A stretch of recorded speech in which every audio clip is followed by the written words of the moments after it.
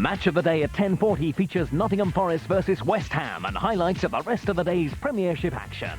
Saturday night on BBC One. Welcome back to Aintree. We had one race here for the Bob Champion Cancer Trust, and it was won by Maurice Barnes. It involved 10 former Grand National winning jockeys, and there's the man himself who won on rubstick way back in 1979, picking up the appropriate prizes there just a few minutes ago. And here's the man again himself, and Bob Champion. And Bob, you yourself, you came second in the race. Yes, I did. You know, Maurice was always cantering, but thankfully he won. Did you enjoy it out there today? Yeah, it was great fun, must admit. Everybody who rode really enjoyed it. And how much money will you raise for your Cancer Trust, do you think? Hopefully about 30,000, and it's good publicity for the Cancer Trust as well. Absolutely. Everybody's been very generous. It was a nice idea of yours. How did you come up with this one? I was stuck on the M25 in a traffic jam. As you know, as you are. Yes, often happens. Yeah. As you know, they wanted me to ride in this year's National, which was impossible, really, and I came up with this idea, and thankfully Martel went for the idea, and it's come off very well for them. Now, Maurice, I just said on the air, I think the rubstick was the last National winner that I backed. It's a long time ago, but how did you enjoy this race today? Oh, it was great fun. Really enjoyed it. Yeah. What about the weight? What sort of weight did you have to do? Oh, I just had lots of few pounds. I had a good weight, 11. What memories of rubstick all those years ago? It's a long time ago now, isn't it? It was a good day, though. Very good day.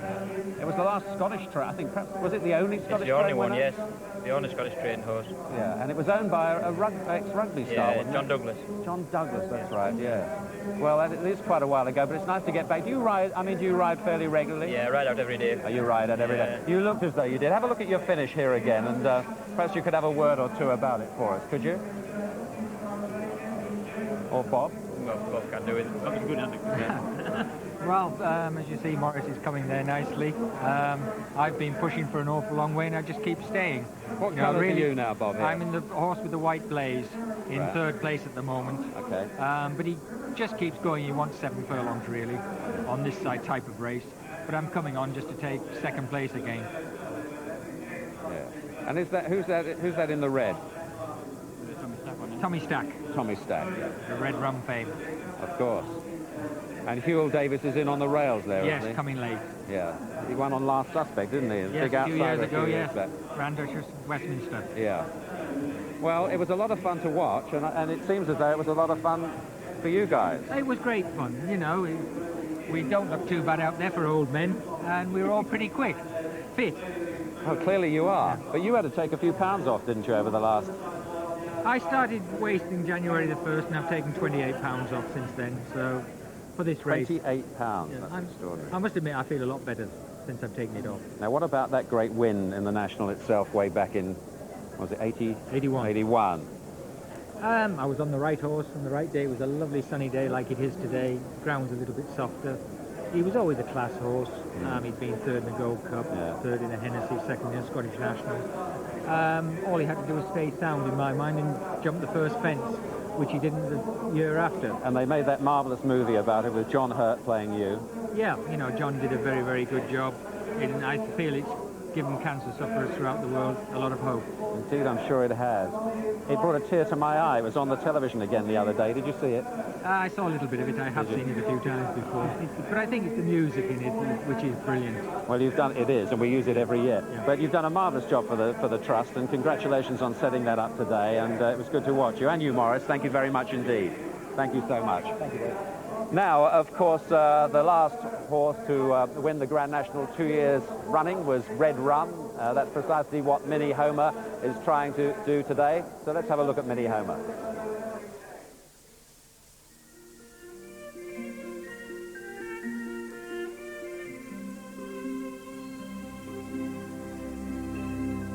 Minnie Homer still right there, in fact moving back into second now as they race towards the final ditch.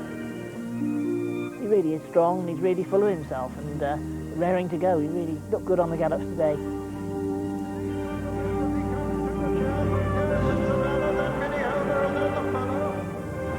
He's a very intelligent horse, and in front he's having a look, and he's a character. It's full drop for Minnie Homer, and Minnie Homer's travelling the stronger now.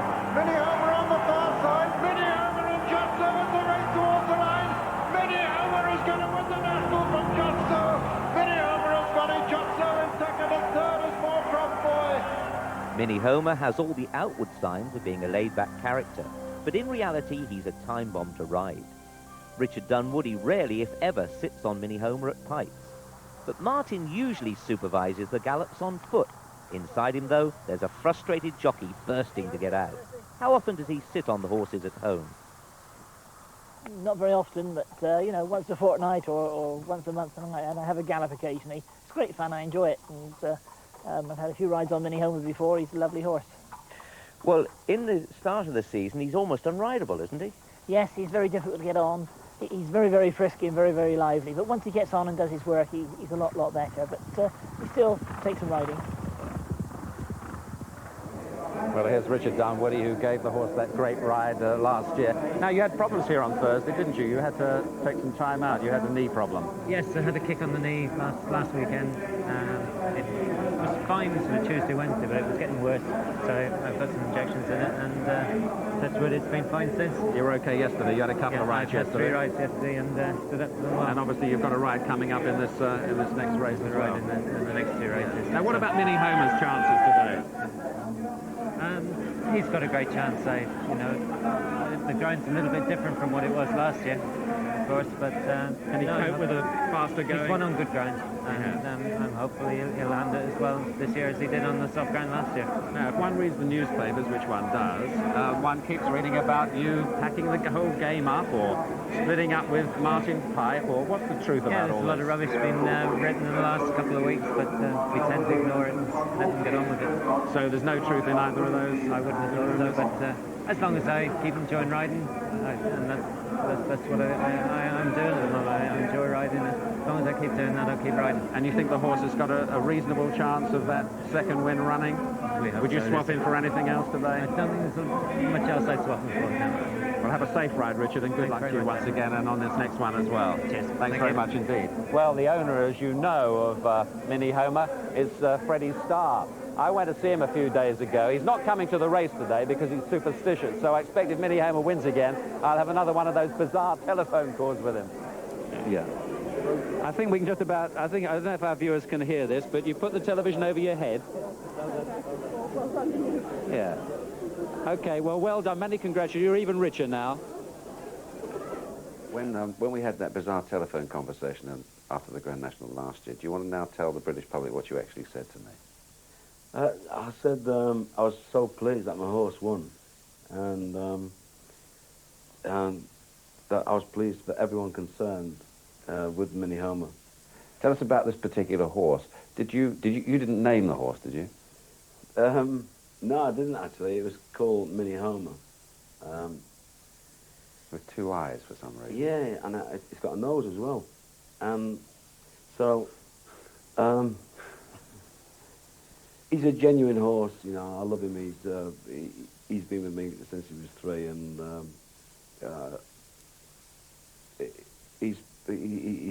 he's like my brother. Is he? Yeah, similar looks. And his brother likes Poland as well, does he? No, he's just got 4 legs, and people ride him. And what's your relationship with the trainer then? What you get on with the trainer? You give him advice at all? Or? Well, I'd always said to Martin was to put him in the national, you know. And he looked at me rather funny, like sort of that look, you know. He went, "The national?" I said, "Yes, the Grand National. Put him in that." And so he's a good jumper. He's got good stamina, and he should stay on the pace. Well, you were right. In that run-in last year, did you think you'd lost it over the last fence? Yeah, because that loose horse, if you look now, you can see the loose horse in front here, and as they're jumping, you'll see it cuts in front of Mini Homer. Adrian Maguire takes as much light so it blocks Mini Homer's vision. It's all horsemanship, which is accepted. And then here you see Moorcroft Boy trying to steal a few lengths on Mini Homer. And Mini Homer here has got a double handful. He catches him up with his turn of foot. And now if you look at Mini Homer, looks at Moorcroft Boy to say, "Don't be cheeky." And then, but the danger was just so who pecked the last fence. was in full stride. So now they're racing up here. As you see, they're racing up together. And then Richard heard these hoofs. He looked over and he saw just so coming up on him. He gave him a few smacks down the backside of him, you can see here. And he runs on, and he's moving away from just so. So he could have gone round again, actually. But there's Woody punching the air, so we've done it. He's done enough. Now, what are you going to be doing on Grand National Day, then? I think this year I'll give it a miss and just watch it on television again. So, yeah. So when you ask me where I am, you know where I am. I'm watching the television. Yeah. I'm superstitious. Well, so you won't get no more phone calls off me. Well, if it wins again, we'll try to get you on the phone. And then what sort of things, if it were to win again, what would you tell me on the phone this year, do you think? Well, the same things that I said to you on the phone. Last year? Oh, would you? Okay, yeah, fine. Which we can't repeat on the air. I'll look forward to it. Yes, that's precisely what I'm worried about, to tell you the truth. Now let's just take a check on the betting once again for this year's Martel Grand National. You'll probably have picked your horse by now. As we say, there's a clear favourite, Master Oates, going for that Gold Cup and national combination, not been done since 1934. Mini Homer's 8-1. Some of the other more fancied runners there. Crystal Spirit is much fancied. I think the horse was originally bred to win the Derby, but could it win the Grand National today? Jamie Osborne on board. Garrison Savannah came so close a few years ago when that horse was trying for that Gold Cup national double. Came second. Warren Marston rides it today. Chose it ahead of Jenny Pitman's other runner. She's got 6th in the race. Nuaf is one of the Irish hopes. 20-1. Romany King has come second in this race, and Marcus Armitage, who rides it, has come first on Mr. Frisk, 1990. And Escheness won the race that never was. John White again rides it, hoping to do it for real this afternoon. Zeta's Lads had chances before. Graham Bradley on board.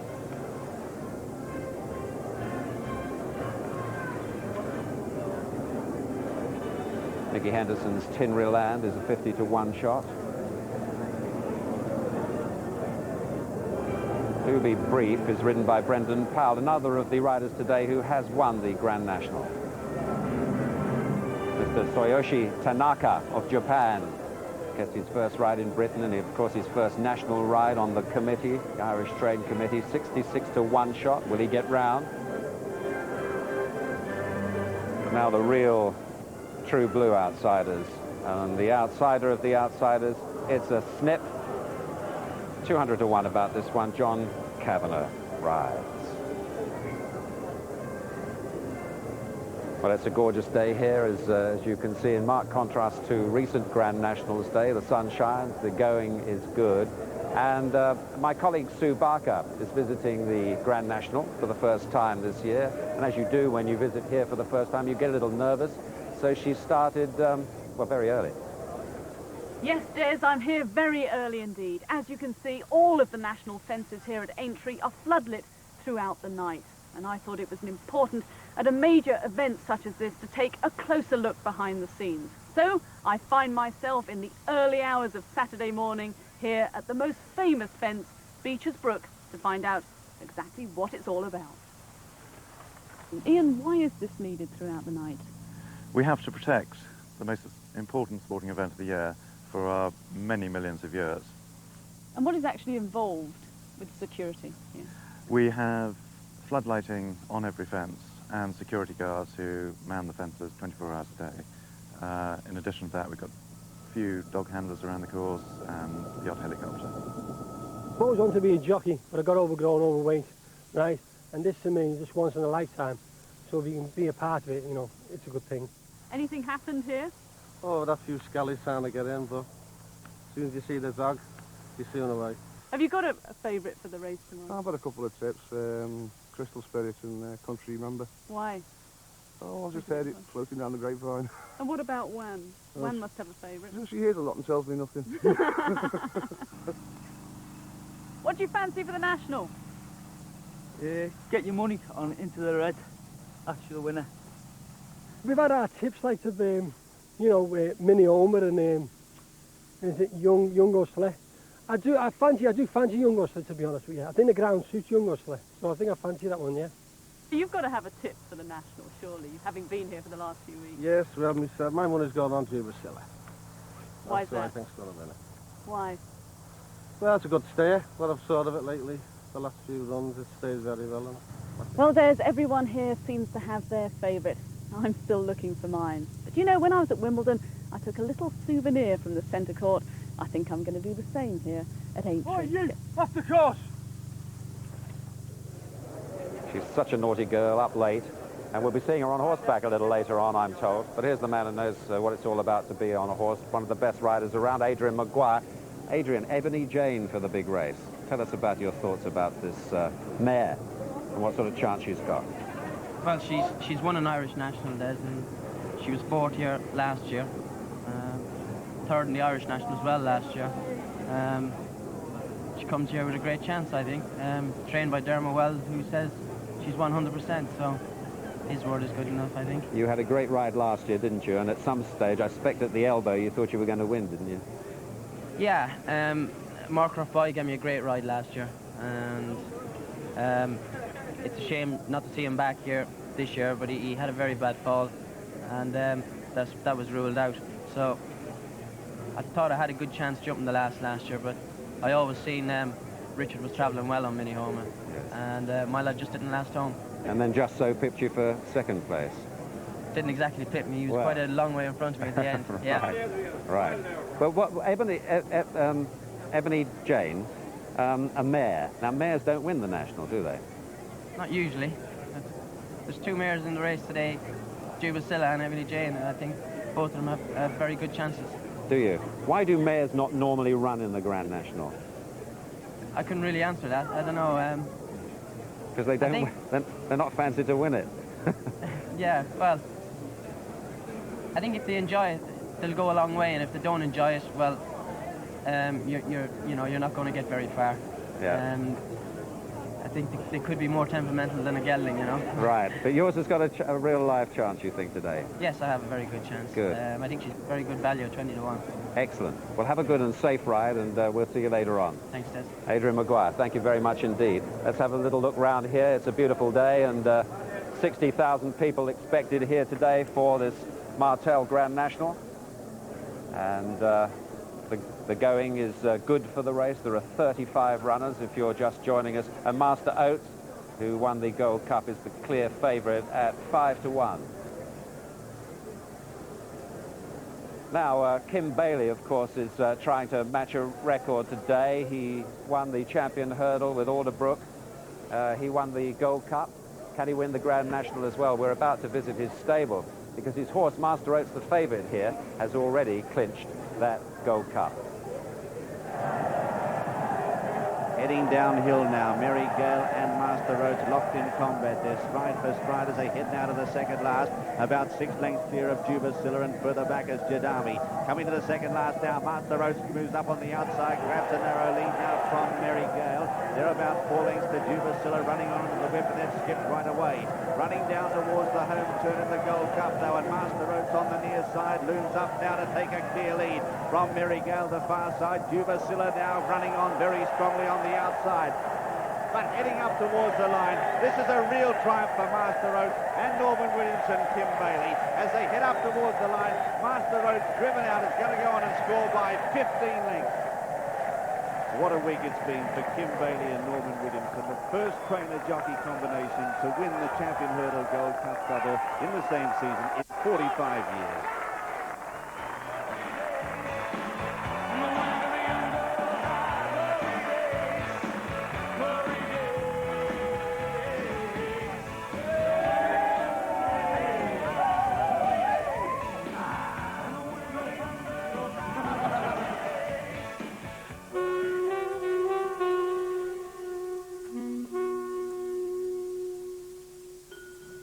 After the glory of Cheltenham, it's back to reality.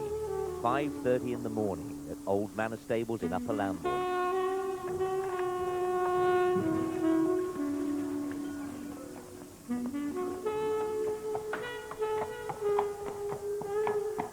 basically we've got 3 lots going out. I'm sorting out what horses go with what lads. You know, the most difficult horses most probably get the better lads riding. Master Oates, for example, is ridden by Sean every single day. I mean, no one else sits on him.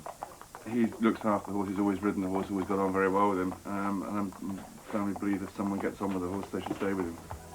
Mama, don't let your babies grow up to be cowboys. Ain't gonna be doctors and lawyers and such. You know your job inside out, and the trainer puts his faith in you, because he knows you know your job. And no, you get complimented to it. It's not bad money. You can have a touch here and there. You know, it pays its way. It's a good life for a single lad. There are 24 lads at the yard looking after Bailey's burgeoning string of racehorses. They're kept in check by Kim Bailey's right-hand man, head lad Eddie Hales. They're brilliant. Great team. It's a young man's sport, really, for them. They come in, they work hard. Yeah, we have a great laugh. It's important to have a good time. Yeah, as long as they're enjoying it, everyone's happy, the horses seem happy, and they're a great team, you know. That we have a lot of fun, which is, I think it's important. Here we go.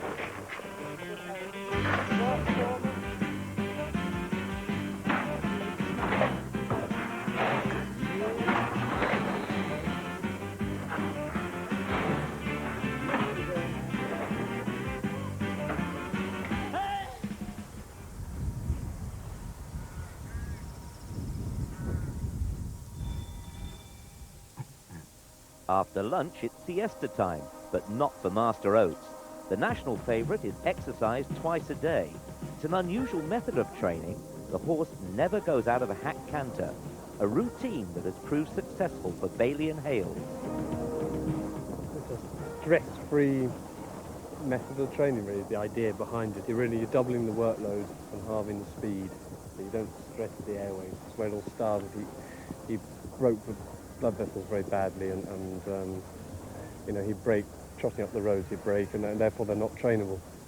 And always thought he was quite a nice horse and everything, so it was sort of do or die, really, so we gave it a whirl. That's really it, really.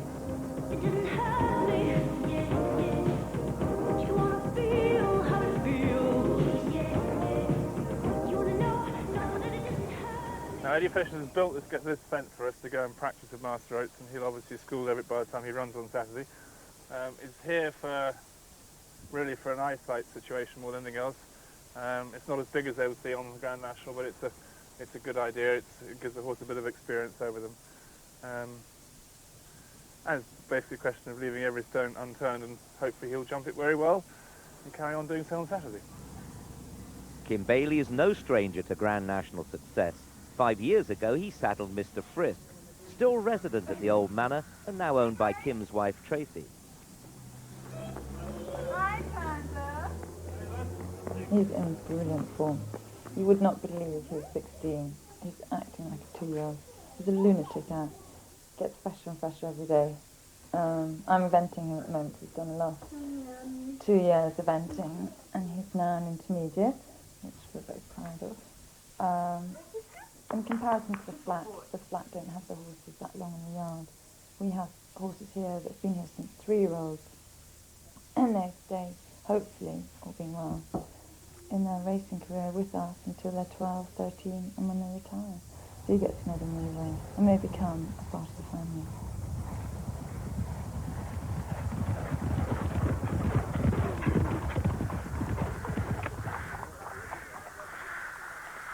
Back at the yard, the daily routine continues.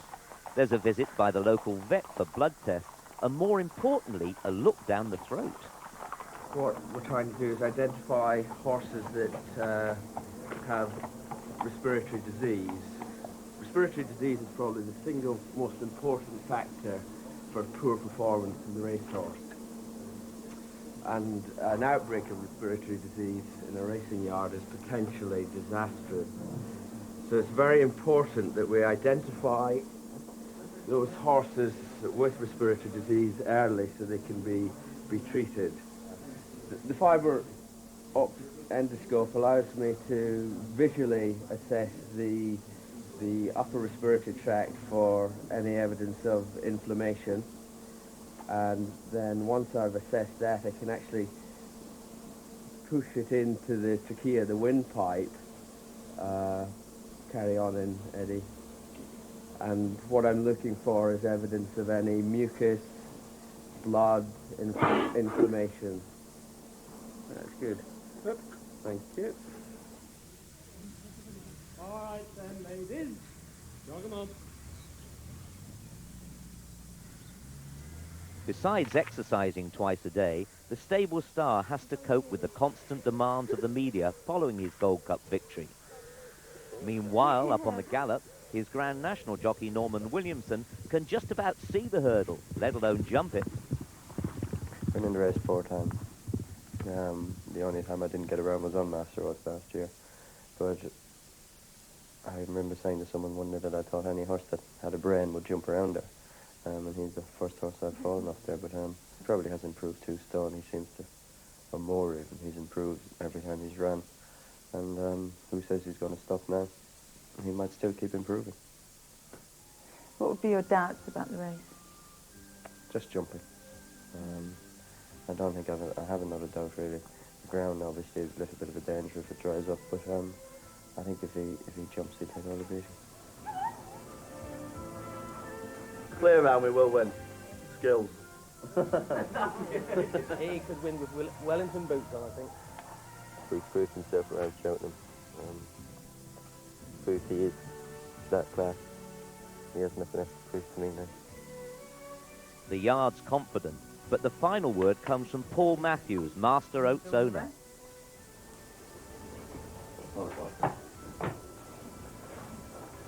Don't lie, mate.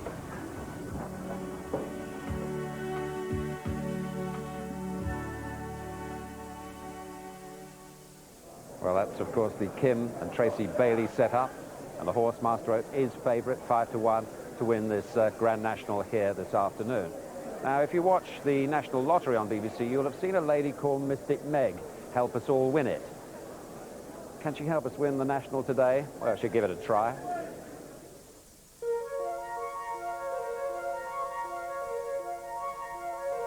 There is a very female influence in the stars today, which favours the mare, Dubicilla, and also the horses run by Mrs. Jenny Pitman, including Lusty Light and Eschenesse. I'm looking for them in the first 3. Well, we've heard Adrian Maguire fancy his right, Ebony Jane, and now Mystic Meg, if you please, has gone for Dubicilla, so perhaps it will be the first mare to win since Nicholas Coyne way back in 1951. We shall see in due course. Now, if you only bet occasionally, and perhaps the Grand National is the day that you do bet, I expect you're trying to spot an outsider. Well, let's mark your card for you, and this is the first of our outsiders today. And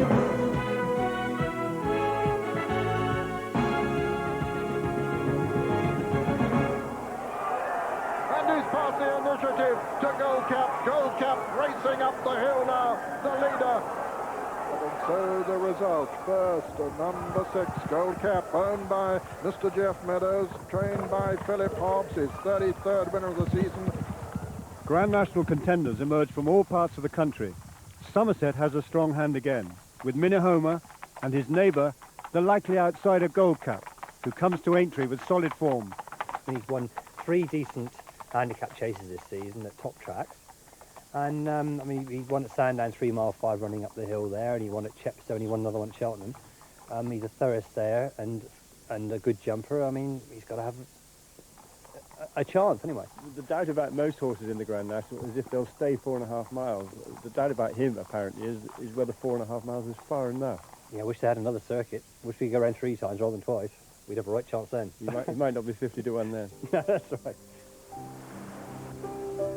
Once the morning work is over, Gold Cap and his companions head for the beach for a well-earned dip at Blue Anchor Bay near Minehead.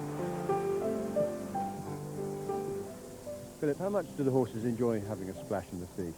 Oh, I think it's a great change for them to come down here in the salt water, and probably for the ones that have had leg problems in the past, it helps their legs as well. So it's a change for them. It's good for them.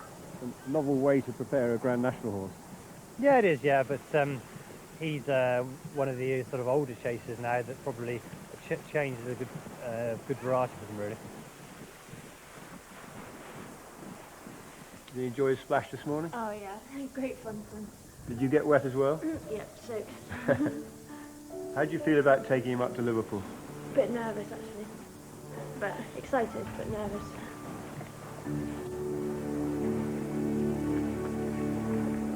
Well, it certainly can be a nervous day, and Gold Cap is ridden by Graham McCourt today, one of the outsiders for the Grand National a little bit later on. Now, again, if you only watch racing sparingly, I expect you probably wonder sometimes how the jockeys make exactly the weight for their ride. Well, Peter Scudamore's made it many, many times over the years, of course, and he's going to show us exactly how.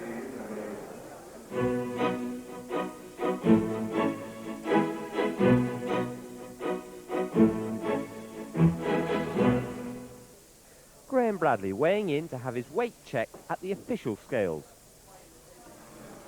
Brilliant.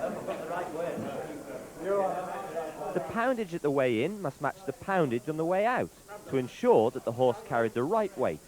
This is the procedure for a jockey weighing out. We've got the leading conditional jockey in the country here, Tony McCoy, who's very light. He's 9 stone 7. He'll stand on the scales here. We see what his body weight is. We're going to try and weigh him out at 11 stone. This is a light saddle, and if you have a look here, only going to be weighing out at about 10 stone 1. So we take the lighter saddle off him, and the valet here, John Buckingham, who won the Grand National in 1967. Not many of us can remember that far back. But you'll see here with his saddle now, about a £7 saddle, he's just going to be weighing out at 10 stone 6. So he has a weight cloth in which John can put these lead pieces in, which will bring his weight up to 11 stone. In fact, he'll weigh out at just over 11 stone 1, so that this allows for him for his body protector at scales. The valet spreads the extra weight carried by the horse evenly in the pockets of the lead cloth. The big question, is the jockey's natural weight easier to carry than the lead weight? When I was riding, at least the lead was sat still. The jockey doesn't weigh out with a helmet. He comes back in after he's passed the clerk of the scales, sits down, gathers his thoughts, and then John Buckingham and valet will tie Tony's helmet up when they ring the bell for them to go out and ride. The format is the same for the Grand National as in every other race. No result is official until after the weigh-in has been announced. Then the bookmakers will pay out on today's winner. Thank you very much, Peter. Right, it's time to go racing again here. Our second race of the afternoon at Aintree. It's the Cordon Bleu handicap hurdle over 2 miles, and the runners and riders from Peter O'Sullivan. Number 1 is Bold Boss, ridden by Richard Dunwoody. 2, Bantabanu, Peter Niven. 3, Dream's End, Michael Horrigan. 4, Gaelic Myth for Ireland, ridden by Charlie Swan. 5, Pridwell, ridden by Jonathan Lower. 7, Cumbrian Challenge, Lorcanwar. 8, Pimberley Place, Tommy Tracy. 9, Shujan, David Bridgewater. 10, Persuasive, Graham Lee. 11, Thinking Twice, Mick Fitzgerald. 12, Namuro, ridden by Leighton Aspel. 13 is Brambleberry, 1 pound overweight for Richard Guest. And 14 is Destiny Calls and Carl Llewellyn. And I should have told you that Mick Fitzgerald's putting up 1 pound overweight on Thinking Twice. And Batambanoo is the favourite here, 9 to 2 from 5 to 1.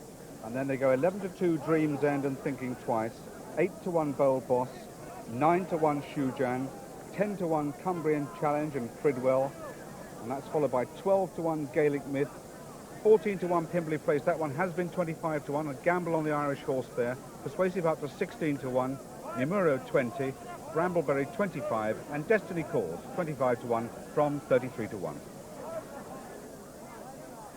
There you can see the crowd in the betting ring getting the last bets on for this race.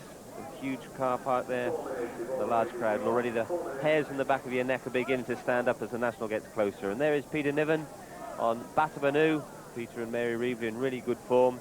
Batamanu ran a really good race last time. He was behind large action at Kelso. He likes the top of ground, and his saddle slipped last time, so he could improve a little bit again from that. And look at the diamonds on his horses.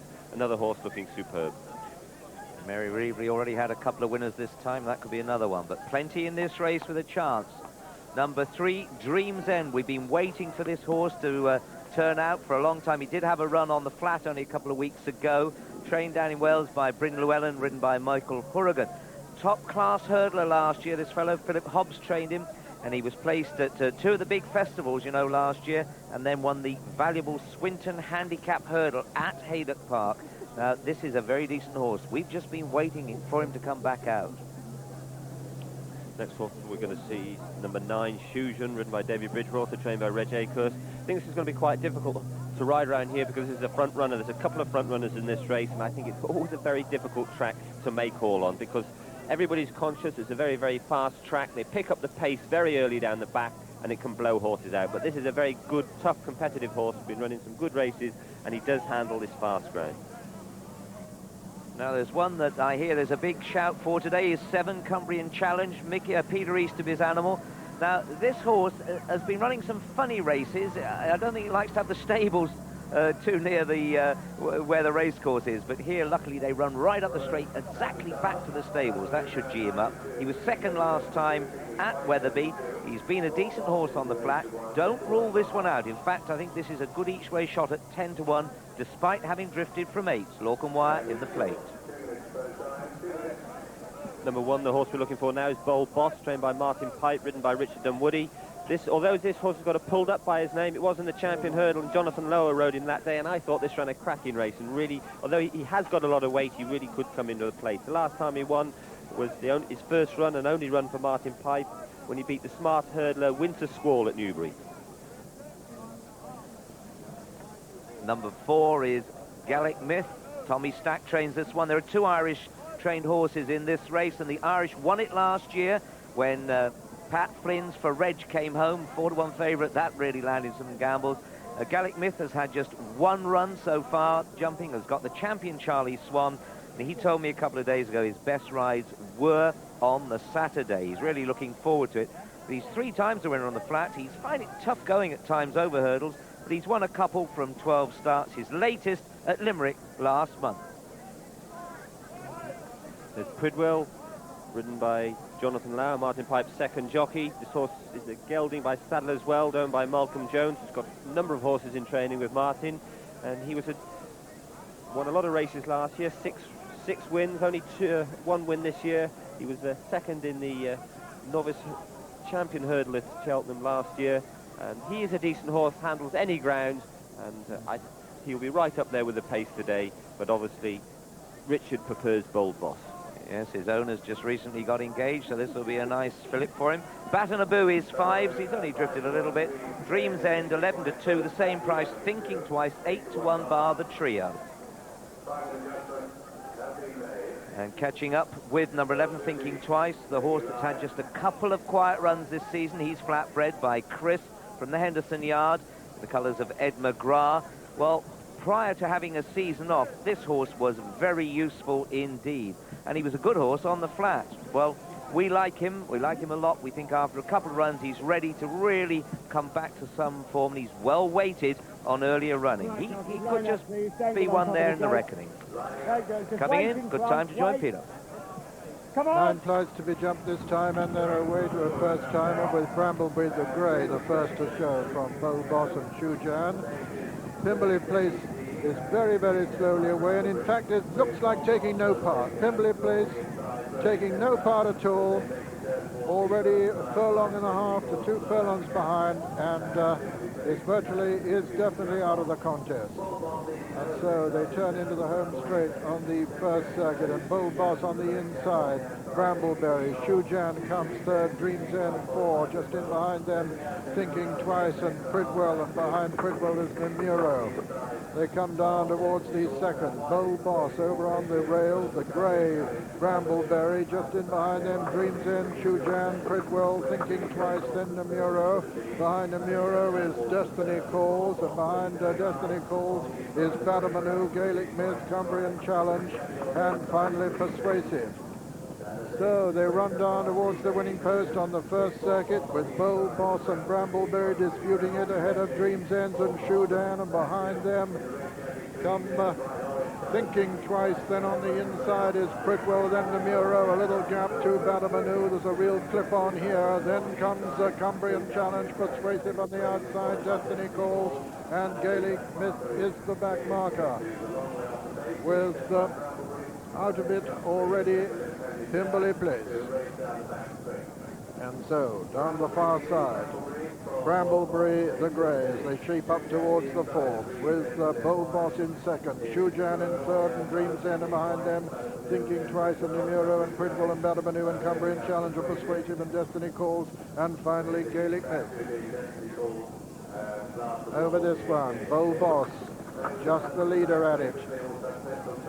Brambleberry in second and Dreams End next, then comes Shujan, Nemuro on the outside of Thinking Twice, then Badabanu getting closer, Pridwell on the inside, then Cumbrian Challenge and Persuasive. Over the fifth, and it was Bull Boss, the leader.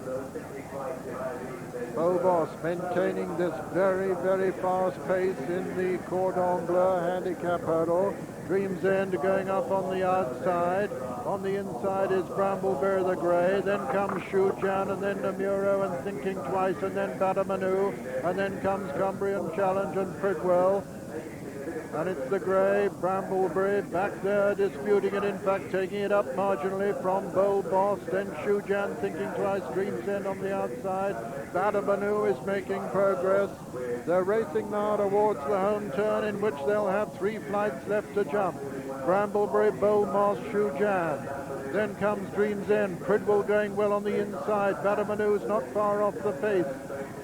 Nemuro's making good ground towards the outside. Those yellow colours, if you see them on the left of the picture now. And Nemuro now has taken it up from Shujan. Then comes Dreams End, Cumbrian Challenge, and Persuasive delivering a challenge. Coming down now towards the second last flight. Nemuro has the advantage from Shujan, Badabanu, Cumbrian Challenge on the outside. Nemuro landed in the lead there. It's Nemuro from Badabanu now, the challenger. Shujan in third, and Thinking Twice over on the far side as they come down to the final flight. Nemuro landed in the lead. Nemuro from on the far side, Thinking Twice, and Nemuro. Badabanu is back in third. Thinking Twice on the far side, Nemuro on the near side. Thinking Twice taking the advantage now as they race up towards the line, and Thinking Twice is going to win the Cordon Bleu handicap hurdle. Thinking Twice is the winner. Nemuro is second, and Badabanu is third, and 4 is Shujan. 5 and 6 of Pridwell and Cumbrian Challenge. Behind them came Destiny Calls, Destiny Calls, Persuasive, then Brambleberry and Gaelic Myth, and then Dreams End, and finally one of the long-time leaders, Bull Boss. And so the result of the Cordon Bleu handicap hurdle. First, number 11, Thinking Twice, owned by Mr. Ed McGrath, trained by Nicky Henderson, and ridden by Mick Fitzgerald, putting up 1 pound overweight. Mick Fitzgerald, who rides Tin Ryland for the stable in the big one. Second was number 12, Nemuro, owned by Mr. W.A. Harrison Allen, trained by David Ellsworth, and ridden by Leighton Aspel, claiming 7 pounds. And third was number 2, Badabanu, owned by Mr. Peter Saville, trained by Mrs. Mary Reevely, and ridden by Peter Niven, with fourth, number 9, Shujan. Well, I didn't sum this up very well at the beginning. I thought they got a lot quicker than this. Bull Boss, though, just dropping out your fixtures in the red boundaries, the blue with the red boundaries at the back, did make it for a while. They picked up the pace coming past the stands the first time, and they just caught out the front runners. The Shujan with the red cap, who's come there to challenge, he usually makes it. Badabanu, beautifully produced by Peter Niven. Again, he's riding at the top of his form. But here, I thought that Lee Aspel on number 12 was just going to hang on from Mick Fitzgerald and Thinking Twice, Richard. Yes, but you can see Mick hard at work on Thinking Twice, who we said was well handicapped beforehand, and he gets the response he asked for. But a lot of horses have run well here, but well done for young Lee Aspel here. We've not seen him before on the David Ellsworth trained Nemuro. He's really looking good and going for it, but in the end, Thinking Twice has worn him down. A nice win for Nicky Henderson. He hasn't got a big shout in the National later on with Tin Ryland, but this is one in the bag for him, and well done, Mick. Yes, Mick getting right down to his minimum weight. He really is a big, tall lad, and when you're dieting hard like that, just when you're getting towards the line here now, as I said with the older jockeys there before, this is when it really begins to get to you, especially if you've sat in the sauna a little bit. Most of the time when you're riding, you're fit because you're riding 5-6 days a week and you don't feel the pain, but the dieting really knocks you about a bit. Yes, I thought that young Lee Aspel lost nothing in defeat there. I'm sure David Ellsworth will find more openings for him. And Badabanu was, well, really handicapped by that 11 stone 8. Remember, the winner down on the 10 stone with 1 pound over. Just watching him going in there, you can just see the difference in the breeches between, can't see it now, the see the breeches coming in of Mick Fitzgerald. They're very, very light breeches he uses to keep his the weight down. Just a few ounces make all the difference to him. There he's just taking off the gloves he's got. He obviously has trouble with his wrist. You just see he's folded those up. I don't think he wants to be weighing in with those. They're just all the ounces add up. Yes, and a great win for Mick Fitzgerald here in the Cordon Bleu handicap hurdle. Mick on his 51st winner of the season. And this horse, Thinking Twice, by Chris, out of Good Thinking, and Chris, also the sire of Crystal Spirit, who you'll be seeing shortly in the Grand National. It's number 38 of the season for Nicky Henderson, also responsible for Tin Ryland, which Mick Fitzgerald rides in the big one. 3 out of 9 for Thinking Twice, this 11-2 winner, and the full starting price is as follows.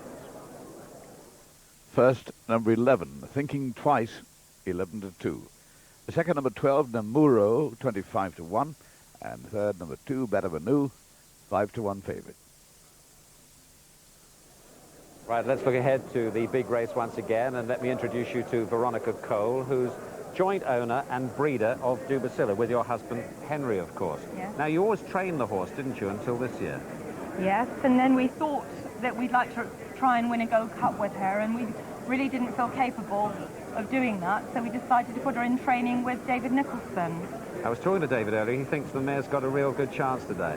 Well, so they all tell me. They're all very confident, the jockey, the trainer, everyone. Now, I read in the newspaper, I think yesterday, that you'd be lying in a darkened room, very nervous, with a very huge gin and tonic, but here you are. You seem very relaxed to me. I feel really relaxed and very confident. Yeah. I don't know why. Everyone else is transmitting that confidence to me, I suppose. I wonder if it is that mare's year. There's Ebony Jane going. We've talked to Adrian about that one. And there's yours. But a mare hasn't won this race for so long. I mean, why do mares not normally run in the Grand National very much, and certainly not win it? Well, mares don't stay in training, really. Not tough mares. I mean, they normally go to stud before they ever get onto a racecourse, the steeplechase thing. So really, it's just that very few mares make it to the top class. Now, you've got Dean Gallagher on board, who knows your mare very well indeed. Yes. Yes. He rode her in the Gold Cup and finished second, and we just thought we'd keep to that formula. And what about the going today? You know, this kind of good going. Is that right for Dubacilla? I hope so. I hope that she can lay up a bit better than she does normally. I think. What do you mean by lay up exactly? Well, keep with the leading bunch. Right. I think if it was soft or heavy, I think she might have difficulty in staying the 4.5 miles. Right. So I was praying that the ground would come a bit better. 10-1. Yeah. Would you have a decent sized wager on that yourself? I'd never back her. Never. I might bring about bad luck. Oh, I see. But of course, she's made a nice few bob for you with her. She's done us very well indeed. Successes. She's paid back, yes. Yeah. And would a mare like Dubacilla, would you eventually be able to breed from her? Oh yes, she'll go to stud. Yeah, hopefully one day. Yeah. Not too old for it. Oh 9? no, not at all. No, she's in her prime. Absolutely. Well, I hope she comes back safe and you have a super day. Well, it would be a fairy tale, wouldn't it? Yes, indeed. Veronica, thank you very much for coming to talk to us. Thank you, Des. Enjoy yourself. Thank you. Now, Dubacilla is one of the more fancied runners today in the Grand National, but as we said earlier, we're trying to pick a few outsiders because we know you like to have a decent bet on this Grand National day. Here's another one for you to have a look at.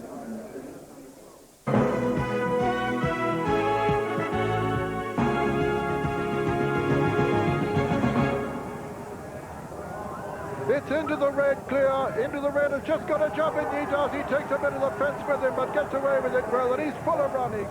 In the Grand National above all, jumping is the name of the game, and few do it better than the jaunty chestnut Into the Red, who won over the national fences in November. This is our mini chair. If you look at it, this is our takeoff board, and that is it's a lot smaller than the chair, but to loose score, you've got to do that.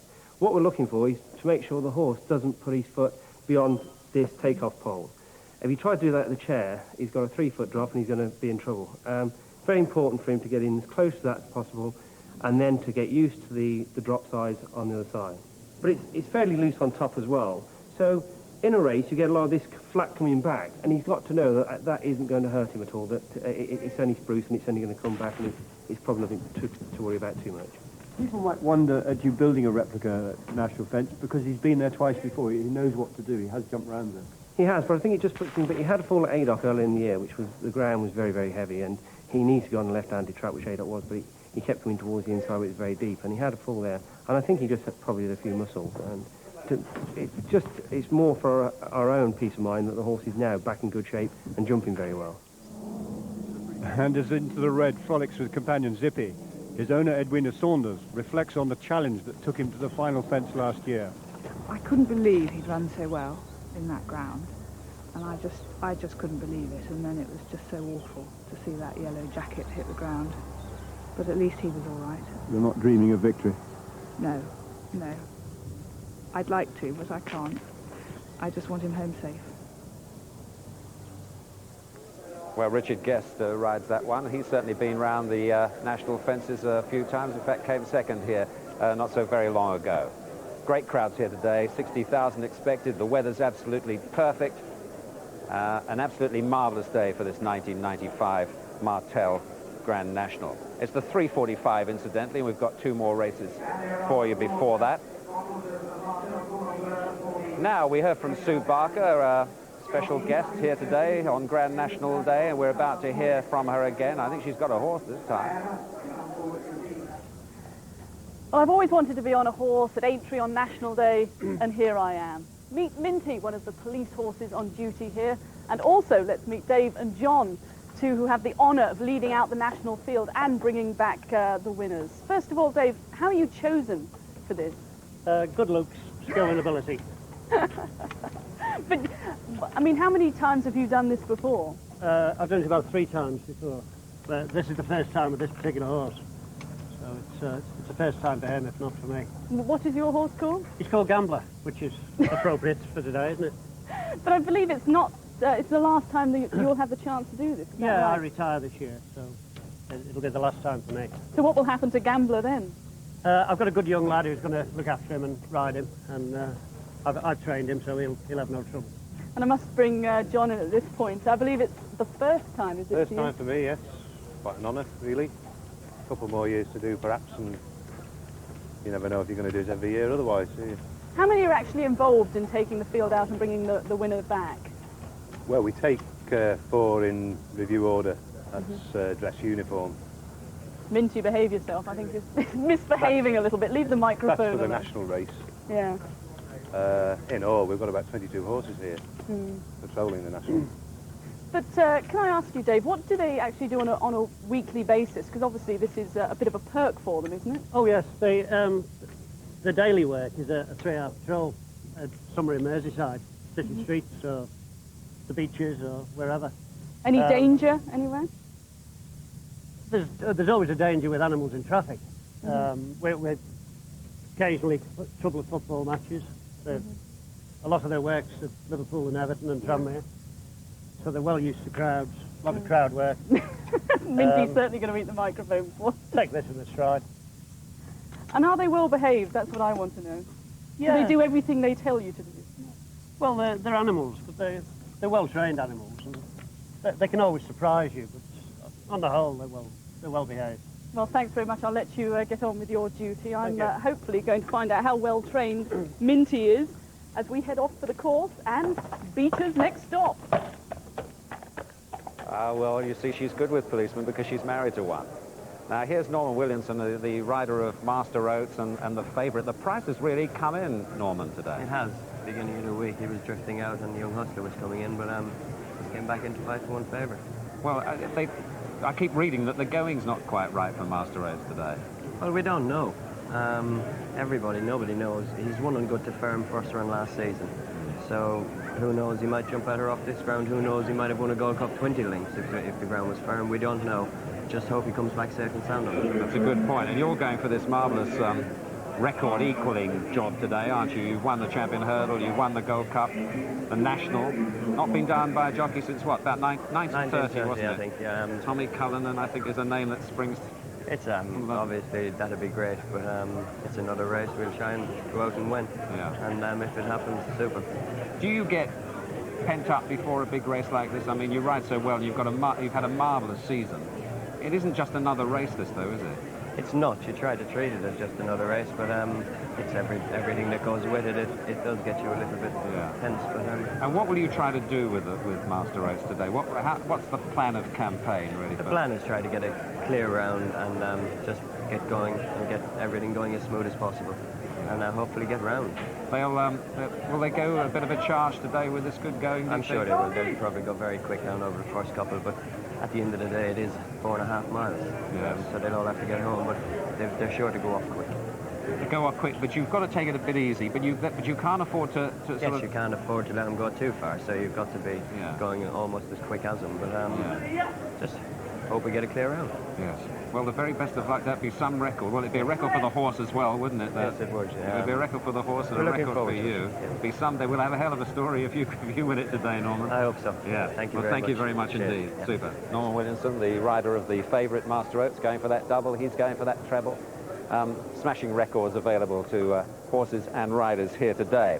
Well, now, Ian Balding, could he match one or two famous men like Vincent O'Brien, who actually managed to win the Derby and the Grand National? That's precisely what Ian Balding's going for there. Not Toby Balding, that's his brother. He's already won the National. But Ian Balding's got Crystal Spirit going today. Julian Wilson now has this. It's 31 years now since the famous stables at Kingsclere near Newbury fell to Ian Balding. In the ensuing years, there have been horses like Loch Song, Glint of Gold, and unforgettably, the great Mill Reef. Striking the front door of the Derby, and Mill Reef going on now from Linden Tree on his inside. It's Mill Reef and Linden Tree into the final furlong. Mill Reef the leader, Linden Tree second, Alice Falls finishes third, coming to the line, and Mill Reef the winner. Linden Tree second, Alice Falls is third, and fourth is Lombardo. Winning the Derby at 32 is a hard act to follow, but Balding stayed at the top of the tree. But as an amateur jockey who rode over 70 winners, he's never lost his love of jumping. And the dream of training Crystal Spirit for the Grand National was quite irresistible. I've always had a sort of, Aintree has held a certain romance for me. I love the place. And nothing would give me more pleasure than to have a runner, let alone, or to win it would be too good to be true, but it would be a major ambition anyway. Balding was 45 when he rode his point-to-pointer Ross Poldock on the far side in Liverpool's Fox Hunters Chase. His family thought he was mad. He was a lovely horse, Ross Poldock. He was certainly the best hunter chaser I ever rode. I was fourth in the end. I think I still jumped the last upside in front, but he faded up the run in and finished fourth. But a wonderful ride. Great thrill. Do you still do any riding? Yes, I've sort of given up the pointing now and let the younger members of the family do that.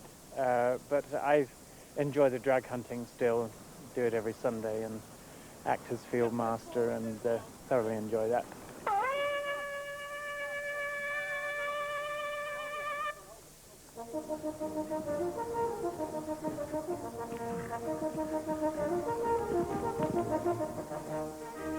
Drag hunting is the fox hunting substitute, wherein a runner drags the scent of a fox to attract the hounds.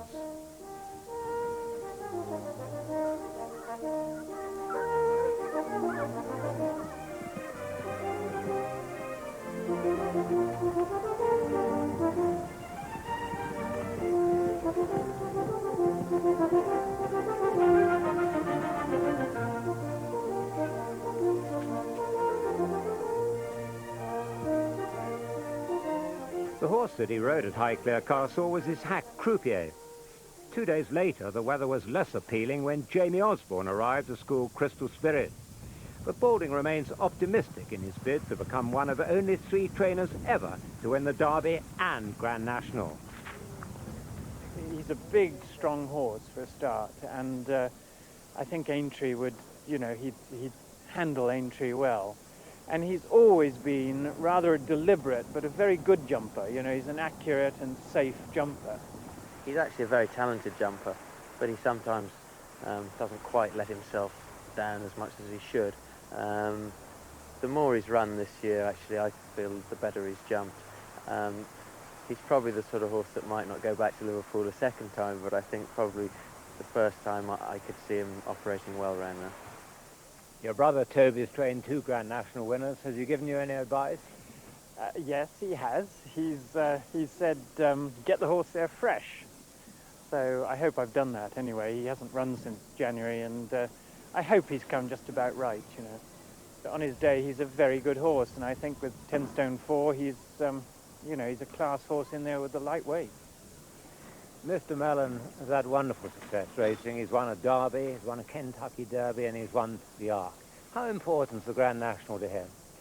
I think he'd love it. I mean, nothing could give him more pleasure in his old age now than to win a Grand National, I'm sure. He's such a great sportsman, he'd love it. In the final analysis, what sort of chance do you think Crystal Spirit's got? I think if the ground is fast, he's got an excellent chance. Well, the ground is fast. Well, the official going, of course, is good. I'm on that one today. I hope it doesn't bring Ian bad luck. Fancied that one and Young Hustler personally, but you don't want to know that because you're picking your own. Let's give you another guide to one of those outsiders here today. It's going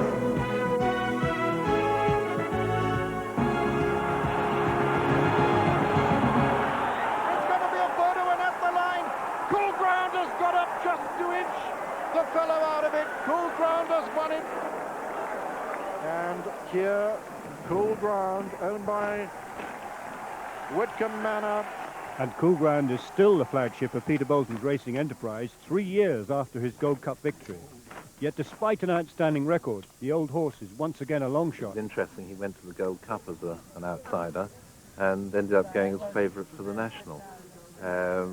Similar odds, I think, were being offered at that time. As long as he comes back safe and sound, that's the main object of the exercise. But of course, it would be nice if he distinguished himself. 3 years ago, he went to the Grand National as a very warm favourite. Now he's an almost unconsidered outsider. Yeah. Could he spring a surprise? Oh, yeah. I mean, if there is a fairy tale or a 50-to-1 winner, I mean, he'd be favourite to be that, if you understand what I'm saying. But, you know, he has to find some improvement. His form at this moment, even with 10 stone, is difficult to give him a chance. But the National's an odd sort of race. He has the experience. He has been round there. We know that there is a feral furnace underneath if you can stoke it up. So if there is a surprise, he could be the one. And he was the one last month with his first victory since the heady days of the Gold Cup. But how realistic is his chance today? I would say we were favourite for a miracle. Really? I must have known this morning. I wish I'd known you'd have come in. I don't know why his nose. That's right. Hang on a second, cameraman. Hang on a second.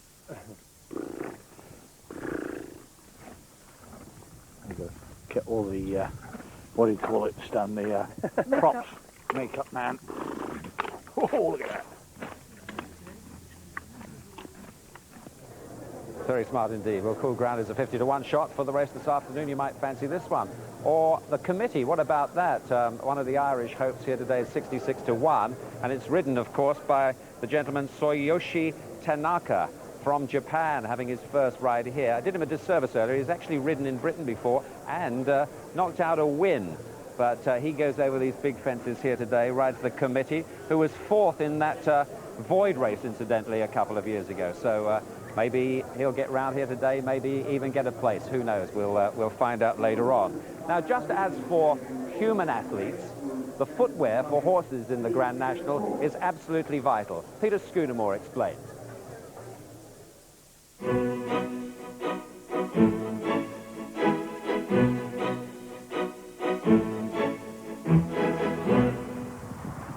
Like any other athlete, the horse can't run to his best without the right footwear. The care of the horse's feet is a specialist job. The blacksmith puts the racing shoes on at home. However, occasionally they fall off and need to be replated at start. The horse feels no pain if the nail is put into the nerveless outer core of the horse's hoof. The difference between the standard exercise shoe and the racing plate is weight. This is a heavy steel exercise shoe. This is a light racing plate. The racing saying is that an ounce off the foot is worth a pound off the back. That's an interesting line, that, Scoot. Thank you very much indeed. Right, it's time to go racing once again. Our third race of the day, the 220, the Martel Aintree Chase, over 2 miles. This is not over the Grand National fences, but the Mildmay course. And Uncle Ernie goes in this, won the race last year. Peter. Number 1 is Storm Alert, ridden by Simon McNeil. 2, Colton, Jamie Osborne. 3, Wonder Man, Adrian Maguire. 4, Uncle Ernie, ridden by Peter Niven. 5 is Egypt Mill Prince, Warren Marston. 6, Thumbs Up, Mick Fitzgerald. 7, Clay County, Norman Williamson. 8, Native Mission, Party Politics.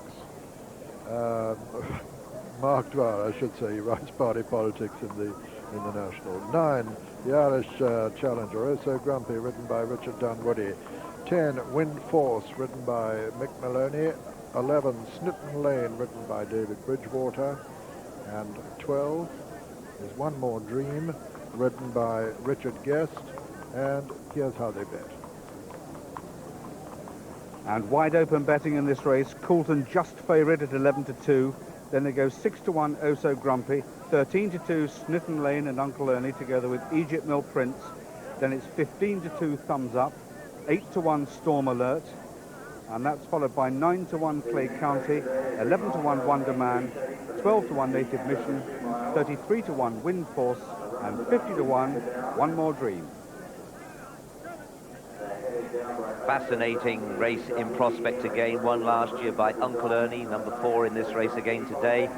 But the first one that I'm very keen to see is Colton. Here he is by Final Straw, the Ponte Vecchio duo. And now this one, trained by Oliver Sherwood for Martin St. Quintin, is one of the few eligible in this race for the EBF prize for the breeders. If a British bred wins this, they'll get £7,000. There's been a Dublin Flyer has already picked up a handsome prize for his breeder, John Sumner, in that guise. Now, Colton has really come back to his best. He likes to be up there, likes to bowl along in front, and he's won at Stratford at Newbury also. Now, he's a horse that was a decent horse on the flat, but has really come into himself, having been through the hurdle syndrome now over fences. Here he is, partnered by Jamie Osborne, who, in my opinion, we've said it before, is as good a jockey as you could ever get. But Colton comes here, fresh off a win, on ground that he bounces off. Look what a good mover he is. I think you'll see him at the head of affairs. Yes, the interesting thing today, Richard, is how are they going to ride him, because they held him up at Cheltenham, and Julian's just indicated to me, I think, that they're going to hold him up again today, because Egypt Mill Prince, the horse that we're going to have a look at now, is a front runner ridden by Warren Marston. He, there he is cantering down in front of us. He really does zip along, and I think this track will suit him. He's by Deep Run.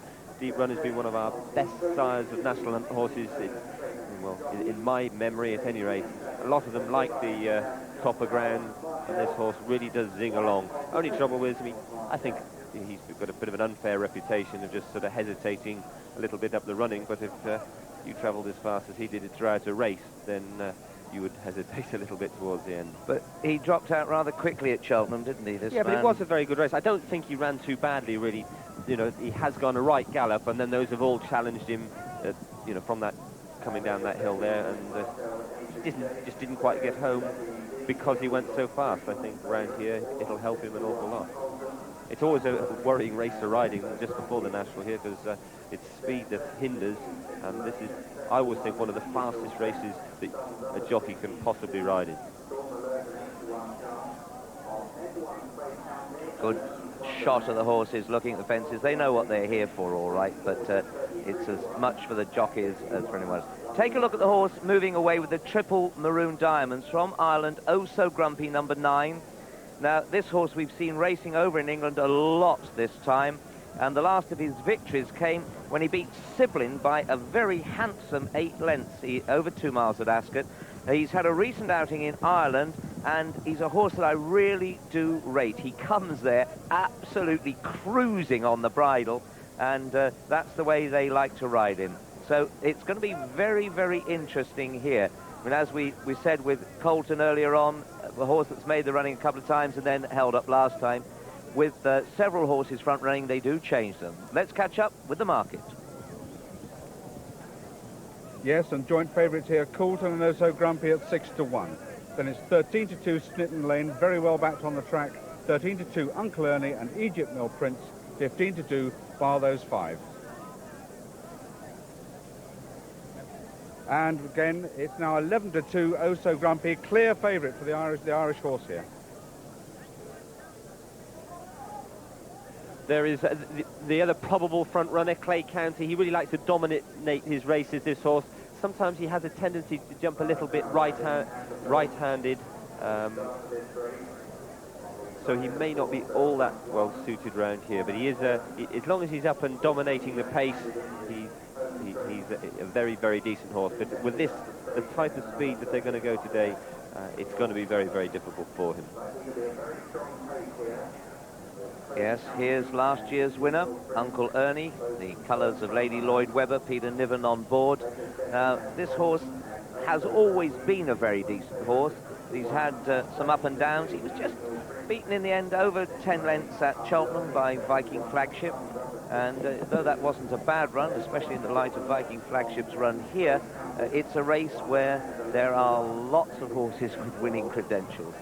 I think he'll do well to win it today. He had 10-8 on his back when he won it 12 months ago. He's got 11-6 today. There's Wonderman, one of the flashiest and best-looking horses in training. Slightly disappointing. He's got an awful lot of ability, but again, he doesn't quite get home in a race. Liverpool should suit him. Just sweating up a little bit now, but he's been a great servant to David Nicholson, Mr. Shirley Robbins.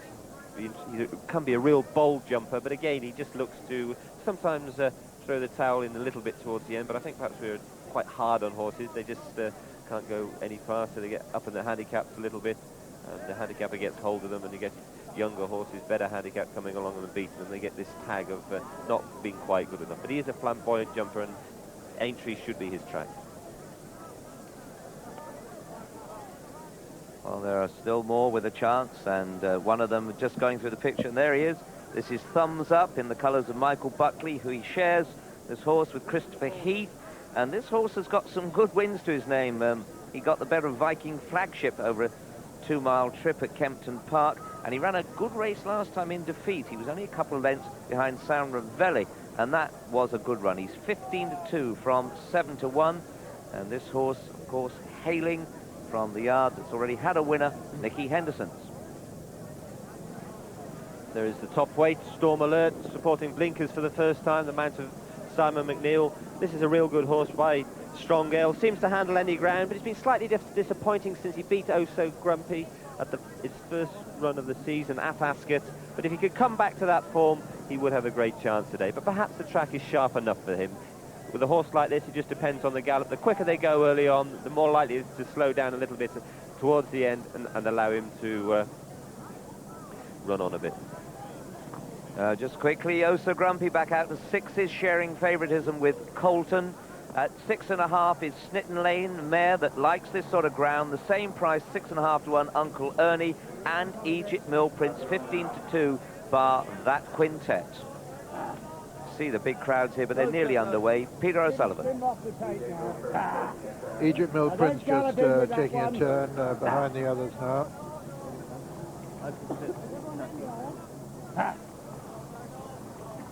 Coming in now. Thumbs Up comes to join him, and that's it. They're away and racing towards the first of the 12 fences in this Martel Aintree chase. And as they do so, Uncle Ernie is right up there on the inside. Uncle Ernie lands over in the lead. Snitton Lane was the back marker, and now Clay County has taken it up. Clay County takes it up from Thumbs Up on the inside, then Uncle Ernie and Colton nearest to us, and then Egypt Mill Prince was prominent. As they race now towards this second fence, and Clay County, the leader, from Colton in second, and Thumbs Up next, then Uncle Ernie over on the far side, and Oh So Grumpy next, followed by Storm Alert and then Wonder Man. First of the ditches, Clay County lands in the lead from Colton. Thumbs Up, they're really motoring too. Egypt Mill Prince, and then Uncle Ernie over on the far side, and Storm Alert behind them, Oh So Grumpy, and One More Dream and Wonder Man. And then comes Wind Force, the back marker still Snitten Lane. As they come down to the fence, will be the last next time, and Clay County jumps in the lead from Egypt Mill Prince and Colton. Then on the far side, Thumbs Up, Storm Alert's next, and then Uncle Ernie, and then Oh So Grumpy and Wonder Man and Wind Force, and behind Wind Force is One More Dream, and then Native Mission and Colton. Clay County goes out onto the far side, the leader from Egypt Mill Prince. Thumbs Up and Colton next, and then comes Storm Alert.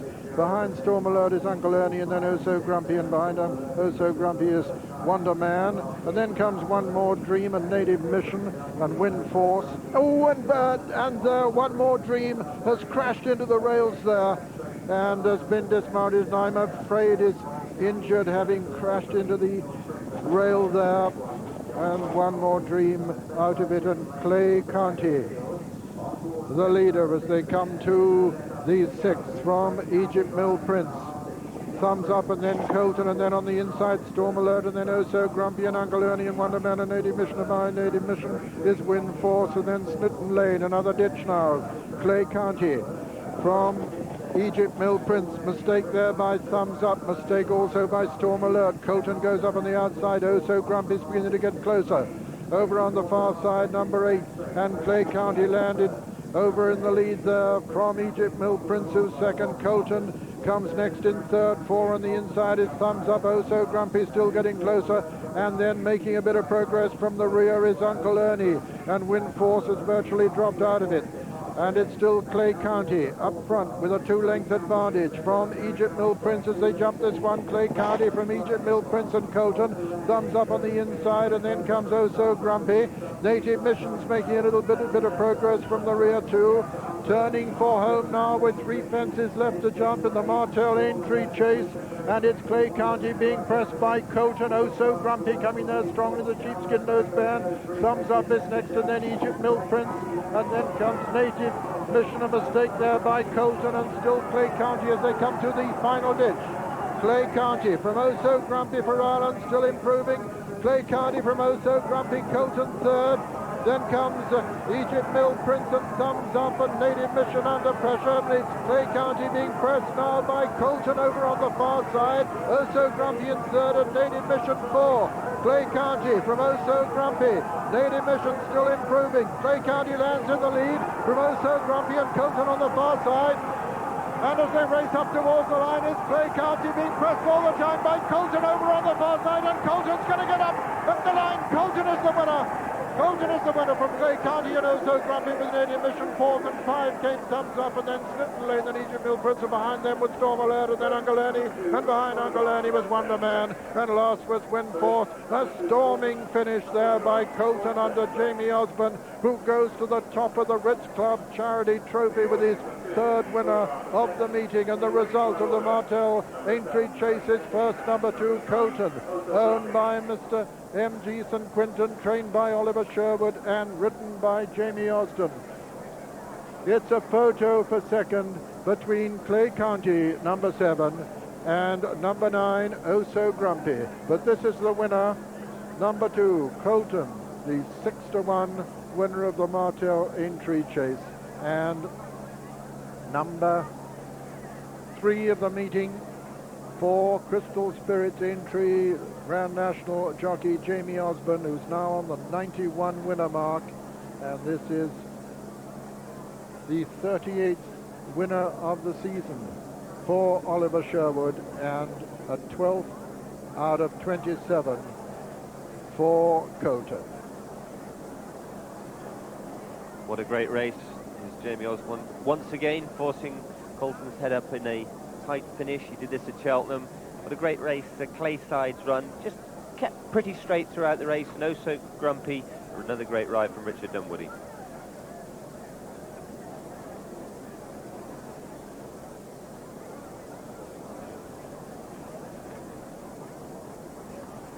So Colton returning to the winner's circle, this son of Final Straw out of Fontevecchio Douai, and mating this advised by my colleague Julian Wilson to Fontevecchio Dues owner, and sad to say I mentioned during the race that One More Dream was gravely injured, and I'm afraid he has had to be put out of his suffering. He wasn't at an obstacle, it was a collision with the rails, and it appeared at the time to be a very severe one. Very distressing also to his rider Richard Guest, who rides shortly into the red in the big one. Meanwhile, on a more cheerful note, Colton returns to the winner's circle under the rider who's now the leader in the Ritz Club Charity Trophy at the Aintree Grand National meeting. And the outcome of the photograph, second was number 7, Clay County, who for so long looked like being a third winner of the meeting for Norman Williamson. Clay County owned by the Million in Mind Partnership, number 4 in their series, and what a successful promotion it's been to, or is. Trained by Mickey Hammond and ridden by Norman Williamson, with third, number 9, Oh So Grumpy from Ireland, owned by Mrs. E. Quealy, trained by Mrs. Jessica Harrington, and ridden by Richard Dunwoody. With fourth, number 8, Native Mission, and the starting price is as follows. First, number 2, Colton, 6-1. Second, number 7, Clay County, 9-1. And third, number 9, Oh So Grumpy, 11-2 favourite. I'm afraid it was underlined once again in that race how tough and dangerous a sport this national hunt racing is. However, people continue to enjoy themselves here on Martel Grand National Day. The big race is off at 3:45 this afternoon, and we've been going through some of the fancied runners, of course, and some of the outsiders that you might like to pick for the big race. Here's another outsider. It's an Irish hope this time.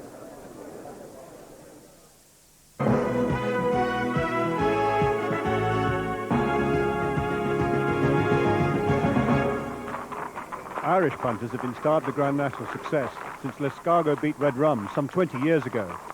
But here in County Carlow, there is growing optimism in the chance of Nuaf. One left to jump at Riverside Boy, 3 in front of the Irish challenger Nuaf on the near side.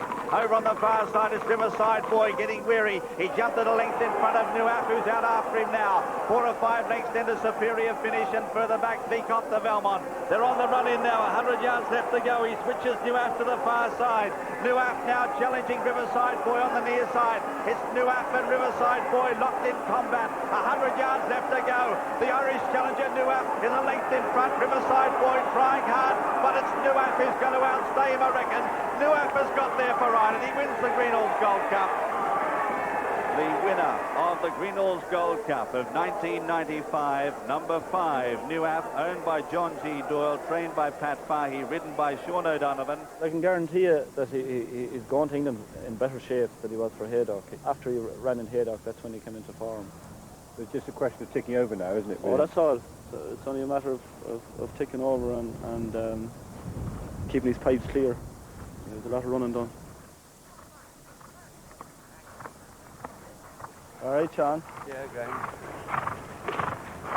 Over in England, certainly he's dismissed as an outsider, but if he does get round, you must be quite hopeful. Yeah, I think he has a cracking chance if we can get round, you know. Getting round might be a bit of a task, all right, but you need luck and running and avoid other horses falling in front of you and different things like that. But I think he has a great chance if he can get round. So, survival is the key if Nuaf is to end the long Irish drought at Aintree, and Irish hearts are banking on it. Well, John, what are the latest odds on Nuaf? Just 33-1. And have you had a bit more on? You've been on at 40, you've been on at 33s. A lot of people around here back the horse? A lot of money going on. Can he win? I don't see why not. In England, they think he's just an outsider. No outsider here. Pat Fahey's done a very good job. Up to you, Pat.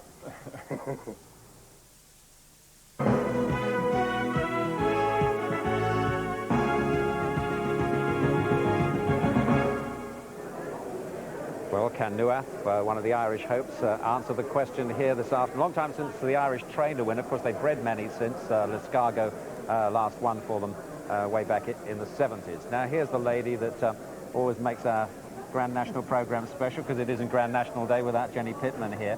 Well, I mean, you're cornering the market in runners today. You've got 6 in the big race.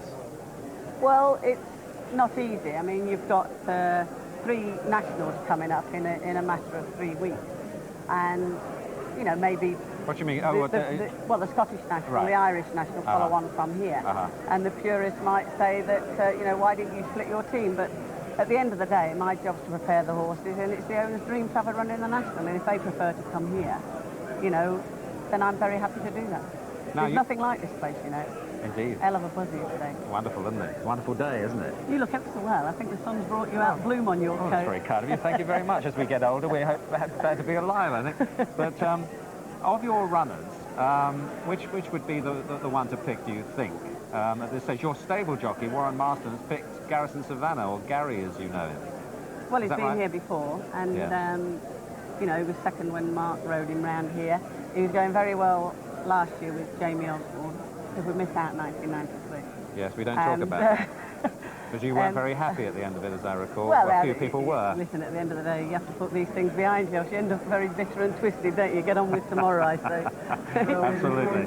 No, stick a pin in, I think. I mean, the horses are in good nick, and like I've said a million times before, when they're lining up and they say they're under starters orders, I have a quick ring upstairs and say, please God, just bring them back safe. Yes. And he says, you only ever ring me when you want something.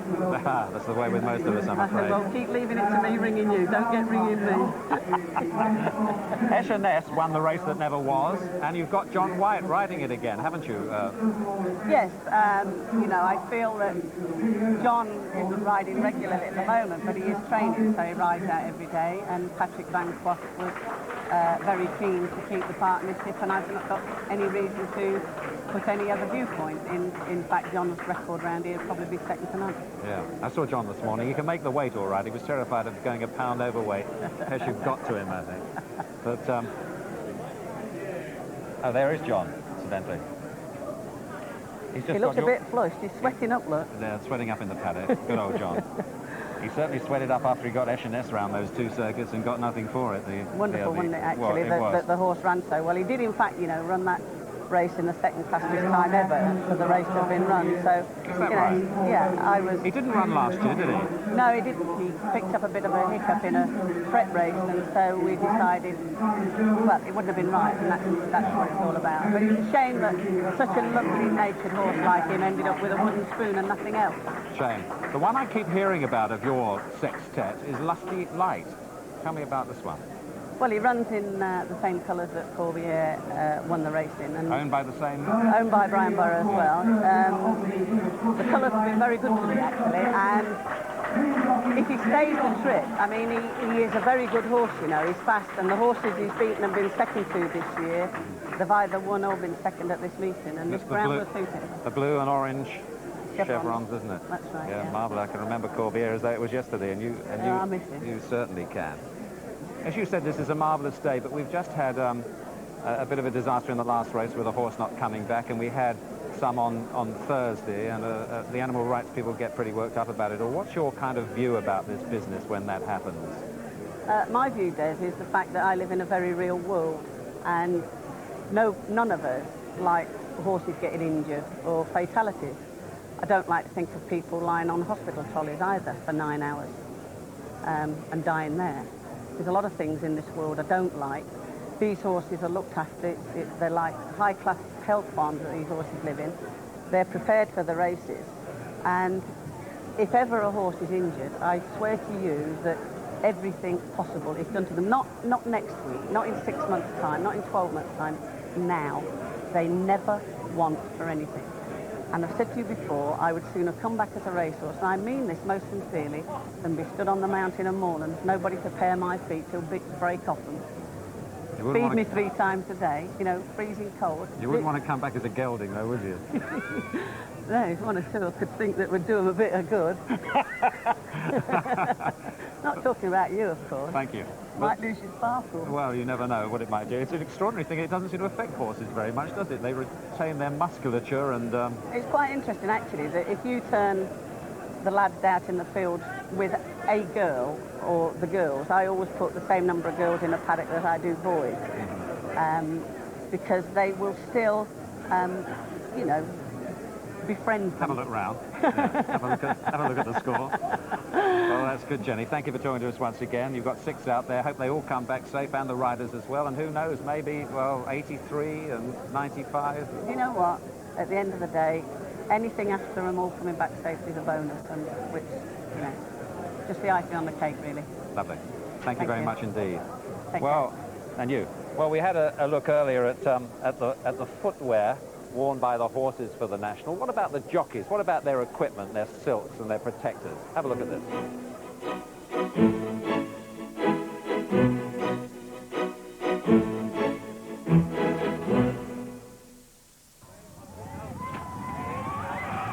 Every time you fall, it's in the lap of the gods whether you are hurt or not. Hard luck, lad. Hard luck. The compulsory body protector is a vital part in the armoury in bringing the odds slightly more in the jockey's favour. The rest of the jockey's clothes is dictated by tradition. I'm stood by Mick Fitzgerald's equipment here, who rides Tin Ryland in the Grand National. If you notice here, he's got sort of double equipment in some stages here.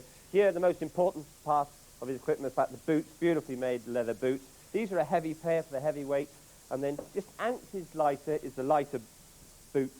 Very thin, wouldn't use them very often, only for sort of 10-2, 10-3 type of weights. The same with the breeches here. He's got, these are the heavy, normal breeches, and then a very light pair for the lightweights. Now, you may think how stupid, it's only ounces in it, but it all adds up to a jockey's weight, and it all adds up to the dieting that he's trying to do when he's trying to keep himself down to a minimum weight.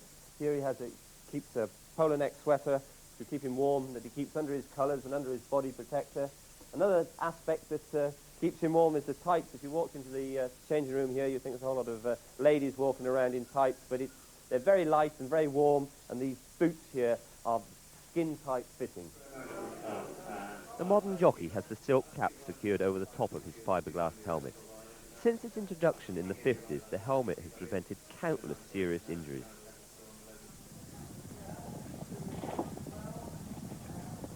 Like in all walks of life, some jockeys are superstitious. Some jockeys I sat next to would pull their left boot on before their right boot. Some had a particular spot in the weighing room that they had to sit because they believed that was lucky. I suppose the strangest superstition of all is about colours. It's when they get a new set of colours, never been used before, some jockeys throw them on the floor and stand on them before they go out and ride, so that it's not the first time they get trampled on when they go out there.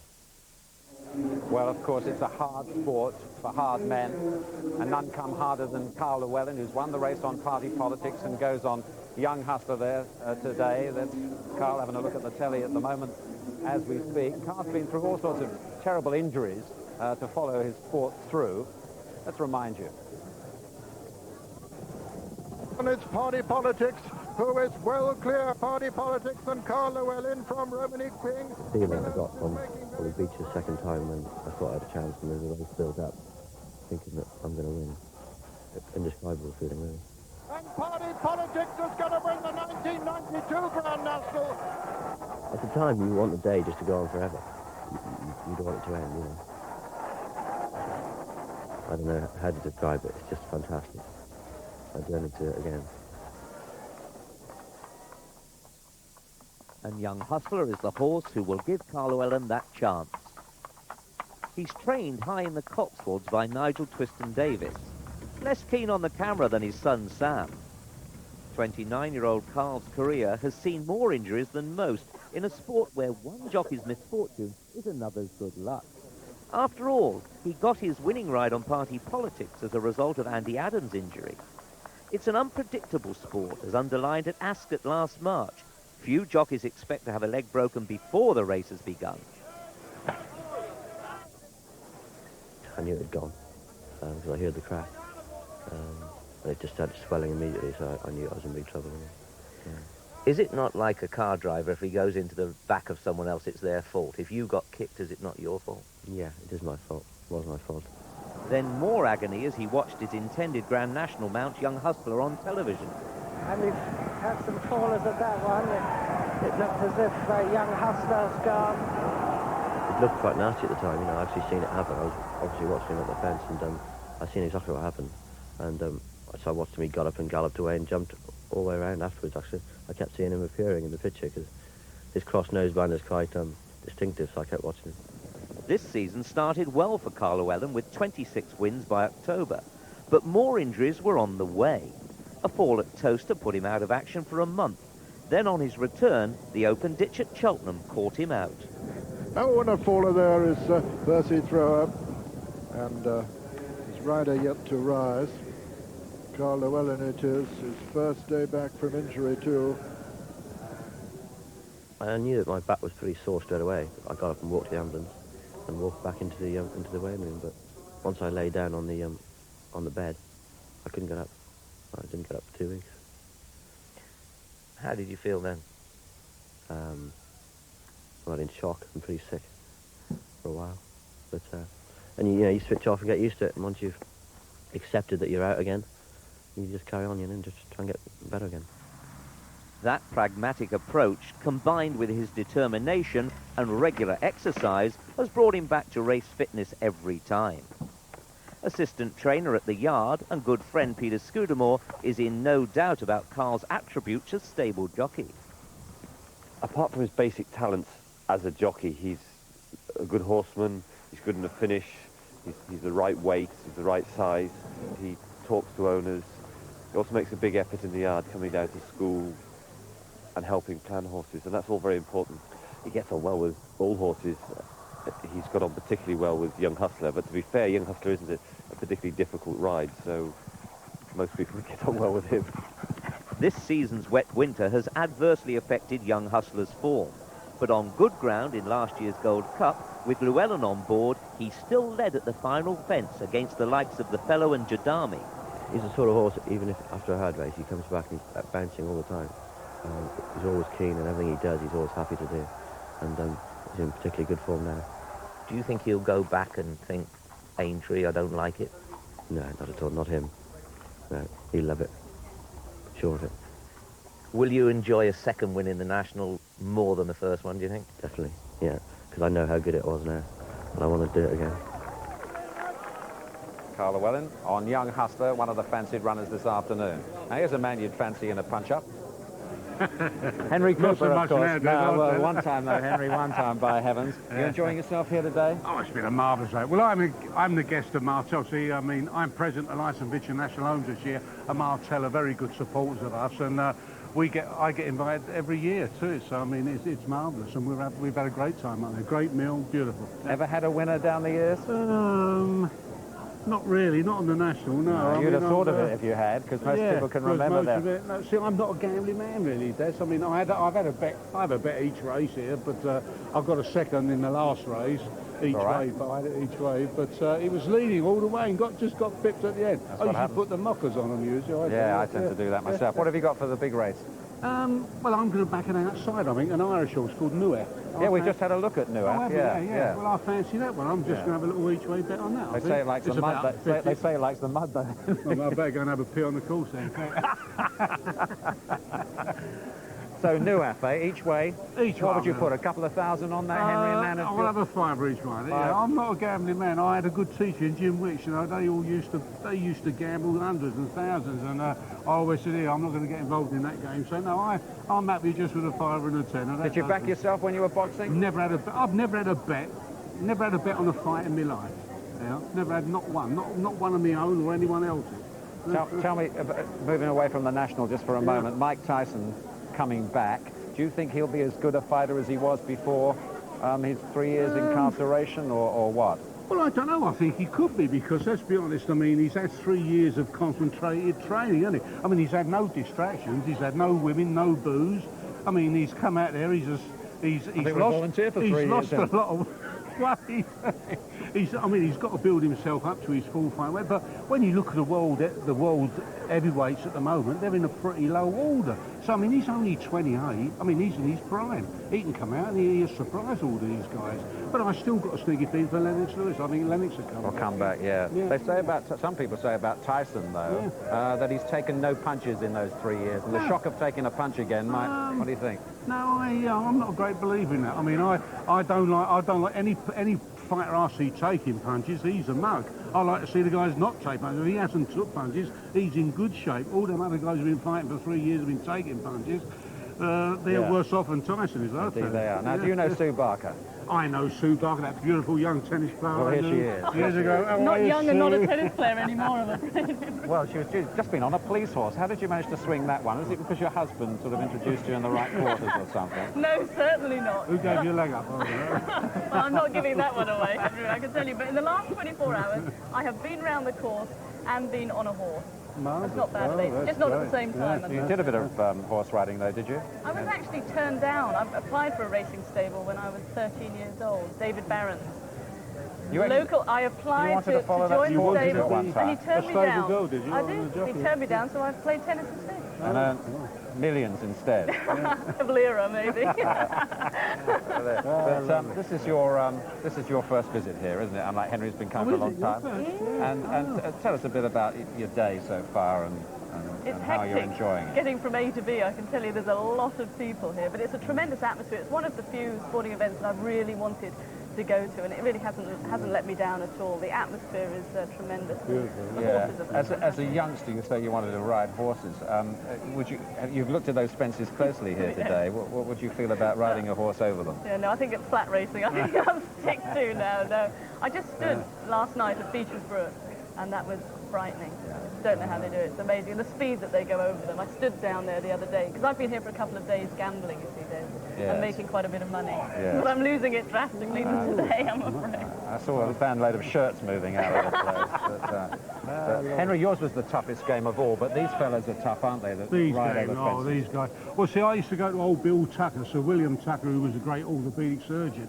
And I remember when Fred Winter, all the old school, all used to go, they used to have broken collarbones. And they got a race in about 4 weeks' time. And old Bill Tucker used to operate on and used to see collarbones with nuts and bolts through them. And these guys were on horse in pubs, with them still in there riding in big races. I mean, these guys are the gamest guys ever. Oh, we've just been watching Carl Llewellyn, who's been through all that. Yeah.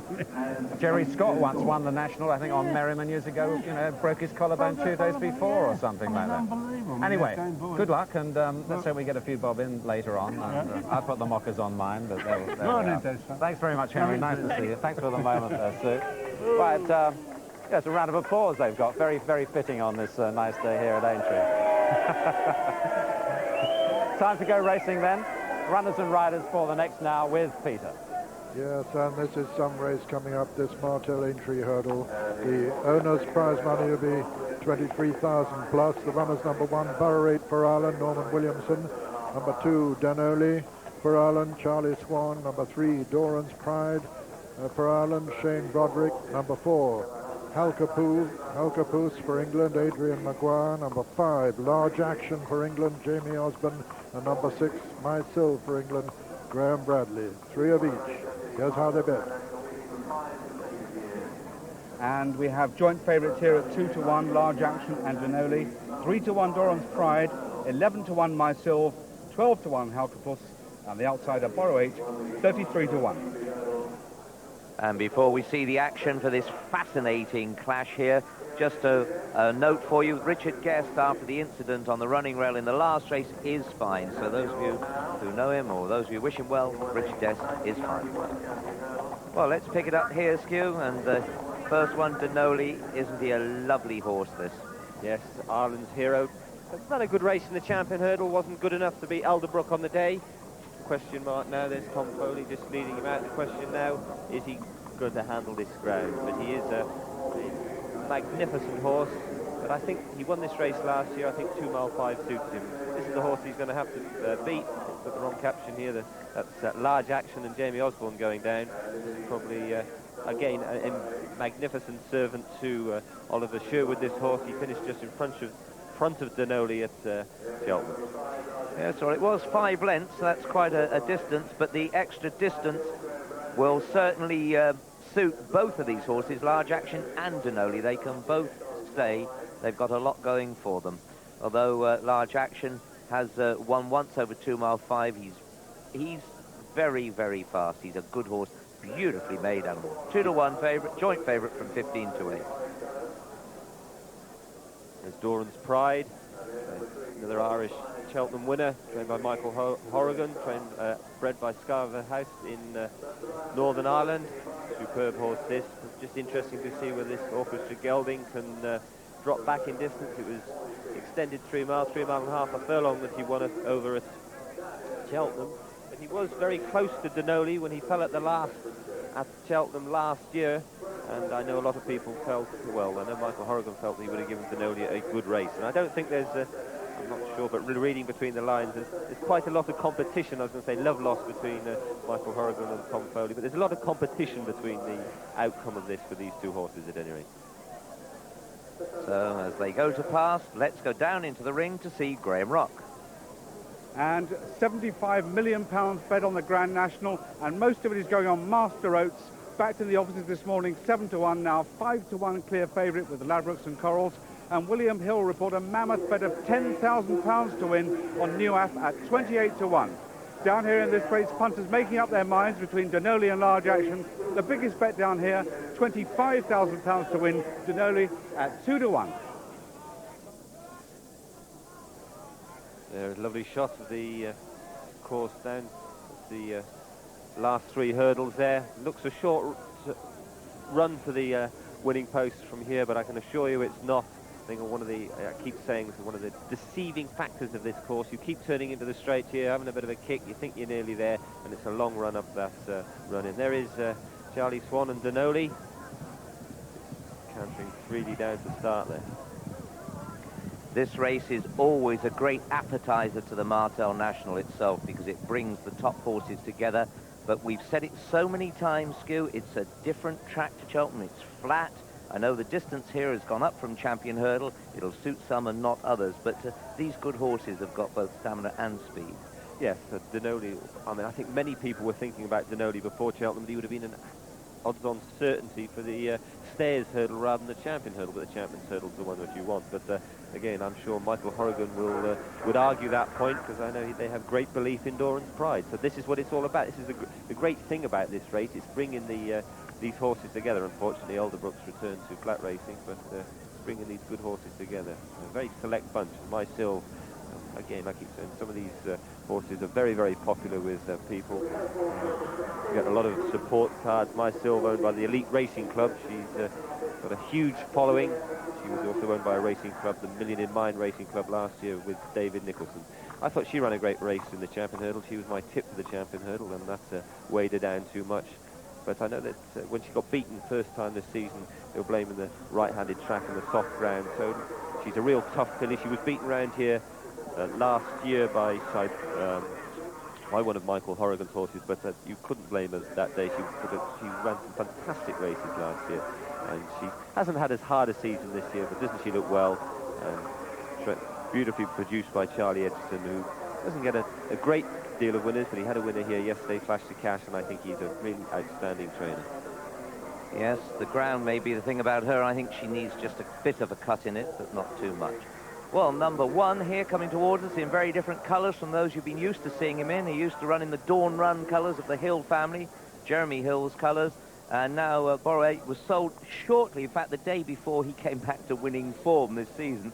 Still with the trainer Paddy Mullins, but I think he's just biting off a bit more than he can actually swallow today. He is a soft ground horse, he's a good horse, but I don't just quite think on this ground that he'll be quick enough for these. I can't see him winning, and neither can the bookies. He's 40-1 from 33, so not a great observation for me, but this is a nice horse, and he'll win plenty of chases when his turn comes. There's number 4, Hulkopus. I had the pleasure of winning his first 2 races over hurdles on him, and he really did jump that really well that day. Good stayer on the flat.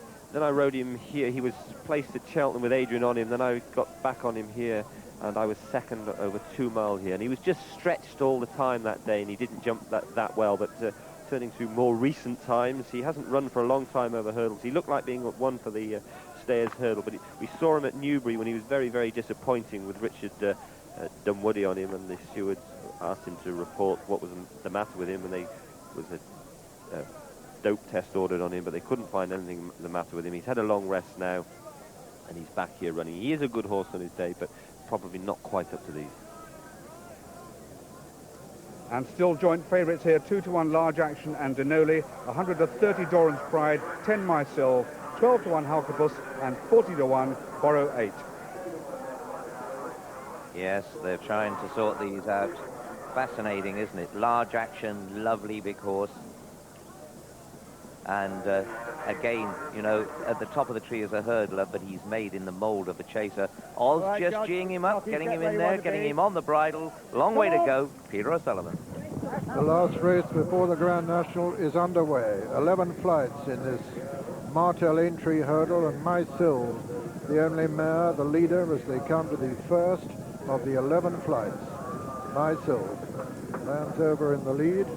Mysil from Large Action. That's Halkopus towards the right of the picture, the sheepskin noseband. Danoli's over on the far side of Large Action. Mysil making it from Large Action, Danoli and Doran's Pride and Borough 8 and Halkopus. Mysil and Graham Bradley will be on Zita's Lad in the big one, the leader. Danoli on the outside of Large Action, and then Borough 8 and Doran's Pride. And close behind them, Halkopus. Winners of 49 races between them and earners of over £705,000. These 6 runners competing for a first prize of £23,189, and Myself heading them at the moment from Danoli and Large Action and Doran's Pride and Halkopus and Borough 8. As they come down to this first flight in the straight, number 3 of the race, and Myself the leader from Danoli and Large Action and Doran's Pride. Borough 8 and Halkopus.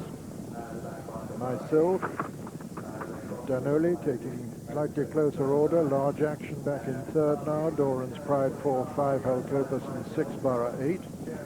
Myself over the 5th and racing up towards the winning post on the first circuit. The mare, Myself, Danoli.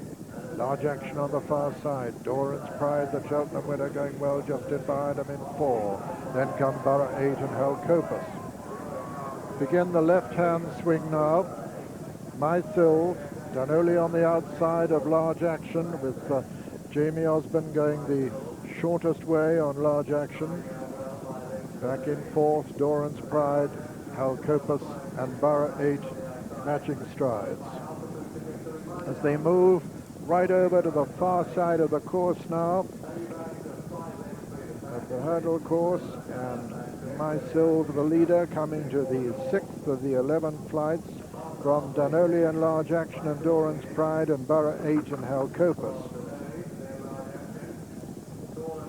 Still the mare, with Danoli going up very close to her now. Halkopus got a reminder there, is finding this pace very hot. Myself landed in the lead there from Danoli. Large Action getting pushed along now. Doran's Pride going well on the outside. Borough 8 just behind him. Halkopus the back marker. Coming to the flight, the last over on the far side, number 8. And Myself landed in the lead from Danoli and Large Action and Doran's Pride. And Halkopus finding this much too fast for him, getting reminders from Adrian Maguire, but it's having no impression.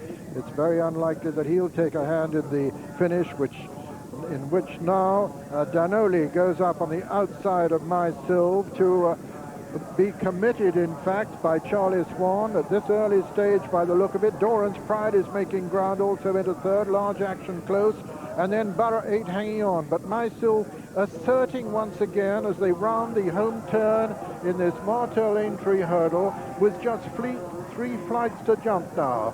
And it's Myself the leader from Danoli travelling well on her outside. Borough 8 is coming there very strongly too. Myself and Danoli from Borough 8 on the near side.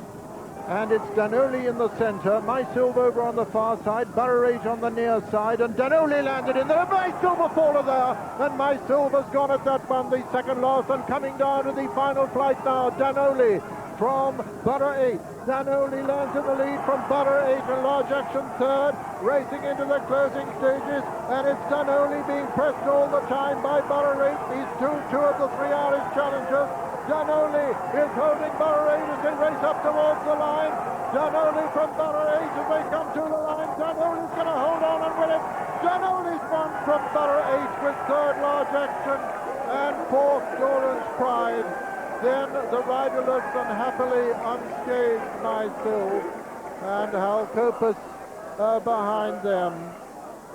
And so the result of the Martel Aintree Hurdle. First, number 2, Danoli, owned by Mr. Dan O'Neill, trained by Tom Foley in Ireland and ridden by Charlie Swan, his second winner of the Aintree Festival. Second was number 1, Borough 8, owned by Hudson Valley Equine Incorporated, trained by Paddy Mullins in Ireland and ridden by Norman Williamson. And third was number 5, Large Action, owned by Mr. B.T. Stuart Brown, trained by Oliver Sherwood and ridden by Jamie Osborne.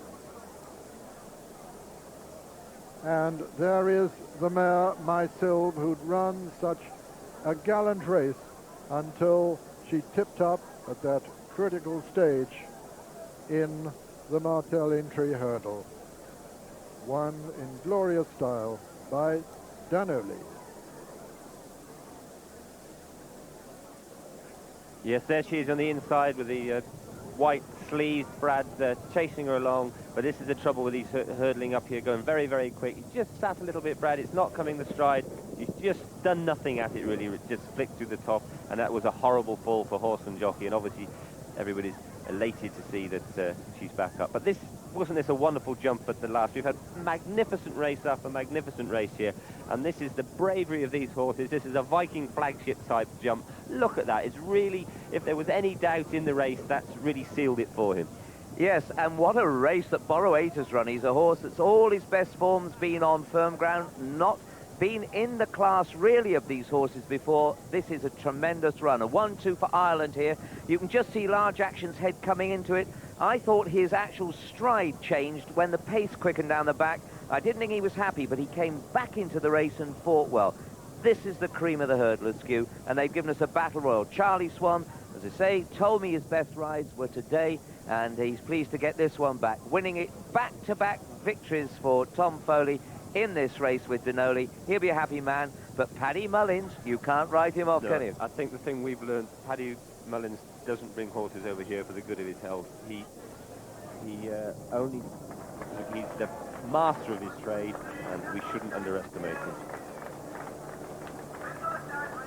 Happily, Brad is on his feet. He's shaken and a little stirred, but he's fine.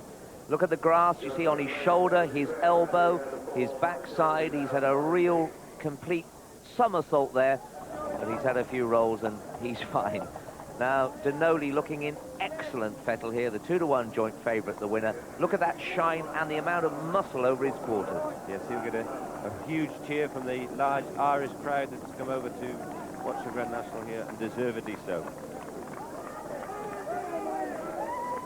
Always very, very popular. And Charlie, who's been at the top of the tree, he's a long, long way ahead. He's ridden over double the amount of winners in Ireland to his nearest pursuer, and he has never changed one ounce. Success has remained with him, as he's still the nicer man that he was before he'd ridden a winner. He is. I think it's lovely to see these boys. I've said it before, that when they ride a winner, they'll congratulate each other, and the first thing that Charlie will do when he sees the film is make sure Brad's all right. He probably won't realise that he's fallen at the moment, and your mind's not on it, but you can see this is Ireland's hero. There is the man himself on the right, Tom Foley. This could just be a Gold Cup horse when Tom does decide to jump fences with him. He's bred for jumping, whereas the champion hurdle winner, Alderbrook, was a flat race horse. This is by the Parson, out of Blazing Gold, by Arizona Duke. And the Parson, I remember riding a very, very good horse by the Parson myself, called Very Promising. A worthy winner. Starting prices as follows. First, number 2, Danoli, 2-to-1 joint favourite. Second, number 1, Borough 8, 33-to-1. And the third, number 5, Large Action, 2-to-1 joint favourite. There are 6 runners.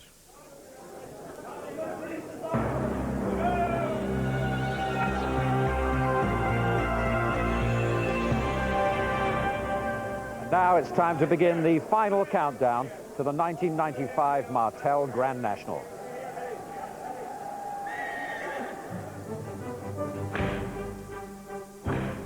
Of the obstacles that they have to face today. 16 fences on the first circuit, those famous names, Beeches, the Canal Turn, Valentine's Brook. 13 is where a lot of them came to grief last year, including Master Oates, the favourite this year. And then they go round the second circuit. All those famous fences again. They don't jump the Cheryl water jump second time around. And then that long run-in to the finish, which has caught so many famous horses out over the years. Well, now a final check then on the runners and riders and betting for the big race.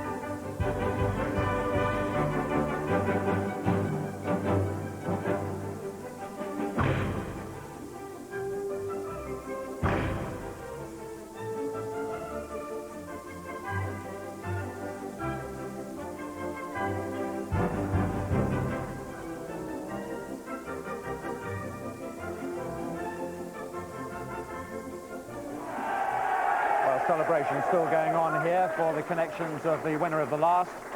And we have no news yet as to whether Graham Bradley will be fit to ride. Zita's lad in the big race having taken that tumble in the last, but we should have news of that fairly shortly. Well, let's now join the pre-big race activity with Peter Scudamore, Bill Smith, and first, Richard Pitman. Yes, Des, round here at the paddock, it is 20 deep. People are really excited. And amongst them down in the saddling boxes there, Bill Smith is ferreting out some last-minute news. It's an exciting time for everyone. Slightly nervy down there. And really, now it's almost too late to make any change at all. The favourite, here he is, Master Oaks, big, relaxed, big sheepskin noseband so he can look down his nose. That's an idea to keep a horse's head down. Make him look at the sheepskin noseband, keep his neck down. They're taking the tack off in the paddock here. They've decided they don't want him to get too hot, so they've taken the sheet off. And doesn't he look magnificent? What a great credit to his trainer here, Kim Bailey. Poor Kim, a lot of weight on his shoulders as well as on Master Oaks' back in the race. So there is Master Oaks. He's quite relaxed, but down Bill is ferreting away, as he usually does, in the unsaddling boxes. Well, Richard, how are you? It's very warm down here, and I can tell you that tempers and nerves are very high. One man who's not nervous is the man who knows exactly what to do. 1969 winner on Highland Wedding, Eddie Harty, over from Ireland just for this. Eddie, what do you think of the Irish chances today? Well, I think we've got an excellent chance with a mare called Nia. I think she is a mare, isn't she? And she's the one I would like to ride. Are you sure? It doesn't jump that well, you know. Well, I could say I would like to ride if I was riding her. I think she jumps well enough. She's made a few mistakes. She won round Haydock the other day, and that's the biggest test for Aintree. Right, she makes mistakes, but she doesn't fall that much. She's got some very, very good form this year, and she's well handicapped. And what about Ebony Jane? Would you give that much of a chance last year? She's a fair while on last year's run. You'd have to give her a very good chance. It's a while since she's run. She missed her run at Cheltenham, and there's a little bit of will she run, won't she run, and that would sort of give me a good question mark. And is that right, there's not enough jockeys in Ireland for the committee? You had to get a Japanese jockey? Yes, I wish the Japanese jockey luck. I don't know whether he understood me or not. And I said, leave it to the horse and pray. So I hope he does. Eddie, thanks very much indeed. Thank you. Bye-bye. And the news we have is that Graham Bradley is fine, and he will be able to ride in the Martel National. So well done to Brad. Zita's lad, he rides number 8 for Charlie Brooks. Eddie Harty, who we've just spoken to, he won the National in '69 on Highland Wedding. Long, long time ago now. Eddie, a good bloodstock dealer. 3 is young Hustler over there. Again, here's party politics in front of him, but the angle there foreshortened it and made them look the same height. But there is a vast difference in height between these two. Very relaxed. Yes, he takes everything into his stride. There's Adam Shakespeare, his lad on his right, with his precious Martel coat on. I expect we'll see that riding out now and again when it gets a bit colder. But as you say, he looks very relaxed, very happy little horse, happy in what he's doing. So down in the saddling boxes, Bill Smith is still wandering around with his mic. If he's got any friends left, we'll see who he's talking to. Well, I've got with me James Potter, the owner of General Pershing. I'm sure I'm going to call General Perishing all afternoon, but General Pershing, we got it right to start with. James, what do you think of your chances today? I think he'll go well, you know, if he stays on his feet, he'll run a good race. By his form, he's a good jumper, he's a good, sound, tough horse. He jumps well, very well. And you've got a brave guy, David Bridgewater, to ride him? That's right, yeah, with fingers crossed and up to the best. And your trainer, he knows what thing or two about it. Gordon's still putting the tack on the horse now, but has this horse been mapped out for the National? Yes, he has, yeah, from the start of the season. Actually, for the last 3 years, he's been mapped out. 3 years? 3-year plan we're on now. That's really good. Most plans only last 12 months. This is 3 years. Well, that's good. Anyway, James, I wish you the best of luck. Thank you very much. Thank you very much. Thank you. There is Dubasilla wandering round. Her half-brother, Just So, was second in the National this year. I think this filly's got a right chance. The fact that it's 4 mile will help her. She tends to really stay on at the end of her races. Jumps, first few fences and beaches are going to be a little bit telling for her. She does give her fences a little bit of height and can land a little bit steep. And this is one horse who could qualify for the 35 Grand Breeders' Prize for the British bred winner of this. Of course, Master Oats, another one in for that. Remember the Knights, who Fred Master Oaks have already collected 32 grand for the Cheltenham Gold Cup win. Number 5, Royal Athlete, a horse that's been third in the Cheltenham Gold Cup, one of Jenny Pitman's 6 runners. Jason Titley, trying to make his living over here now after doing so in Ireland for so many years. Very able pilot. 10-6 this one has got on his back. Royal Athlete will like this ground. So the jockeys, it's a very exciting time for them. Now they just want to get on. There's Bridgie coming through. Conrad Dwyer. There's Bridgie, rather. He doesn't know the meaning of fear or 1,000 other words, David Bridgewater. John White on the right. Yes, and in the background there was Warren Marston. Marcus Armitage. Marcus, who knows the tang of victory here. Very few people will ever do that. Looks as if his secret potion is some orange juice just before he goes out. I remember Terry Biddleton and Josh used to like half a glass of champagne, or even 2. But John Buckingham now just talking to John White. But look at the expression on John White's face there. It's a serious business. I can feel my heart beginning to flutter and build up again as it did in the National. As I say, people that talk a lot go quieter. Those that are quiet start talking a lot in the changing room here. Everybody becoming very serious. John Buck, sort of the father figure of the weighing room now, and cheers everybody up and keeps everybody on their toes. But it is a very, very nerve-wracking time for these jockeys about to go out and meet their destiny. Yes, not too many jokes going on in the weighing room, and I wonder what's happening down in the saddling boxes, Bill.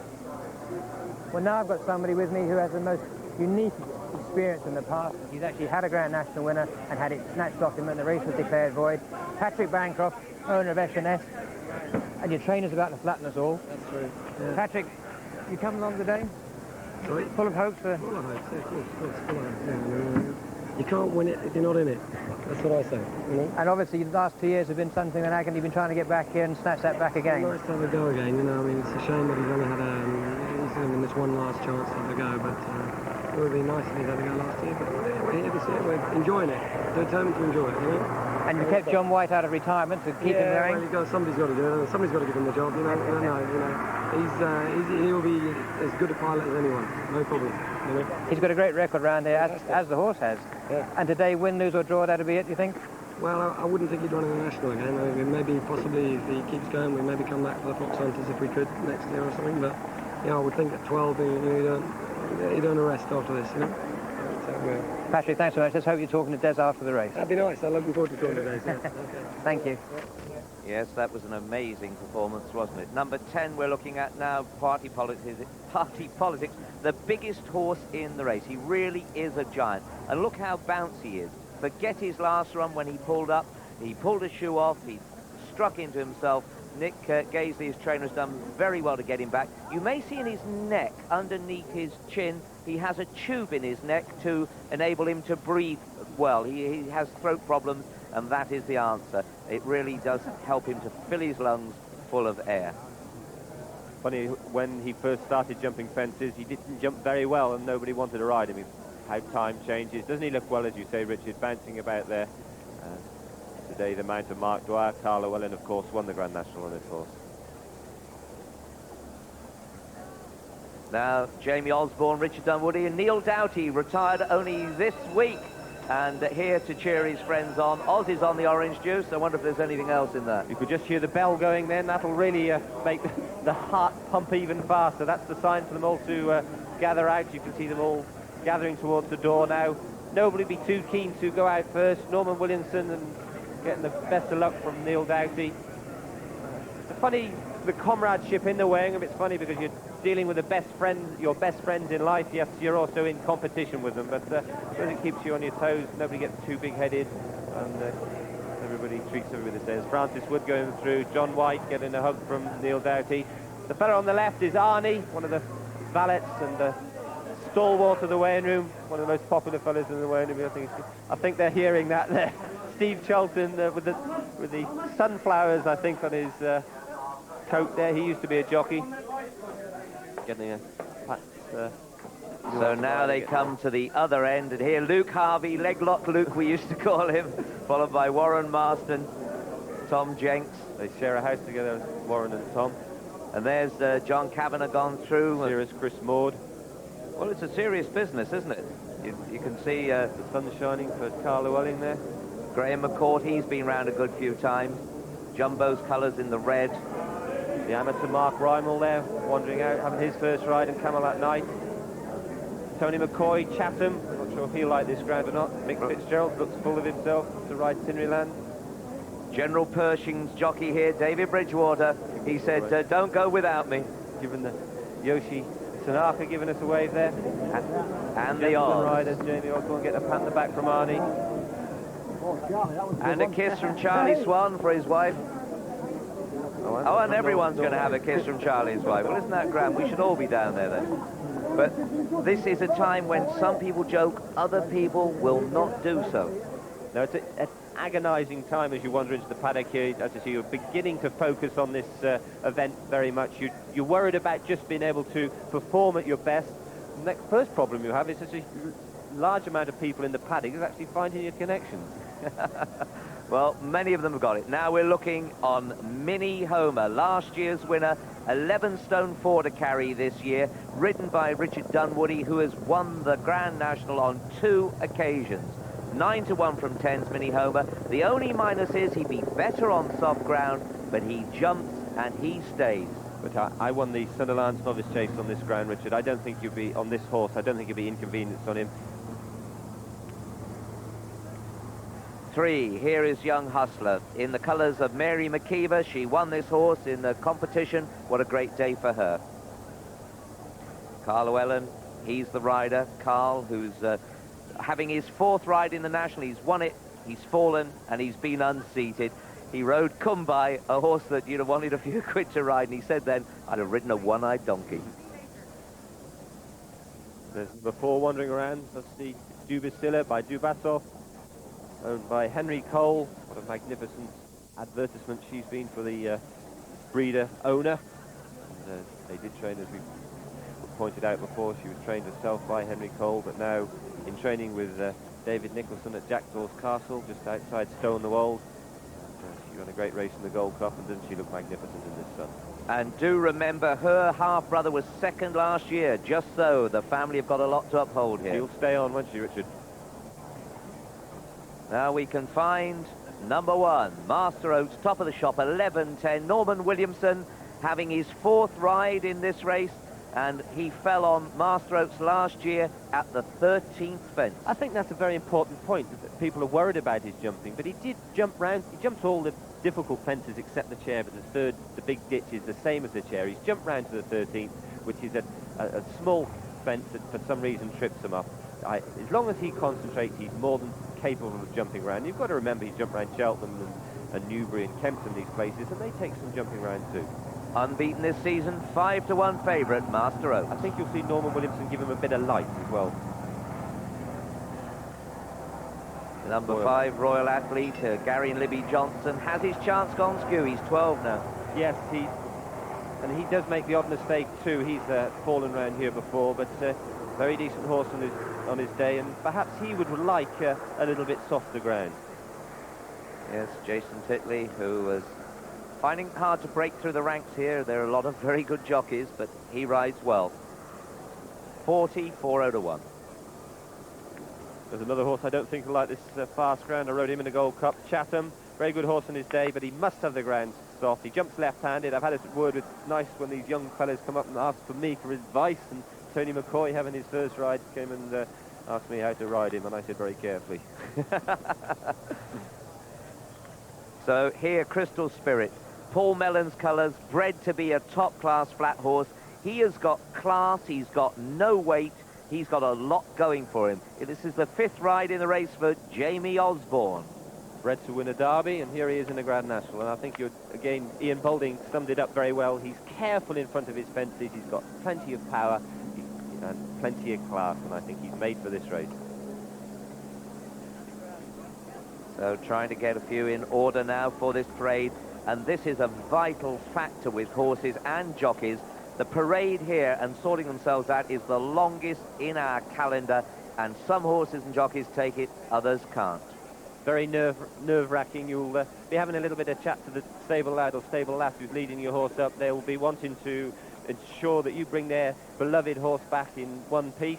And there is Nuaf, the mount of Sean O'Donovan. We've seen him in good stead round Haydock. Yes, he does go and miss a fence or two, but there's lots of horses that haven't looked to jump very well. Maori Venture is one that springs to mind that have gone and won this race.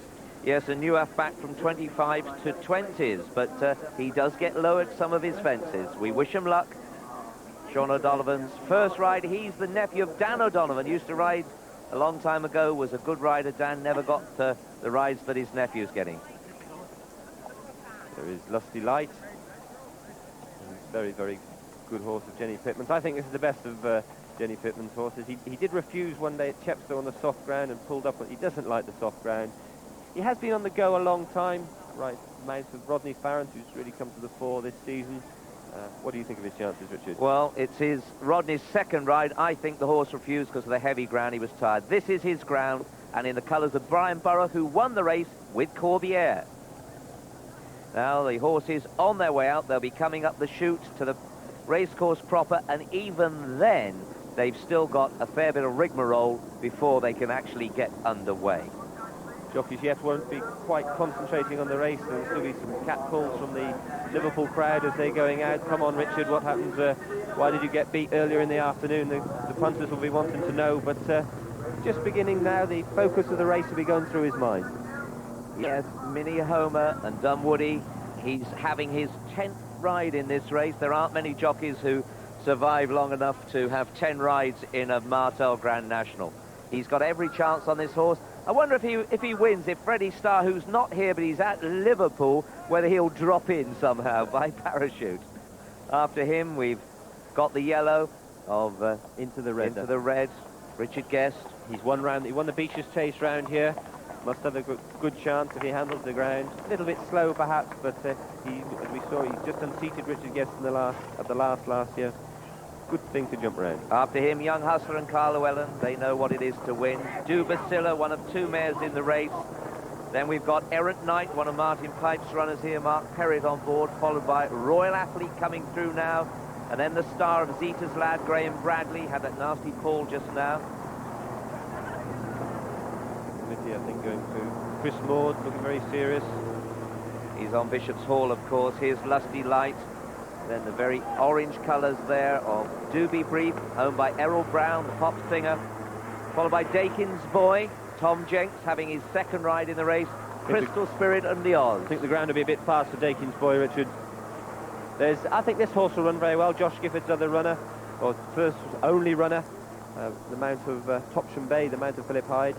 Escherness wandering through. Over the Deal, and Chris Bonner, the amateur, rides very well, this boy. Then Camelot Knight. Second amateur, Mark Rymel. Party Politics, General Pershing, Luke Harvey on Country Member, riding for Sue Williams. Then Gold Cap from Philip Hobbs Yard. Then we've got Romney King and Mr. Marcus Armitage. Rainbow in the red, in the pell-mell colours. New App going through, Shane O'Donovan smiling. Then Old Cool Ground, followed by the black and white of Tin Ryland. After him, Superior Finish and Peter Niven. For William and Conor O'Dwyer. Then we've got Master Oates coming through. Garrison Savannah, 2nd a couple of years ago. Riverside Boy, the only grey in the race here, so we shouldn't miss that one. Desert Lord. Chatham coming through. He's going out last. Looked after by Debbie. Debbie's looked after Chatham for a long, long time. He adores this horse. But this really does tell it. Just look at that line of faces there. We've got David Bridgewater and General Pershing. Leglock Luke, who's the joker in the pack. He's managing a smile, but it's a bit of a forced one. Graham McCourt always likes to get over the first. Always had a bit of a reputation of turning over there. It's Marcus Armitage. Josh Gifford coming out on the far side of Rainbow. Looks serious enough as if he's going to ride in the race himself. Josh, who was placed once on Honey End in that Foynaven year. Mick Fitzgerald on Tin Ryland, riding for his governor. Superior Finish, lost his way a bit, but he's got some good form. For William and Conor O'Dwyer. Now here is the horse that could make history. The dust is only coming off the walkway there. Once they get on the turf itself, that is the most beautiful turf imaginable. There is Graham Bradley. Glad to see recovered from his fall. Able to manage a smile. and having a joke with Mark Dwyer there. I noticed how serious Norman Williamson was. He's really trying to focus all his energy into the race ahead. These boys haven't got the pressure on them. Brad and Mark, two of the most relaxed and confident riders. They can really ride a very, very cool racing race, these boys. And you can see that what their character's made up of. They've got a fearsome race in front of them, but they don't look too worried. It's relevant that the chestnut there, Zita's Lad, is blinkered for the first time. Remember, this horse was favourite in the Voyage year when trained by John Upson, and he was really well that year. Party politics, doesn't that just show you, when he's following Zita's Lad, how big this horse is? And he's got in quite a sweat. He knows where he is. Former winner of the race, Mark Dwyer, top jockey on board. Yes, very, very good rider. Came over from Ireland to Jimmy Fitzgerald. Though he still rides most of Jimmy's horses, he's a freelance rider. We've seen him win champion hurdles and Gold Cups. Wouldn't he love to put a national to his name as And well? he's having his 6th ride in the race, Q. He's got round a couple of times. This is an important time now, sorting themselves out for the parade. Yet a bit more stress. We've seen that party politics is getting hot. I think by the time they actually pass the stands in order, there'll be a few more who are in that. You can mode. see, Richard, they've got them into 2 circles. They're usually too big to get into the one big circle, and odds with one and evens with another circle, I think they usually get them. David Bridgewater got off Camelot Knight and Dakin's Boy to ride this. Probably a correct decision. This looks to have a real outsider's chance, General Pershing. And remember that Gordon Richards has won a couple of Grand Nationals. Lucius, hello dandy, he knows what it's like to produce one. And isn't this a lovely colour? It's a liver chestnut, very handsome colour. David Bridgewater on his 2nd ride, unseated from Young Hustler last year at the 11th before he really got going. I say unseated, that's not fair. The horse did actually trip over. Yeah, the horse was brought down, wasn't it? There's Ebony Jane, Adrian Maguire. I've noticed Adrian, I keep on about this, jockeys often, you're riding all the time, you think they'd straight away find the leather's the exact length, but I think it's nerves, you're always fiddling around and trying to find the right length of leather for you to ride.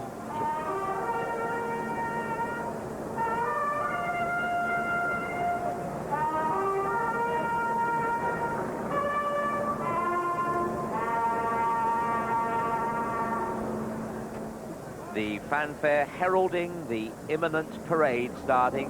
One man who will, one person will be missing this year, Red Rum. He's not here, he's at home, not far away. Let's go with them. 9-2 favourite from 5-1, they're still backing him. Master Oaks going for that unique double. After him, we've got Minnie Homer, last year's hero, 10-1 from 9s. Woody, the Prince, is on board. After him, Young Hustler from the Twiston Davis yard. Carl Llewellyn just coming into shot now. This one running for a national newspaper, and Carl knows what it's like to win. 9-1 at the moment. Dubasilla, Dean Gallagher, one of 2 mares in the race, running for Henry Cole, who bred her. What a marvellous feeling that must be. After that, Royal Athlete, the highest rated here in the weights of Jenny Pitman's 6th, Jason Titley on board. Very relaxed for the 12-year-old. Chatham and Martin Pipe in the colours of Adrian Nolan. He wants softer ground than this. Good ride for it for Tony McCoy. Crystal Spirit, the flatbred horse, most handsome horse in the field. Will he turn out to be the best for Paul Mellon, who's also won the Derby? Zita's Lad Brinkert for the first time, running for Uplands Bloodstock. Charlie Brooks trains. Brad's on board. Lusty Light loves this ground. The colours have been successful on Corbière. Can Brian Burrow do it twice? Rodney Farrington. Party Politics will be next. The Giant, with a tube in his neck to enable him to breathe, fill those mighty lungs. He knows what victory's like. Dwyer on board. The next man, Shane O'Donovan, is going to have Sean O'Donovan going to have a fight on his hands. This horse can get low. If he can sit with him, can have a great ride. General Pershing and David Bridgewater. Will he get farther than the 11th that he stopped at last year? I think he will. Riverside Boy, led up by 2 people. He's got more sensible as he's got older, running for the Bisgrove partnership. Charlie Swan's 5th ride in the race. Smiling away, Charlie Boy. Philip Hyde, he is on Topsham Bay, likes this ground, stays forever. One of 2 Josh Gifford runners. The 2nd mare in the race, Dermot Wells' Ebony Jane, was doubtful until doing a good gallop 2 weeks ago. Maguire's on board. Country Member for Luke Harvey. This horse has a real chance and is as low as 9-1. Andy Tunnell train. Bishop's Hall from Ireland is next with Chris Maud. You'll spot these quartered colours. Running for Harry de Bomhead in Joseph Carroll's colours. It's a long time since he's had any decent form. Dakin's Boy, a horse I always thought needed soft ground. A second ride for Tom Jenks. He refused last year. Errant Knight, a horse that does love the ground, is next. Here he comes from Martin Pipe's yard. Mark Perrott on board. His 6th ride in the Martel National, 66-1. Garrison Savannah, he's been second. He looked as if he was going to win. Warren Marston gets the choice of the 6th from the stable. Cool Ground is coming next. The former Gold Cup winner came to prominence again last time out, winning at Sandown. Paul Holly on his 3rd ride. In the black and white colours, Tin Ryland from the Henderson stable. Mick Fitzgerald claimed for this one, could have ridden several others. After him, again black and white, Superior Finish from Jenny Pitman's yard. Peter Niven's 4th ride. After that, from Ireland, Mouse Morris's for William Conor O'Dwyer. He was 3rd on Laura's Bow back in '92 for Frank Barry. The committee running for Homer Scott's yard, ridden by the Japanese rider Tanaka. This horse that hasn't had the ground he wants, he's got it today. Into the red. He fell at the last year, would have been 4th. Will he go better? Richard Guest on board, having his 3rd ride in the race, 20-1. Good luck, Guesty. John White and Esher Ness, well, he's known joy, he's known tears. What will he know this year? 40-1, Patrick Bancroft. Romany King, he's been so good round here. He wants this ground. At 40-1, could be interesting. To Kim Bailey, Marcus Armitage. Graham McCourt has fallen at the first on 4 occasions. Mac, what are you going to do this year? 50-1. Desert Lord, the only grey, will spot this one. Fran Woods on board, followed by Jumbo in the red colours. Simon McNeil, his 4th ride in the race.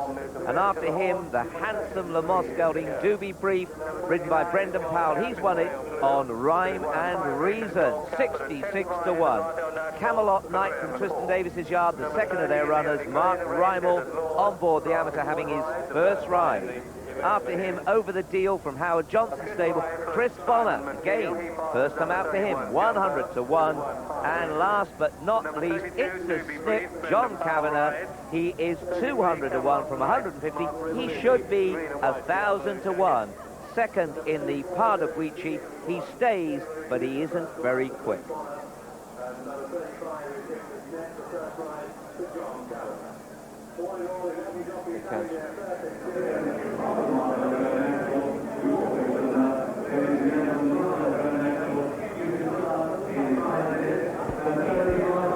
We're just a few minutes away then from the big race for 1995. So let's join our commentators for the race. John Handler, Jim McGrath, and first, Peter O'Sullivan. And they've been streaming down across the Melling Road towards the first fence to get a look at it. There is It's a Snip, one of the real outsiders. Ridden by John Kavanagh, having his 1st ride in the race, 26 years old. Winner of 2 of his 49 races, that horse, It's a Snip. There's Ebony Jane, the Sheepskin Nose Band, and another Sheepskin Nose Band just behind Crystal Light. And Crystal Light, incidentally, judged the best turned out horse. His lad has already won 200 pounds, and he's a winner of 10 of his 30 races. And Master Oates is clear favourite at 9-2. Then they go 10-1, Young Hustler, Country Member, Minnie Homer and Dubachilla. 12-1, Lusty Light and Crystal Spirit. 16-1, Party Politics and Garrison Savannah. 18-1, Newark. 20-1, Bar Those. Looking down to the first fence there, Over the Deal just turned round to go away from it. That's It's a Snip. Having had a good look at it, he's jumped the Pardubice, so you ought to jump this all right. Desert Lord, the only grey on the right. Towards the left is Doobie Brief. In the centre with the white face is Jumbo. Towards the right there is For William. And right down among them at the start is Julian Wilson. Yes, the atmosphere's electric down here, Peter. Lots of pale, drawn faces amongst the jockeys as they come back from that look at the first fence. Much less of the usual talk and banter amongst jockeys. Earlier there was a scare with the starting gate, which hasn't been used since last November, of course. It turned out there was a defective plastic bolt, but it's been replaced and the gate has been comprehensively tested. Of course, the jockeys have all made up their mind where they want to line up, but in a few moments it will be a case of securing that position. Certainly there's no sign yet of any remote-controlled model aircraft buzzing around. That was tabloid speculation this morning. Helicopters, yes, but apart from the helicopter sound, everything calm so far. And the starter, Simon Morant, well, it's his second Grand National. He's feeling a lot more relaxed, he said, than last year. But in a few moments, well, it's going to be a moment upon which up to £100 million depends. That's the burden on his shoulders. Back to Peter.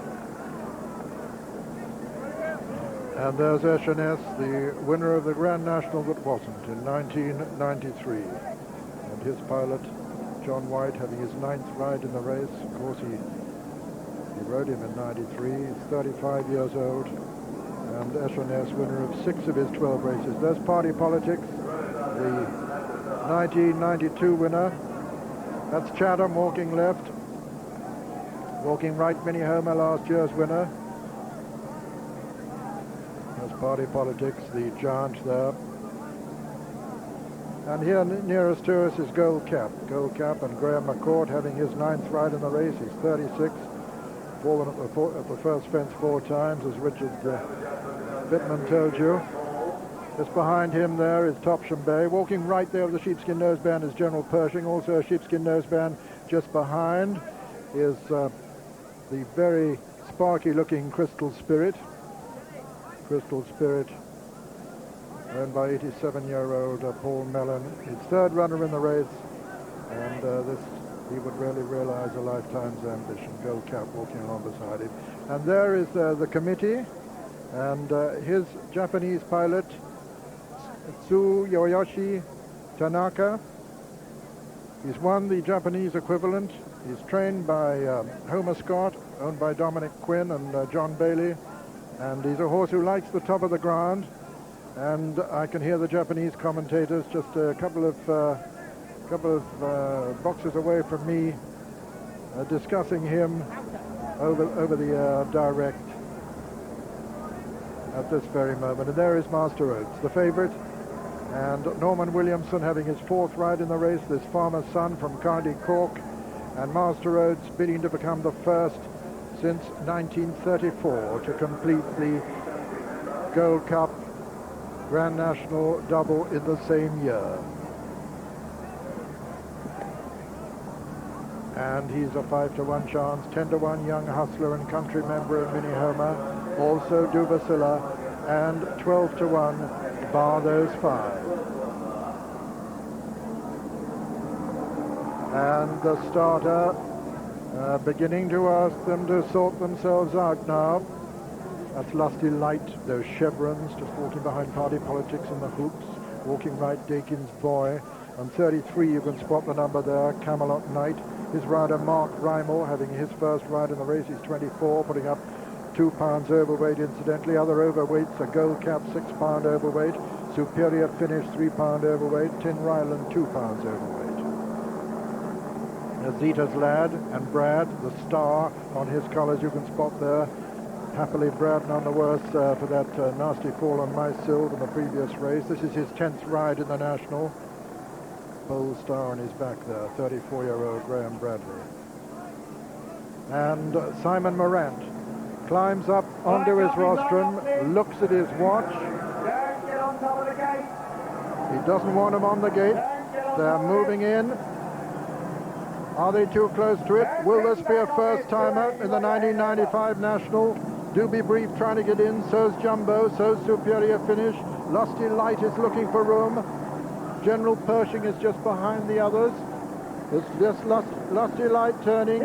Superior Finish turns. He's gone up on the outside. He wants their heads off the tape.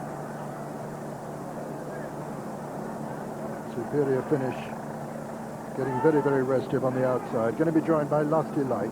It's just Superior Finish to go in and join him. And this could be it, and that's away. And that away, and Young Hustler's one of the first to show with Ebony Jane. And Camelot Knight on the inside. And for William towards the outer, and Gold Cap is prominent. And Camelot Knight has taken it up from Ebony Jane. Dakin's Boy, and into the red on the near side too. Young Hustler with Riverside Boy on the outside. As they approach the first, we join John Hanmer. And they're spread right across the course over towards the far side. Topsham Bay's right up with them. Gold Cap is up with them as well. Minnie Homer's one of the leaders. And Country Member is a faller at the first. And there are several other fallers. Jumbo has fallen, Bishop's Hall's fallen, Tin Ryland has fallen. And there's another one too as they jump the second. And a very bad mistake by Gold Cap, but he's all right. And coming to the third, the Open Ditch and Superior Finish and Topsham Bay and Camelot Knight and Riverside Boy. And Young Hustler has gone there. And Zeta's Lad has gone as they go to the next, and General Pershing as well, as they jump the fourth over to Jim McGrath. And jumping the fourth there, the leaders got over it okay there, and back in the field Gold Cap jumping at last. But Topsham Bay is up there with Crystal Spirit, and very wide is Doobie Brief as they come now towards the fifth. Then for William just behind them, Superior Finish on the near side with Riverside Boy there as well. Over the deal just behind them. Master Oates is out very wide with the leading pack, but being given plenty of air as they head now towards Beecher's Brook the first time. And out very wide, it's Doobie Brief on the near side, Superior Finish, and also Topsham Bay, Crystal Spirit, Riverside Boy. All the leaders got over it okay. In fact, Minnie Homer's jumped at second last. He's a mile back, Minnie Homer, as they go to the Point Avon fence, and the leader is Superior Finish. The loose horse just ahead of him. From in second placing, Doobie Brief. From Riverside Boy getting up to join them.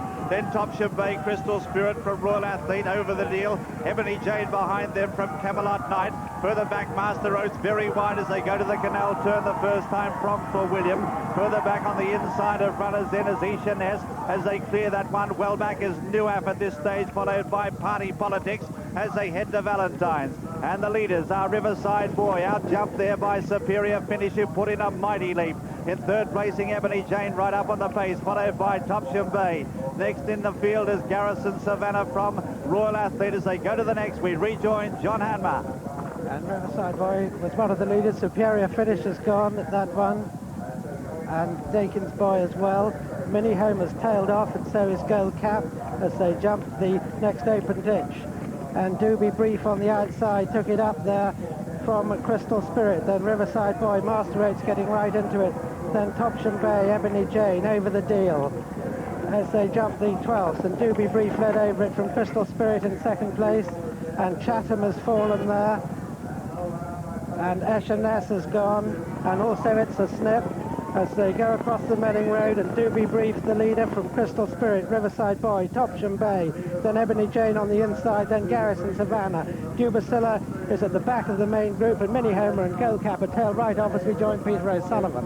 Doobie Brief still from Crystal Spirit in second place. Then comes Topsham Bay and Riverside Boy with Ebony Jane just in behind him. Newaf travelling well just in behind the leaders, and Master Oates right up there. And you can spot him with the sheepskin noseband towards the far left of the picture as we see them. The sheepskin noseband that's second at the moment there is Crystal Spirit, and Doobie Brief comes to this fence. The leader from Crystal Spirit, who jumps in second, and Topsham Bay third, and over the deal 4. 5 on the far side is Riverside Boy, and 6 on the outside is Master Oates, who's being followed by Newaf.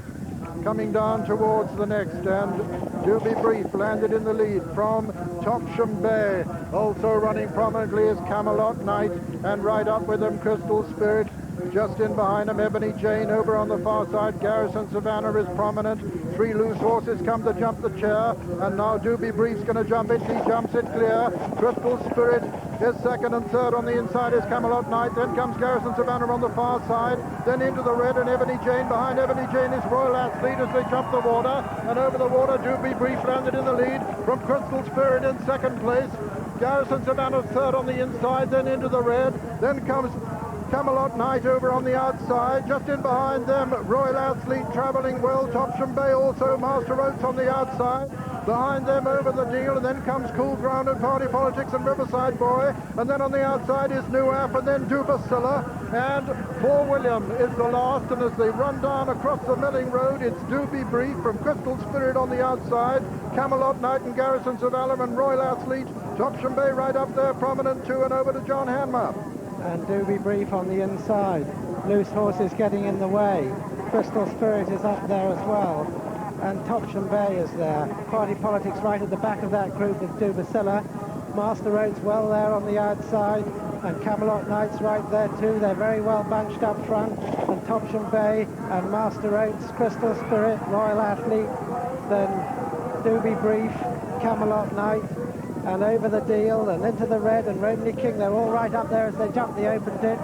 And Master Oats in the centre of the course has struck the front from Royal Athlete on the near side. Then Doobie Brief, Topsham Bay, Crystal Spirit, and over the deal as they jump the 20th, and here's Jim McGrath. And Master Roads is up there as well. There's a faller near the inside, and the one has come down as Doobie Brief.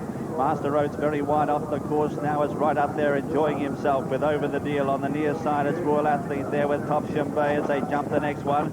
Further back in the field is into the red, and Desert Lord has gone there. The grey has gone come to greet as they come now towards Beaches the second time. Master Roads wide off the track on the near side. Royal Athlete there with Over the Deal. Topsham Bay and Crystal Spirit is right up there running a great race as they go to Beaches the second time. Romany King got over it well in a very handy spot from Garrison Savannah. Topsham Bay lost ground there, followed by Into the Red. Further back is Cool Ground as they come, and Camelot Knight is gone as they head to the Point Haven fence the second time, and Royal Athlete led over it there from Master Roads running second. Over the Deal is third, followed then on the inside by Garrison Savannah. Out wider is Crystal Spirit from at this stage Romany King, then Into the Red. Party Politics just behind the leading group as they go to the canal turn. Then Cool Ground a couple of lengths further back in the field. Then is this stage Topsham Bay, and there's Orange Smoke now being let off over on the far side of the course, but it seems to be well clear of the runners as they head now towards the next fence. And Mini Homer has pulled up. It's Royal Athlete the leader in company there with Master Roach as they go to the next. They're well clear then of in third placing Romany King as we rejoin John Hanmer. And they've got four to jump, and it's Master Oats and Royal Athlete together, 4 lengths clear of Garrison Savannah. Then Romany King over the deal into the red. Cool Ground and Party Politics over 4 out, and a bad mistake by Garrison Savannah. And Royal Athlete out jump Master Oats, leads by half a length. Then Romany King over the deal, Garrison Savannah into the red. Party Politics, Cool Ground, Topsham Bay, Crystal Spirit who's lost ground. Fort William has fallen. And Dubasilla making ground, but still a tremendous amount to do. They've got 2 to jump, and it's Royal Athlete the leader from Master Oats. Then Romany King's in third place. Party Politics moving up on the outside into the red, and here's Peter O'Sullivan. And as they come down out of the race course with 2 fences left to jump now, it's Royal Athlete and 24-year-old Jason Titley, the leader from Master Oats. Party Politics is making relentless progress. Also, well, there is Over the Deal and Romany King coming there as well. They're coming down now towards the second last fence, and as they do so, Master Oats is in trouble now, and Royal Athlete is the leader. Royal Athlete the leader from on the near side, Romany King and Party Politics. Master Oats over on the far side, Royal Athlete landing in the lead. From Romany King in second place, then Party Politics under pressure as Master Oats are coming down towards the final fence in the National, and it's Royal Athlete the leader towards the right there from Romany King, and then Master Oats in third, and 4 is Party Politics, then Over the Deal and into the red, and it's Royal Athlete. This is going to be another one for Jenny Pitman. They're racing towards the elbow, and it's Royal Athlete being chased now by Party Politics, the previous winner. They're coming into the final 100 yards of the 1995 Grand National, and Royal Athlete is sprinting. Royal Athlete cannot be caught now. Royal Athlete under 24-year-old Jason Titley comes to the line. The winner, Party Politics, is second. It's going to be a photo for third between Over the Deal and Dubasilla, and behind them into the red and Romany King, and then Master Oats, and behind them came Riverside Boy and Garrison Savannah, and behind them Topsham Bay, and then Cool Ground and Ebony Jane. And just coming up towards the line, the only other 2 finishers, Gold Cap and the towering Crystal Spirit, but this is the winner, Royal Athlete. owned by Mr. G&L Johnson, trained by Mrs. Jenny Pitman, who won it with Corbière in 1983, ridden by Jason Titley on his very first ride, this 24-year-old in the Grand National. Second was the 1992 winner, Party Politics, owned by Mrs. David Thompson, trained by Nick Gaisley, and ridden by Mark Dwyer. And third was number 34, Over the Deal, owned by Mr. George Tovitt, trained by Howard Johnson, and ridden on his first ride in the National by Mr. Chris Bonner. And Dubasilla ran on gallantly, the mare, to be fourth.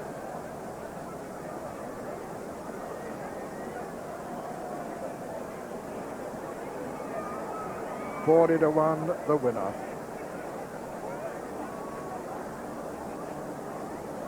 Well, the pundits were worried, would there ever be another surprise winner? Well, at 40-1, Royal Athletes proved another fairy tale. Always catching through the race, has made mistakes, fell here in the Boyd National, and I suppose it's justice for Jenny after losing the Boyd National with S&S. Really, there's no danger to him once he gets to the elbow.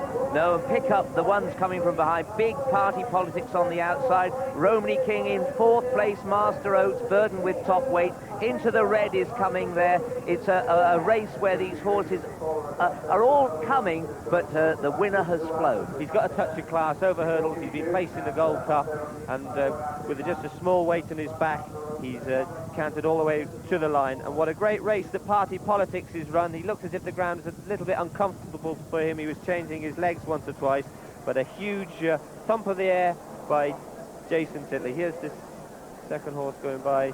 That is Party Politics. Mark Dwyer gave that horse a great ride, and just Dubasilla there fourth, creeping up on the inside. She's come from nowhere. It looks like Over the Deal, nearest to us, is in third place, and Jason Titley with that now customary punch of the air.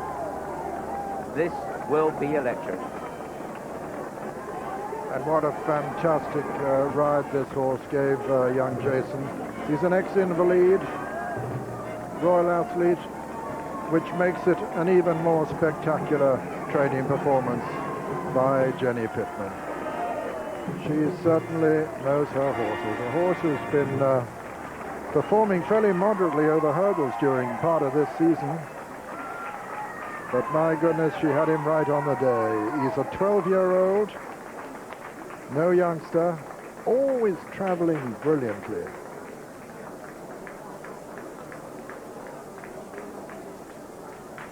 He's won the Irish National on Banton in '92, Jason Titley, but this his first ever ride in the National, this great Aintree Spectacular, in which happily there were a real string of finishes this year. There's Jenny being overwhelmed.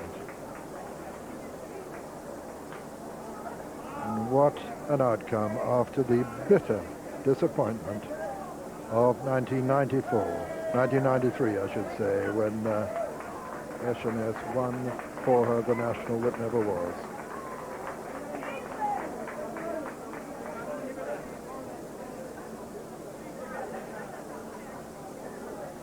Few horses, I would say, have ever made fewer errors in the National than Royal Athlete, if he made any at all.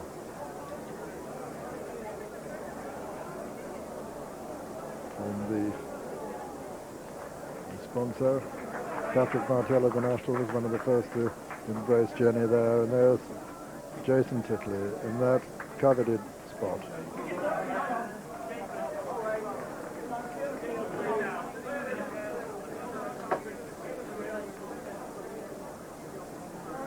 And Mark Dwyer, second this time. He's been third before in 1991. And his giant partner, Party Politics, gave him a great ride as well. Mark Pitman there, Jenny's assistant. And the starting prices on the 19 95 Grand National as follows. First, number 5, Royal Athlete, 40 to 1. Second, number 10, Party Politics, 16 to 1. Third, number 34, Over the Deal, 100 to 1. And fourth, number 4, Dubachilla, 9 to 1. First, number 5, Royal Athlete, 40 to 1. Second, number 10, Party Politics, 16 to 1. Third, number 34, Over the Deal, 100 to 1.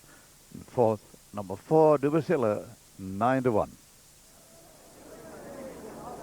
Well, there we are, another extraordinary of the Grand National. Jenny does it again. Jenny Pitman, her second winner. We've got them all here. Here's Jason Titley, who won the race. And your first ride in the National. Yes, first ride. What about that first circuit? How did you take the race around that first circuit? I was walking the track this morning with Mark Pitman, and then they're saying the horses get into their own rhythm going around there, you know. And after jumping one, I says he has it. And he was looking and he was jumping, and what a tremendous ride he gave me, you know. Brilliant. And were you nervous before the start, being your first ride in this one? Well, naturally enough you would be, but once you start off, you don't think about it, you know. You ride every fence as it comes, you know, and you don't think about it, you know. I knew from videos watching the horse to keep galloping all day. The thing about him is to have him switched off and relaxed and jumping, you know, which he did. No hiccups at all on the way around? Went pretty smooth? No, he was smooth. The last was a little bit going down to the last one. A little fiddler, but he's brilliant. He was brilliant to me, you know. Now that run-in is the most nervous time for jockeys. I mean, I didn't look around. You didn't look around? No. I think you did it once, but I don't know. We'll look back at it in I due could course. hear Party Politics was somewhere in the region, because I could hear his pipe, and I just kept driving down to the line. I said, I'm not going to get caught. What a day this is for you. Brilliant. Where are you from, Jason? County Clare, Shannon County Clare. Boys be looking. Anywhere near a town called Ennis? Not too far. That's where I come The from. Shannonites, they'll be all in there today watching it. Yeah, absolutely marvellous. I'm so delighted for you and a wonderful... Now, here's the lady herself. She's stopped crying now, so we can probably have a word or two. You've done it again. I know. Well, I didn't really. I just prepared them all. He gave that horse the most wonderful ride. I was very, very concerned going down to Beeches. There was a loose horse. There was Royal Athlete and Garrison Savannah going down to Beeches, a loose horse. You can see him tracking across them. And pretty cool kid, that. He just eased the horse back, went the other side of him. Because the horse ran in the void race, didn't it? Yes, he did actually. He fell somewhere after they've jumped Valentine's. Around there he fell.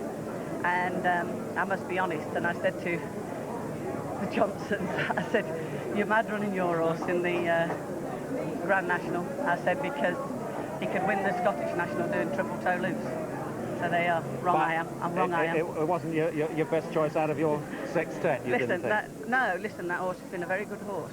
A very good horse. Been a nightmare to train. Why a nightmare to train? If Alfie's got problems, mate. If any horse in the yard's got problems, 9 times out of 10 it's going to be Alfie. Really? Is that what you call him? Yes. Yeah. You know, well, I mean, there's a lot of story to Alfie. Is there? Well, it's a... If ever Mr. Johnson rings up and says, how's my horse? I said, don't ask. Because if I say he's in good nick, by the time I've gone across the yard, he's got another problem. This is an extraordinary story, and makes up, I guess, for Garrison Savannah's near miss and Esher in the void race. You know, I said to you, don't think about yesterday, just get on with tomorrow. Can't believe me, you know. It is an extraordinary story once again. Shall we have a word with Mr. Johnson? Now, your first name, sir, is Libby, isn't it? That's right, Libby Johnson, yeah, yes. I was expecting a lady, I'll be honest. Well, I do get 1 or 2 letters with Mrs. on it, but no, it's me. It's short for Liberty. Oh, well, yeah, that's right. Dad had a sense of humour. That's right, absolutely. And you've got a sense of humour now after this. Oh, I can go away and sit down now. I mean, the last week or 10 days has been not hell, but you phone up and you think and you think. When we've got here today, I'm like a butterfly, and when the race is on, to be honest, I didn't even watch it. I sat on the grass with my head in my hands, and at the end of the line, anyway, we done it. Mrs. Pitman and the horse done it. I mean, you know, so... And is she an easy lady to work with, Jenny, when she's training your horse? Jenny's usual words when we ring up is, how's the horse? Don't ask. And from that, we just leave it alone. She's the person that knows the horse, understands it. She says to us, it's going to do this, it's going to do that, and we go along with her. She's obviously right. Now, you're a joint owner of the horse with your brother, aren't you? That's right. Which is your brother? Is this your brother here? Yes, Gary, just yes, turn yes, around so that people can see you all over Britain today. Yeah. Turn that way a little bit. There we are. Can see. We can get a good look at you. Gary, Now, tell us about how did you get involved in this horse, the two of you, in the first place? Well, I bought him with a leg problem, and it's a long story. What did it cost you originally? I'm not disclosing that, but it was peanuts. And I came home after buying him, and I said to Libby, I bought a lovely horse, but he's got a leg problem. He said, good God, he said, we usually get leg problems after we bought them, not beforehand. But it's turned out we've listened to Jenny. She's never rushed the horse at any time. He's been written off by several people as he can't jump, he can't stay, he doesn't like the firm. And I think today the old horse has talked for himself. And Jenny, I've said it before, if there's a better trainer in this land, I'd like to find him. And what about the jockey? The jockey? What can you say? He's ridden a marvellous race, and the only words I've said to him was hello before the race, so that was that. Well, you were saying a few things to him later, I suspect. Yes, that's right. How do you plan to celebrate this now, boys? I honestly don't know. You'll be having a night out. Jenny. That's right. Here's Jenny again. Dad, I hope you're all right, and Jackie and everybody at home. Yeah. My dad's 81, see. Oh, is he? And he's right. always Well, telling God me bless him. how to train him. Is he? Well, Love you, Dad. he's obviously got it right. Can we have a word with your son, Mark? Mark, come and have a word with me here. Now, turn around that way so we can all see. Now, Mark, of course, very nearly won this race, big team player, nearly won the race on Garrison Savannah. I bet you were thinking in that run-in today that history might repeat itself and he might get caught. But it was just it was a nice feeling, but I would have died if it had got beaten again, you know. It was just undescribable. It was sheer terror, I think. But it was fantastic. Jason was just absolutely perfect. We walked the course this morning. And I was just saying to him, look, you just got to hold this horse like he's on a piece of cotton. You know, just so much light contact on his mouth and he jumps. As soon as you lie on his neck, he starts diving at him, and he just rode him superbly. He got it absolutely right. He's got quite a future, this boy, hasn't he? Well, I think so. I think he'll have one or two more for us anyway. Yeah, let's hope so. Now, who have you brought me here? Have you brought me someone else to speak to? You haven't? This is my baby. Oh, that's your baby. All right, well, he's a bit special. We'll leave him to you, I guess. Yeah. He does the finances, so if we go out of business, we know why it's in. All right, okay. Well done. What a marvellous day, and another fantastic Grand National story. Jenny Pitman does it again. And perhaps you'll even do it again. Who knows? You've got a bloom on your coat. Knowing you'll probably do it again as well. Oh, I don't know. I don't know if I can stand much more. You can. Well done, Jenny, and well done, Mark. Thank you very much indeed. Sorry, Mark. I was just going to say, you know, this has got to be a real team effort because all the lads have worked really hard here. We've had terrible problems with his feet, and the blacksmith has been brilliant. And the lad who does him has been riding him out twice a day as well, Dawson. So it's been a real big effort. You know, and Leo, our head lad, he's been great as well. That's good. Good to all. That's good. You enjoying the training business? Well, I joined today. You bet you did. We've had a rough couple of weeks, you know, and people start asking questions about the horses, but I think we answered them in the right way today. Well done, Mark. Good to see you again. What a marvellous day. Now, let's have another look back and see what happened to yours, mine, with the Three Musketeers. Well, it took a little while to get into rhythm with superior finish on the outside at the off. Yes, Master Oates was always way out to the white outside. Obviously, Norman Williamson's idea was to give him plenty of light. But the trouble was going to be on the outside, Bill, when they all falling at the first. They all rather went bunched up on the outside, which makes a bit of a change. The old plan was to come down the inner. There was plenty of room on the inside. Camelot Knight right up there. Richard Guest on into the red right on the inside. But now we watch them coming to the first, and unfortunately quite a few go here. We lose Country Member, Tinderland. It just maybe just crowded a little bit. Country Member's about third or fourth on those on the outside here, the green with the white cap, just approaching the fence now. Gone in, just picked up too far away, and no chance. Turned over, Richard. And yes, funnily enough, although they were bunching soon after the start, by the time they got to the first, they were pretty well spread here. And a worm's eye view of the first fence, standing off so far away there. And the ones that went, Country Member, Jumbo went. Jumbo looked to be brought down, I think, by Country Member, and Tinderland went as well. Same fence. There's Mini Homer, now well up there at this stage, but quickly dropped out. Country Member's going with Luke. And Tinderland falling separately. And Jumbo, and someone falling off on the far side. That was a proper unseated rider. Didn't catch them. We'll get them by Sunday, boys. So, on to the second fence. That was 3 shots at the first.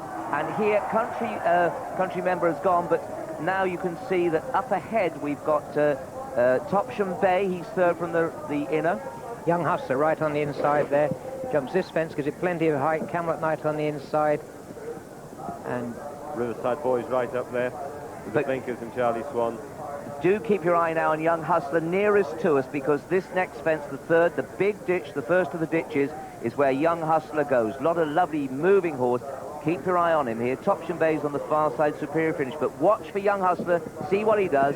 Really stood off, and Carl will not want to have a look at that tomorrow. The other horse falling behind there is poor Brad, second fall in 2 rides. Zita's Lad going. At least Superior Finish in front, with Peter Niven, who had a good ride for a long time. Riverside Boy, who led for such a long time last year, well up there. Camelot Knight jumping really well. Topsham Bay, Philip Hyde, and the one you kept talking to me about, Richard, on the far side, is Jenny's other runner. Yes, Do Be Brief, amazing on the outside, was running away and pulling all the time, which he doesn't normally do. But also, there's the winner. Look, we're just going out of shot on the inner. What we must look for, about 5th back, just coming into the picture, you can't see him now, he's over the deal, because he was up there all the way. Superior Finish nearest to us. Topsham Bay. Crystal Spirit on the far side. Do Be Brief right on the wide outer. They're all going very well, and there's several fences before we get another faller. There's one make a bad mistake there, but everything's dropping into a rhythm and heading on down towards the dreaded beaches, Bill. Right on the outside, the favourite Master Oaks is normally just give a nice lot of all these fences, doesn't want to take any chances, coming to beaches and keeping well on the outside. They've fanned out nicely, everybody has plenty of room. Look at Young Hustler in front. Where's he going to go? Well, we know he's jumped round loose before. What a shame he's loose again now. But this is what would go through the jockey's mind. Where is Young Hustler going? He goes across right-handed, gets himself right. Good jump. Master Oaks was in a great jump here, beaches on the outside. Jumps it beautifully. Desert Lord streaming over. And Mini Homer by now really out the back there. Doesn't look as if he's enjoying the race at all. He's focused even more later on, and we see him hesitating in all the fences that he's going to. He's been round once and he said, that's enough for me. Lovely shot of them all streaming over. There's Party Politics coming in. Yes, it's a lot easier. That Mini Homer. Oh, and there's one more who doesn't look to like it either. But Mini Homer not liking it. There is Master Oaks on the wide outside. Norman's taking him wide to get a good view of the fences and giving him a beautiful ride. Mini Homer is last in the picture at the moment. The horse that was jumping last we just saw was Gold Cap. And now look, coming to the Foynaven fence. Young Hustler went left and then right, but he's keeping straight. He's giving them a good lead. Party Politics streaming over again. Nuaf jumping well there. Desert Lord Dubicilla ran on really well, and there you can see Mini Homer saying, no, it's not for me today. And at that stage, Richard Dunwoody would know that it's no use giving him a hard race. He's not enjoying it. Even on a horse like Mini Homer, as a national winner and obviously stays forever, he just doesn't seem to want to know. He has memories of last year, or maybe it's an off day for him, but today he's not going to go. Young Hustler still taking them along at a good gallop. He's just jumped his spray on the outside. Do Be Brief went a little bit straight there, but they've all jumped the canal turn particularly well. Garrison Savannah right on the inside into the red. Desert Storm, the grey horse at the back, just taking the corner, and Mini Homer's out of it now. Now, it is amazing. The jocks are running wider these days, or the leaders are, than they normally do, or did in years ago. Superior Finish just leads there with Riverside Boy on the inside. Yes, Riverside Boy, Martin Pipe, one of his other runners, right up there.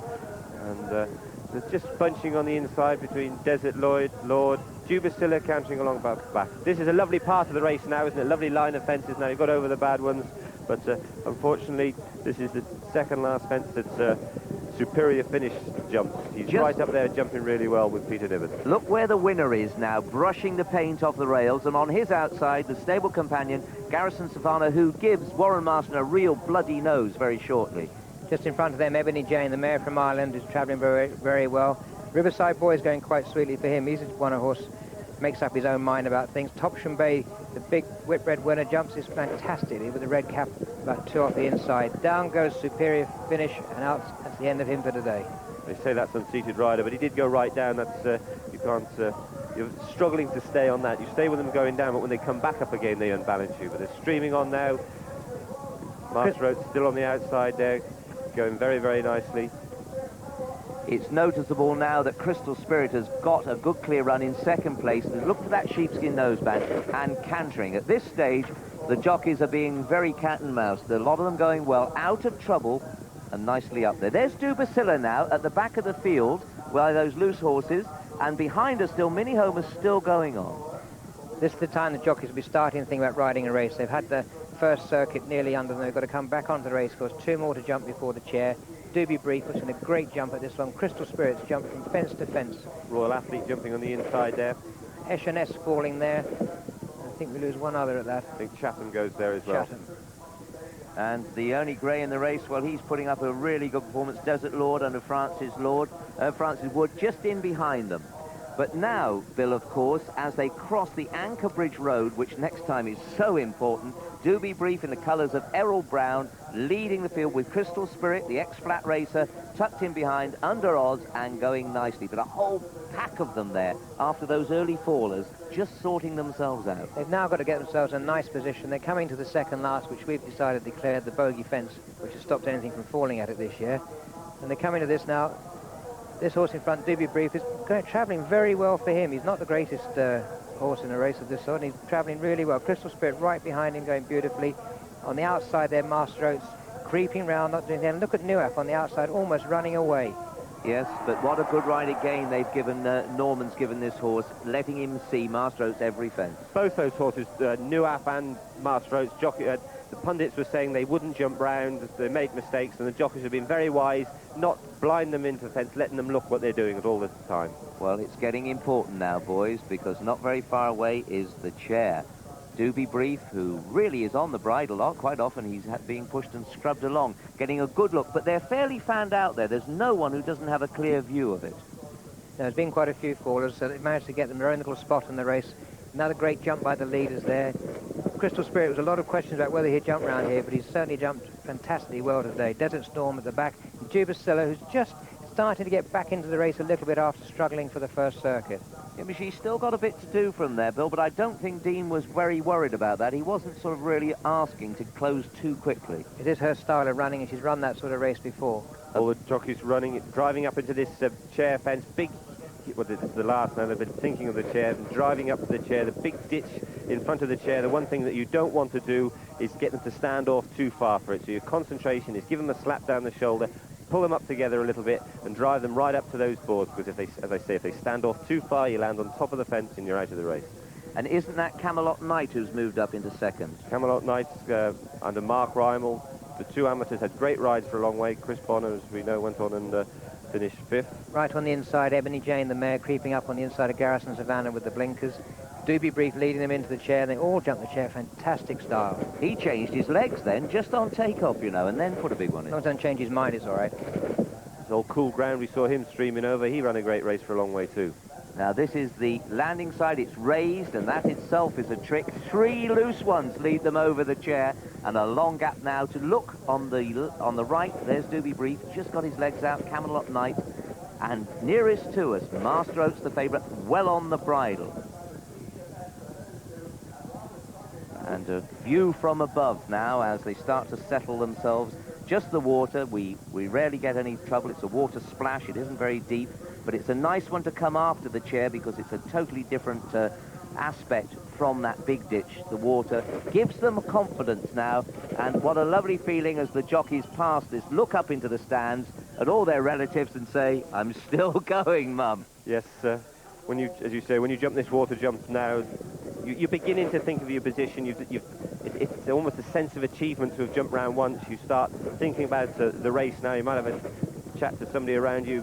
You've got a little bit of a long run now as you run round to the first fence. You ask them how they're going, and then you set out into the country again. Connor Dwyer was last of the standers there. Bill on for William. There's a bit of a make or break time in the race, because you now have to seriously think about your position, whether you're in with a chance or you think about survival. I'm not going to win it, and all I want to do is get round again. And one important thing here, with loose horses, where are they going to go? It's odds on they will now, like homing pigeons, go right-handed. They know where the stables are.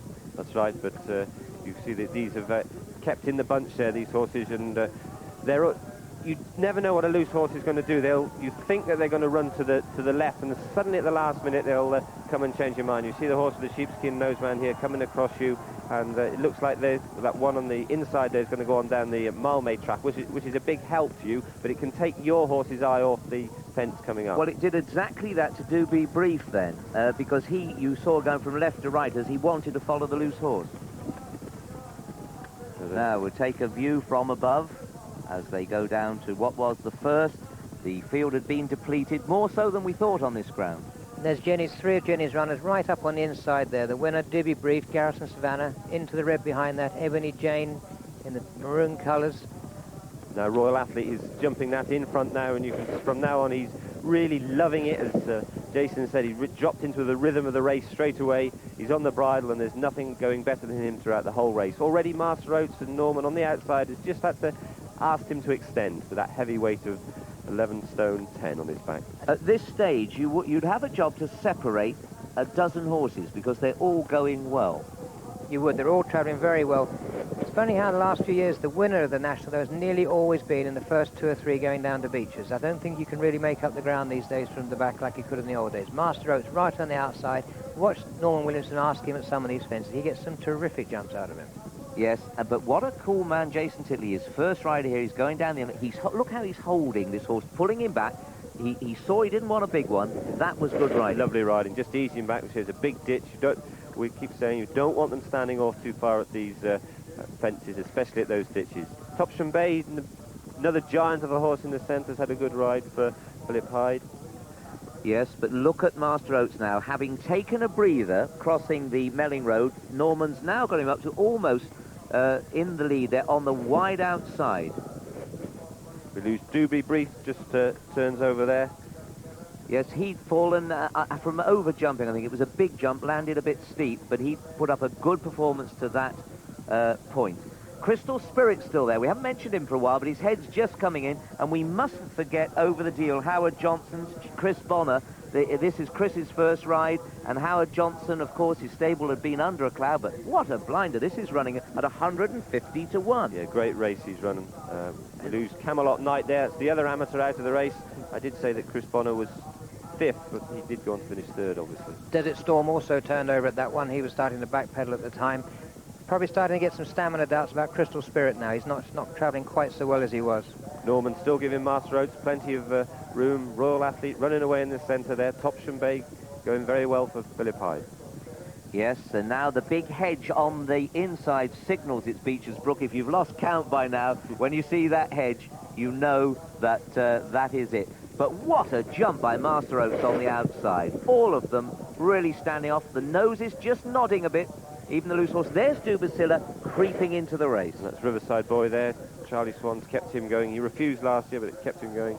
So we see a great jump from a better angle here of Master Oates. He comes streaming over. Rather makes the fence look small, doesn't it, from there? There he goes. Cool ground there, just still running on Party Politics, the last of those. Here comes Dubasilla, just outpaced all the time. Ebony Jane. But don't you think it answers some critics when you see these loose horses going round in their own time, jumping and enjoying it all? Now we just hang on for the back marker here, who is a long way behind. In fact, we're going on way up to the old Foynhaven fence now. And you can see that Jason Titley has visibly come off the rail here, getting himself lined up for this, which is on the turn, then the canal. But Master Oates just shortened up there, something we thought he couldn't do. Yes, we thought, watching the race, you thought how well he was going there. Just from this fence now, he's had to give him a slap away from it. And you could see all the way along the back that Royal Athlete was cantering, and the other horse, Philip Hyde, just giving his horse a smack there to keep him up to his work. I think Norman Williamson had to be very definite with this horse. He had to really commit him to go and jump, really stand off and have a cut at it, or he's kept hold of him and made him pop. He hasn't really left anything for the horse to make his mind up about. Now look, they're cornering in. That's a much better attack at the fence. Look, right across there. Jason Titley bit the flag on the corner. They've lost no ground at all. It's much easier though, isn't it, when there's only a few runners and you've got to be careful when you're cutting the corner like that you don't cut people up and cause. Well, that is as good as I've seen anyone ride that. Josh Gifford used to go around there, but look where Jason Titley went, and Norman Williamson in 3rd place over the deal, and they're just waving to the crowd, one of the jockeys. Topsham Bay starting to weaken as the tail enders come on. Dubasilla, still a lot of ground to make up. Riverside Boy and Ebony Jane. Now the race properly, you know that you can hear the commentator almost as you come back along the crowd here. You can really feel the history of the race as a jockey, and I say these are lovely fences to ride along, and look how Norman Williams is really kicking the Master Oates into the race, but still Royal Athlete still hard on the bridle there. Riverside Boys come through on the Romany Kings come through on the inside now to take a little bit of a hand and things, but look at the winner, really going very sweetly. Jason Titley, you think he'd been round here 10 times, not the first time. Yes, and that gives a good example. Mark said to him, apply those reins as if they're silk, and that's just what he's doing. But look how the horse backed off there of his own accord. I think you could say that the weight's starting to tell on Master Oates now. He's just rolling a little bit, doesn't look half as happy as he did coming down to Beeches. Garrison Savannah's run another great race around here in third place in the blinkers. Do you think, looking at the horses' heads now, you can see that Master Oates is just starting to nod, just giving that first indication that he's weakening? He's got a lot of weight, and that's the difference. 10-6 the winner's got on the inside there, 11-10 Master Oates, and Romany King. Look now, see Garrison Savannah, that's where Warren Marston blooded his nose. Dirty nose, yeah. Yes, you're right, for about Jason Tilley is easing his horse back all the time, and Norman is just having to, all the time, ever since down towards Beeches, he's had to ask him just to extend a little bit, and it's getting what we call air back into their lungs, just easing them all the time. But now another important fence. Look at the way Royal Athlete jumped that quick. Romany King coming into it, Garrison Savannah into the red, Party Politics on the outside. Cool Ground is still there. He's run a good race for a 13-year-old, and Dubacilla still making relentless progress. Ebony Jane tacking on at the rear. But, you know, at this stage, it really is the race on now. The leader knows that they're going to have to stretch to get to him. He knows he's got Master Oates beaten. But what a race Romany King has run in the colours of Urs Schwarzenbach. He's been round here several times before. He's been second in the race. Marcus Armitage, the rider, has won the race. He must have been thinking, I've got a chance. We've got a few of the old boys here. Party Politics comes round onto the racecourse proper and starts to look very, very dangerous. You see, great big horse. He's second from the left. Over the deal on the outside, Romany King, Royal Athlete, they've all been round here before, all got bags of experience. Master Oates struggling now, his class is carrying him through, but I think he's come to the end of his petrol tank is empty. And don't forget in the yellow colours into the red, who last year was fourth at the last fence when he unseated his rider, almost a copybook of last year. Yeah, he's never going to win a national, but he's going to run a great race to be fit. Well, what a thrill for his connections.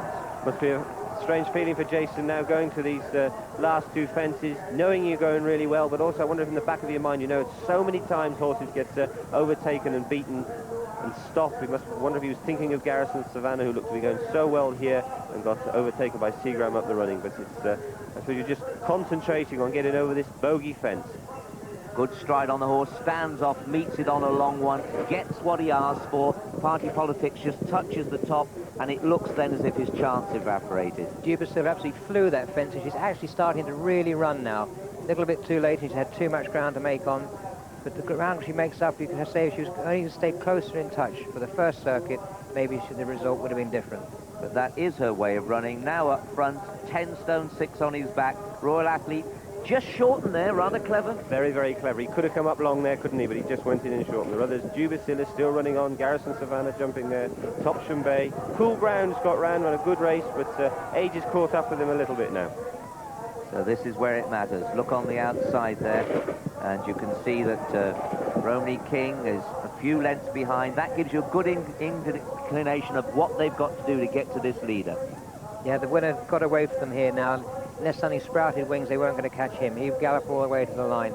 We've seen horses sprout wings, but on this ground, it's less likely for the leader to stop. It's very tiring for a jockey here, isn't it? Because when you watch the flat race jockeys, they always look so much more stylish than the jump jockeys because the horses are running for them. Well, here, the old horses are getting tired for you. You have to really keep them up together, keep them balanced and forcing them to keep extending in front of you. Jason's done everything right there. He's kept hold of his horse's mount until he's got to the elbow. Now he's picked his stick up, and now he's got a rail to keep a horse straight on and wave his stick. But Party Politics is running on really well I again. was just going to say, Mark Dwyer's given that a copybook ride, carefully, come through. The horse could not have been an inch nearer. No, beautiful ride. Must have been a great feeling to go around there on that horse. And what a feather in Nick Gaisley's cap. This is the most difficult horse, like the winner, to keep in training. You know, these old horses have their problems. But there's going to be no Devon Lock here now. He's passed. He's got yards to go. It's the stand-up in the irons. It's marvellous for Jason to come over from Ireland.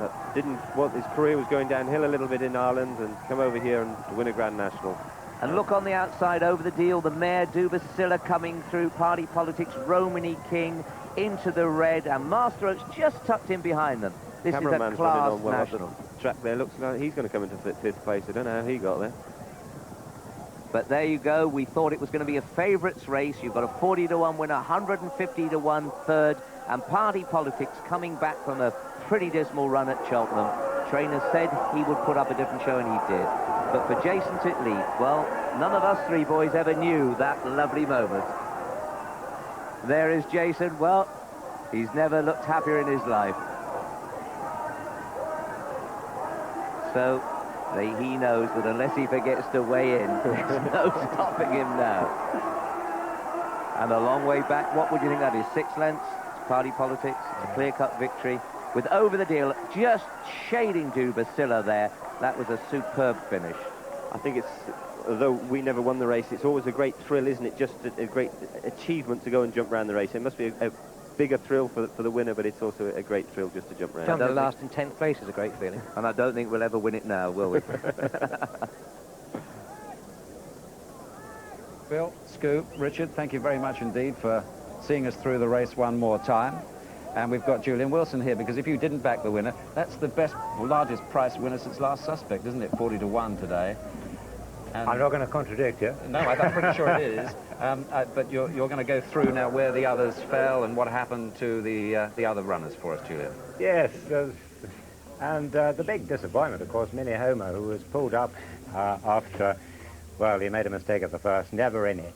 Royal Athlete, the winner, 40 to 1, and Des, of course, is quite right. The biggest winner for over 10 years. Second, Party Politics, 16 to 1, so nearly repeating his 92 success, a wonderful run. The real outsider, number 34, Over the Deal, finished third. He was the revelation of the race. Due Basilla, what a wonderful, courageous race she ran. She finished fourth, and she was 9 to 1. Into the red, now he flattered for a moment at the second last, finished fifth. Behind him was Romney King, and Marcus Armitage had his moment of glory. He gave him a terrific ride. Seventh, the courageous Master Oates. He was absolutely out on his feet after the race, but he did walk away back to the racecourse stables. As Kim says, he always takes his races badly. Eighth was number 13, the Riverside Boy, Martin Pipe.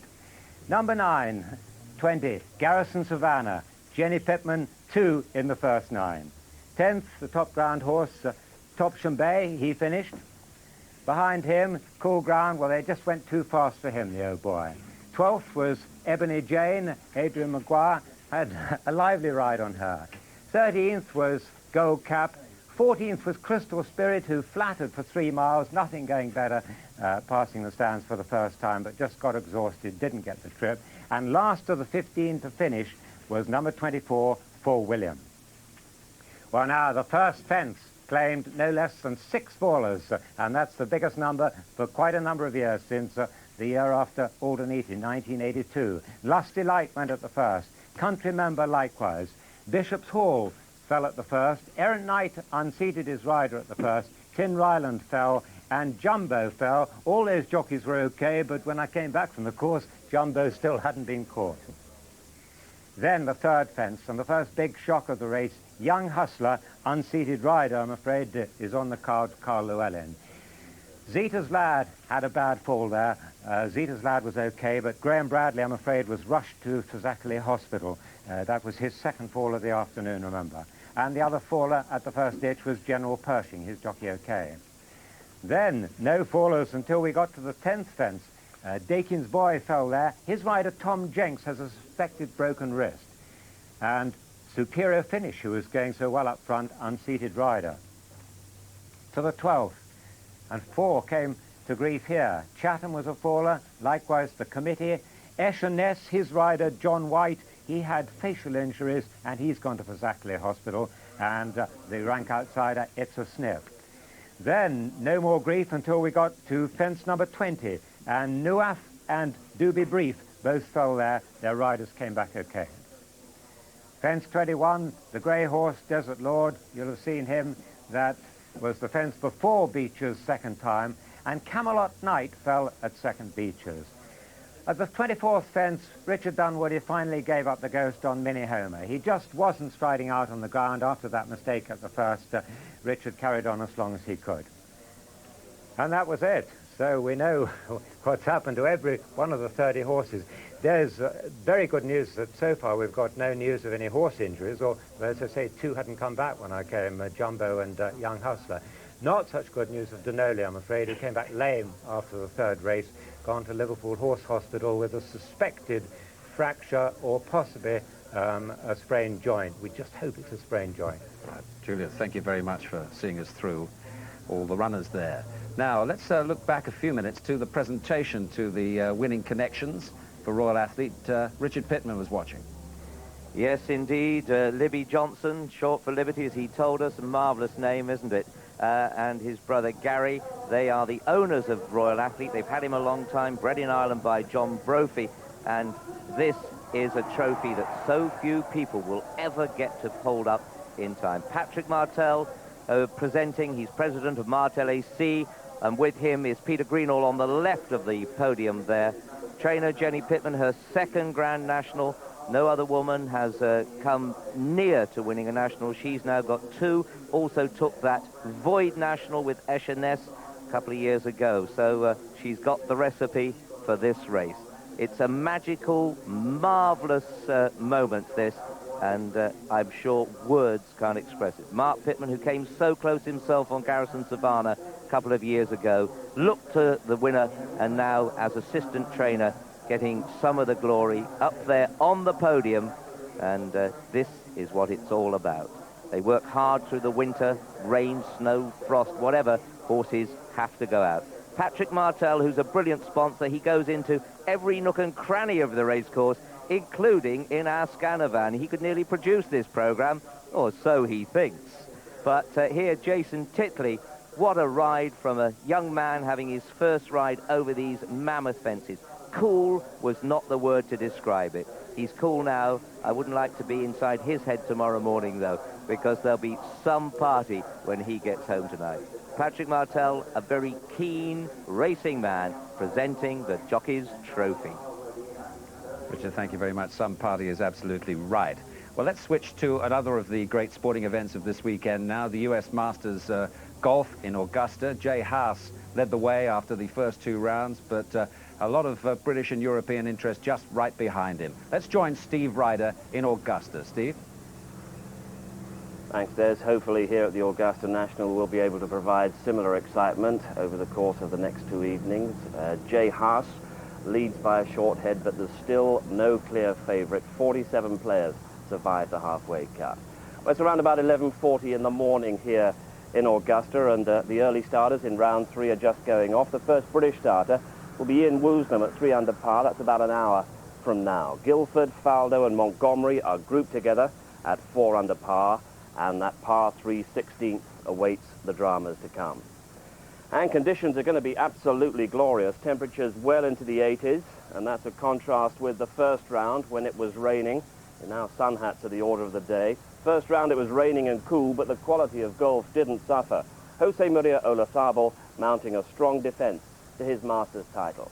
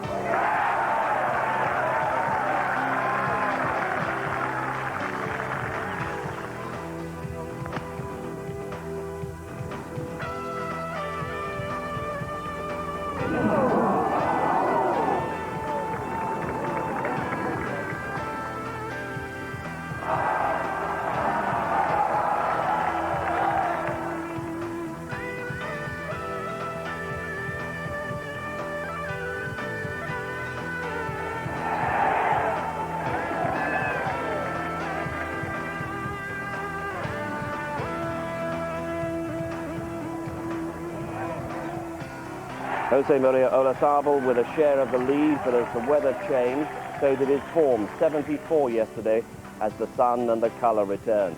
And that was 10 shots better off Jay Haas, who stretched the field with a round that was just 1 shot off Nick Price's course record.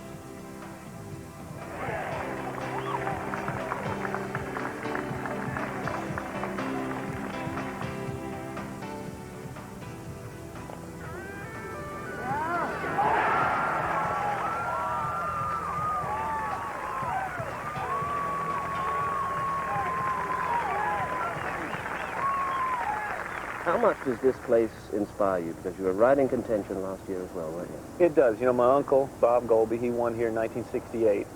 He's taken me up to the Champions Locker several times, and, you know, it'd be great to join him up there. I've played well in the past. I've never been up in the lead this early in the tournament, so it'll be a new experience for me.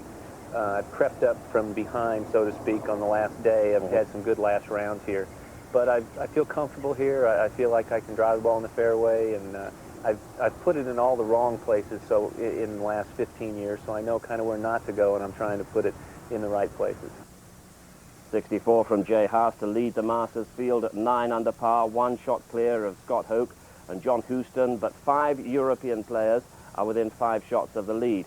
6 shots back is Ian Woosnam, who's here with some notable support this week, the likes of Max Boyce and also Ian Botham, making your first visit to the Augusta National. What are your impressions? It's an amazing place, Steve. I think the one thing that struck me when I first walked out there was the undulations of the course. At television it always looks pretty flat, but there's 200 feet drops, and it's an amazing place, and you feel a little bit guilty about walking on the grass. You know, I haven't damaged anything of that. What is the mood like in the Woosnam camp? Do you have some sort of peaceful, low-key evenings here together? Yeah, we had after the first day we had a bit of a barbecue. It was a pretty miserable day, so we went back to the house. But no, Woosy's in fine nick. In fact, all the English lads are doing extremely well, I think, at this moment. And but Woosy just didn't have much luck yesterday. He struck the ball from tee to green magnificently, and just couldn't get it in the hole. It just lipped out, ran out. I think he's he's playing very well, and who knows, maybe today's the day and shoot a 65 or something, and someone's going to break away today. It'll be fun. Someone is going to. What sort of effect is Max Boyce having on the mood in the camp there? He played his part in the par 3 tournament. We can see him here caddying for. Yeah, he gets hold of the wrong, get hold of the wrong bag. As long as you get hold of any old bag. But, Max is enjoying himself. He's having a great time, but after 3 years of pantomime with him, he's still in pantomime, I think. Woosy's style is something I'm sure that you identify with, his approach to the game, his approach to sport. He's very relaxed at the moment. He seems to have got rid of all the people around him. He just goes out there and hits the ball now, and he's striking it magnificently. He's got the family over, Glenn and everyone's over, and he's enjoying it. Hold a very important putt at the 18th yesterday. Brave one as well, wasn't it? He got out of jail. He'll need a few more of these, but in general he was happy with his form and just really waiting for something to happen. It'll happen. It will happen. He's playing so well. You see the speed of these greens. I think until you actually stand around the greens and see the ball roll, it's only going to get quicker over the next 2 days. Everyone comes here and thinks, what must this place be like to play? And as a low handicap club golfer, how do you think you might fare around here? I think it certainly suits anyone that goes right to left, and I can do that occasionally, but not usually to plan. It usually goes left to right with me. But no, I think it'd be just a privilege for anyone to. There's not many things, I think, that if you've been an international sportsman, there's not many things that really turn you on in sport. But the chance to play around here, I think, would be mind-blowing. What are your expectations as a spectator this coming weekend? It's going to be quite something, isn't it? I think it's going to be very exciting. I think the Europeans are posing a strong threat. And, I mean, Nick Faldo's there, and Nick's playing well. Someone's going to make a move today, and if it was Woozy, well, it'd be great for us as Islanders. Thanks very much, Ian. Enjoy your weekend. Let's remind everyone of the start times of the leading groups in this third round, the principal pairings. Seve Ballesteros off at a minute past midday. These are all local timings, some 5 hours behind UK time. Paul Azinger with Mark Calcavecchia. Everyone's delighted to see Azinger make the cut. Ray Floyd with Ian Woosnam, who we've been just discussing. 12:37 they go off. Greg Norman came back with a 68 yesterday. David Guilford, so impressive on his first Masters appearance. Plays for the defending champion. Nick Faldo, 2 rounds of 70 so far. Bernard Langer, always a threat. And Colin Montgomery, well positioned. He goes off at 1:31. Well, we're on the air with live coverage at 8:15 this evening, BBC 2, round 3 of the 59th US Masters. The competition is wide open. Jay Haas leads, but maybe there's another 40-1 outsider waiting in the wings here. Could be right, Steve. It's a great event at a great venue, and just confirmation there of when the coverage takes place for that third round tonight. BBC 2, 8:15. It continues later, I believe, on BBC 1. Now, shall we have today's rugby union results? Why not? There's the Courage English Clubs Championship, National League 1. Bath, 53 points. West Hartlepool, 17. Bristol, 21. Gloucester, 17. Leicester, 22. Harlequins, 8. Northampton, 15. Orrell, 3. Sale, 12. Wasps, 17. Looking at the table, that emphatic win for Bath means that they replace Leicester at the top on points difference with just 3 games remaining. Next Saturday, the top 2 meet at Leicester in what could prove to be the decisive game. Northampton stay bottom despite their win today. The Swalek Cup quarter-finals, Cardiff 72, Aberavon 3. Llanelli 18, Bridgend 11. Newbridge 11, Swansea 19. Pontypridd 76, Mountain Ash 3. The All-Ireland Insurance Corporation League, Division 1, Lansdowne 0, Young Munster 30. Sundays Wells 16, Cork Constitution 23. So looking at the table, we have Shannon there with 20 points, a lead of 6 over Blackrock College and St Mary's College. Now, tomorrow in Rugby Special, those are the matches that you can see. 3:50 BBC 2 tomorrow. It's been difficult to get all the sport in for you this weekend. We've got a great deal of it. Wonderful stuff, of course. Now, in the Scottish Cup match played last night, Celtic and Hibs drew 0-0. They've got a replay at Ibrox on Tuesday, but the other semi-final being played this afternoon, Airdrie against Hearts. Jock Brown has the news. Jubilant scenes at Hampden as Airdrie qualify for the Tennis Scottish Cup final on the 27th of May after an incredible rearguard performance in the second half as they protected the lead provided in 29 minutes when Andy Smith's cross from the right was headed home by Steve Cooper. Airdrie dominated throughout the first half, but it all changed after the interval when Hearts threw everything at the Airdrie defence. John Martin, the goalkeeper, was injured, and then Sean Robertson was ordered off for elbowing 3 minutes from time to complete Hearts' misery. It's Airdrie who got through to the final by 1-0. Don't know who they play yet, but good luck to them. Now, we've got a slight problem with our video printer today. It would happen when I come back to Grandstand, but never mind. Let's give you the latest information on the Premiership matches being played today. Newcastle United 3, Norwich City 0. That's the latest. And the scorers, Beardsley's got 2, 1 from the penalty spot, and Paul Kitson. And Norwich are in a very bad run indeed. Might go down, who knows. Forest 1, West Ham United 1 is now a result. Julian Dix had put West Ham in the lead there in 67 minutes. They really needed the win because they're in relegation trouble. But Nottingham Forest came back through Stan Collymore in 78 minutes.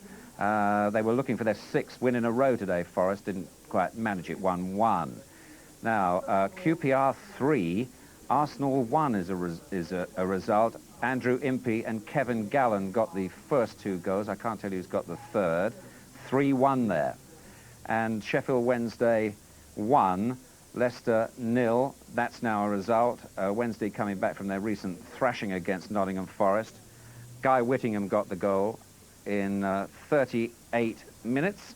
Remember, they got that biggest ever home defeat, 7-1, last Saturday against Nottingham Forest. But Leicester looked doomed anyway. Now, we can go through the Division 1 latest scores. Bolton Wanderers 0, West Bromwich Albion 0. Bolton, remember, played in that wonderful final last Sunday and trying to go up, straight up from the First Division. That's the latest score. Tranmere trying to do the same, have won 3 good away points. They're a better home team normally, but they've got 3 good away points with Bristol City. Sunderland are 1 up against Derby County. It's Grimsby 0, Reading 0. Reading, another of the promotion hopefuls, looking for a playoff place at least. Luton Town have beaten the bottom club, Notts County, managerless at the moment. Middlesbrough, what a good win it will be, I'm saying win. They're still latest. Middlesbrough leading Stoke City 2-1. Millwall leading Charlton 2-1. Port Vale 0-0 with Watford. Portsmouth 1 up against Sheffield United. United, another of the clubs trying to go up, or trying to return in their case, to the Premiership. Southend have beaten Burnley, and Burnley look doomed to go down, having just come up at the beginning of the season. And Swindon Town 3, Oldham 1, Swindon right down the bottom, and Wolves 0, Barnsley 0. That one is the second result there. Tranmere win, and Wolves draw. There's another result confirmed, the Watford away victory at Port Vale. Now let's go back to the Premiership and hear about that 1-1 result between Nottingham Forest and West Ham from Tony Gubber. Well, West Ham, a team with relegation worries, for 13 minutes of this match, dreamt about the improbability of winning it and collecting all 3 points. They did a good defending job against the Nottingham Forest side, who, remember, scored 7 last week against Sheffield Wednesday. But today, Forest never quite attained those same dizzy heights, and after 66 minutes with the score 0-0, West Ham with a free kick just outside the Forest area, and Julian Dix struck it wonderfully up into the top corner, and suddenly West Ham were leading. But Forest threw everybody forward in desperate attacks as the match ran out, and on 79 minutes, after a corner, the ball broke very kindly for Stan Collymore, who was able to thump it in from just inside the 6-yard box. At the end, you have to feel that West Ham deserved at least a point from this match, and it might have been more. Well, at least they got a point, which is more than Norwich did, and they desperately need them too. They've had a poor run recently. They were away to Newcastle today, which is a tough task for them. Clive Tilsley watched this one. A comprehensive 3-0 victory for Newcastle, who are heading for another season in Europe, that's for sure. But who knows where Norwich City are heading at the moment. Their best-laid defensive plans were undone after 8 minutes, really, when John Newsom, their skipper, lost track of Paul Kitson momentarily, yanked him back by the shirt, and Peter Beardsley stroked home a penalty. Newcastle weren't convincing throughout, but they had more than enough in hand. Paul Kitson added their 3rd goal 15 minutes from the end after Bracewell had hit a post earlier on. But it's their 2nd goal just before half-time that will remember the afternoon by. I need hardly tell you it was scored by Peter Beardsley, an outrageous shot from an outrageous angle way out on the right-hand side. And, you know, he very nearly chipped the young goalkeeper Andy Marshall in the last minute of the game, too. 3-0 to Newcastle. Thank you very much, Clive. And, of course, don't forget match of the day tonight and our special live match of the day tomorrow involving Spurs against Everton in that cup match. That's 1:15 tomorrow. Look out for that. You can watch it over lunch, I suppose. If you're just tuning in and you've missed the Grand National, let me at least give you the result at this stage. It was won by Royal Athlete at 40-1. Well, that's the biggest price since 1985. Party Politics, who'd won the race before, was 2nd at 16-1.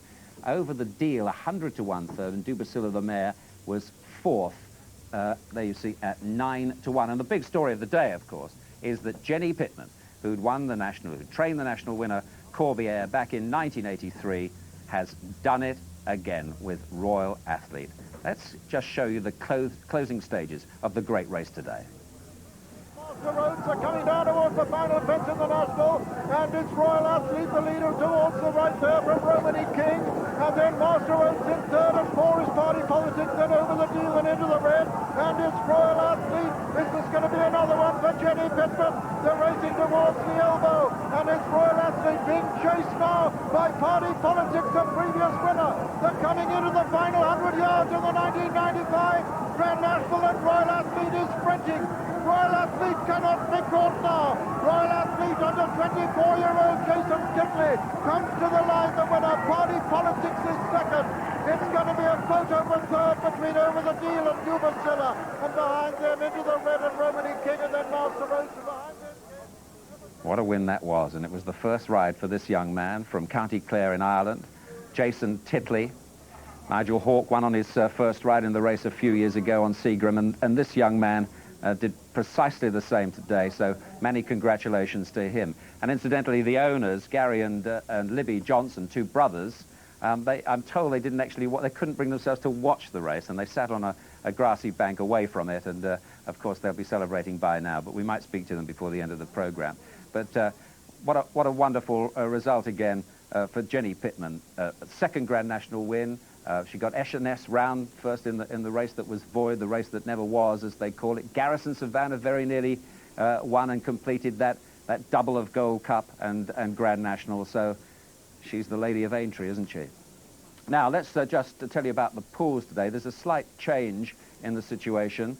No jackpot draws, as they were called now. All score draws, including the 1-1s, are worth 3 points. No score draws 2 points, the homes and aways 1 point, as per usual. So just remember that now when you check your pools coupons, as Len Martin brings you those classified results. the FA Carling Premiership. Newcastle United 3, Norwich City 0. Nottingham Forest 1, West Ham United 1. Queen's Park Rangers 3, Arsenal 1. Sheffield Wednesday 1, Leicester City 0. Not on the coup on that one.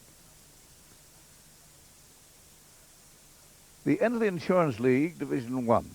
Bolton Wanderers 1, West Bromwich Albion 0. Bristol City 0, Tranmere Rovers 1.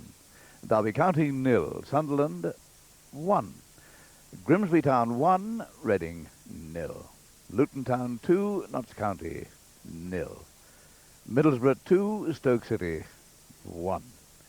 Millwall 3, Charlton Athletic 1. Port Vale 0, Watford 1. Portsmouth 1, Sheffield United 0. Southend United against Burnley, the result to come in. Swindon Town 3, Oldham Athletic 1. Wolverhampton Wanderers 0, Barnsley 0. Not on the coupon. League Division 2, Bournemouth 2, Wycombe Wanderers 0. Bradford City 1, Stockport County 2. Brighton and Hove Albion 1, Hull City 0. Cambridge United 2, Peterborough United 0. Cardiff City 1, Rotherham United 1. Chester City 0, Bristol Rovers 0. Huddersfield Town 2, Swansea City 0. Leyton Orient 1, Alexandra 4. Oxford United 1, Brentford 1. Plymouth Argyle 1, Shrewsbury Town 0. Wrexham 1, York City 1. League Division 3. Barnet 2, Mansfield Town 2. Carlisle United 2, Gillingham 0. Doncaster Rovers 0, Walsall 2. Fulham 1, Hartlepool United 0. Hereford United 3, Colchester United 0. Lincoln City 0, Chesterfield 1. Northampton Town against Darlington, still playing. Rochdale 1, Scunthorpe United 2. Scarborough against Preston North End, also still in process that game. Torquay United 2, Bury 2. Wigan Athletic 3, Exeter City 1. The Vauxhall Conference, late results, Bath City and Merthyr Tydfil. Incidentally, that was to have been the Merthyr against Farnborough game, but has been switched. Bath City against Merthyr Tydfil, late result. Dagenham and Redbridge, likewise against Northwich Victoria, no result as yet. Halifax Town 1, Stalybridge Celtic 1. Runcorn against Altrincham, late result. And Southport against Yeovil Town. Telford United versus Stevenage Borough. Welling United against Macclesfield Town, all late results. 10th Scottish Cup semi-final, Edwyonians 1, Hardiman Lothian 0. Bell Scottish Premier Division, these are also still playing. Falkirk against Dundee United, Motherwell against Partick Thistle, and Rangers versus Aberdeen.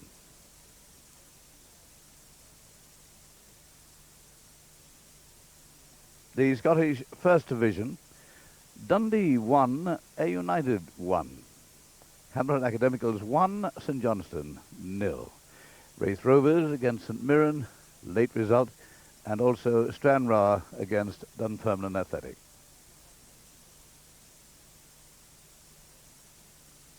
The Scottish Second Division, Berwick Rangers 0, Stonehouse-Muir 0. Brecon City 0, Queen of the South 2. Clyde 1, Dumbarton 0. Greenock Morton 4, East Fife 1.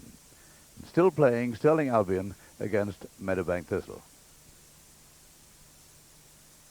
The Scottish Third Division, Arbroath versus Ross County, and Caledonian Thistle against Alloa Athletic, still playing. Cowdenbeath 2, Albion Rovers 0. And another late result, Forfar Athletic against East Stirlingshire.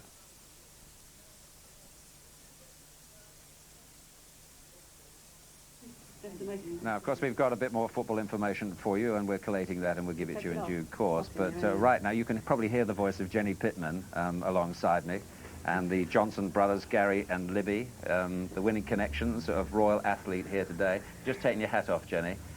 You're comfortable without it in here. It's a bit hot in here. Now, have you settled down and thought about this great win again? I feel like I'm in one of those things at the fun fairs. I see all the kids get in and I'm being spun round in it. You know, he was at Royal Athlete, 40-1. He was, in a sense, your outsider of your six, wasn't he? Well, I said in the interview, I don't know, no, I don't think so. Doobie Brief was probably a bit longer price. Yeah, right. But at the end of the day, when they were talking about the horses earlier in the week, I said they could well be barking up the wrong tree again, which is how they did in 1993, when they said about Garrison Savannah and what's the name, Ishiness went and ran the second fastest time ever. Yes. But, you know, when you look back at the race, there's more to savour than winning. I know it sounds silly, but it was beautiful to watch, you know. Yeah. And for a young kid, Jason Titley, as I said earlier, was he would have got into trouble going down to Beeches had he not had the sense to just ease back a little, go the other side of that horse that was running about there. Now, alongside you are the owners, Gary and Libby Johnson. And I've told the nation a few minutes ago, you probably wouldn't have heard it, that you didn't see the race. That's right, isn't it? No, you didn't watch it. Where on earth were you?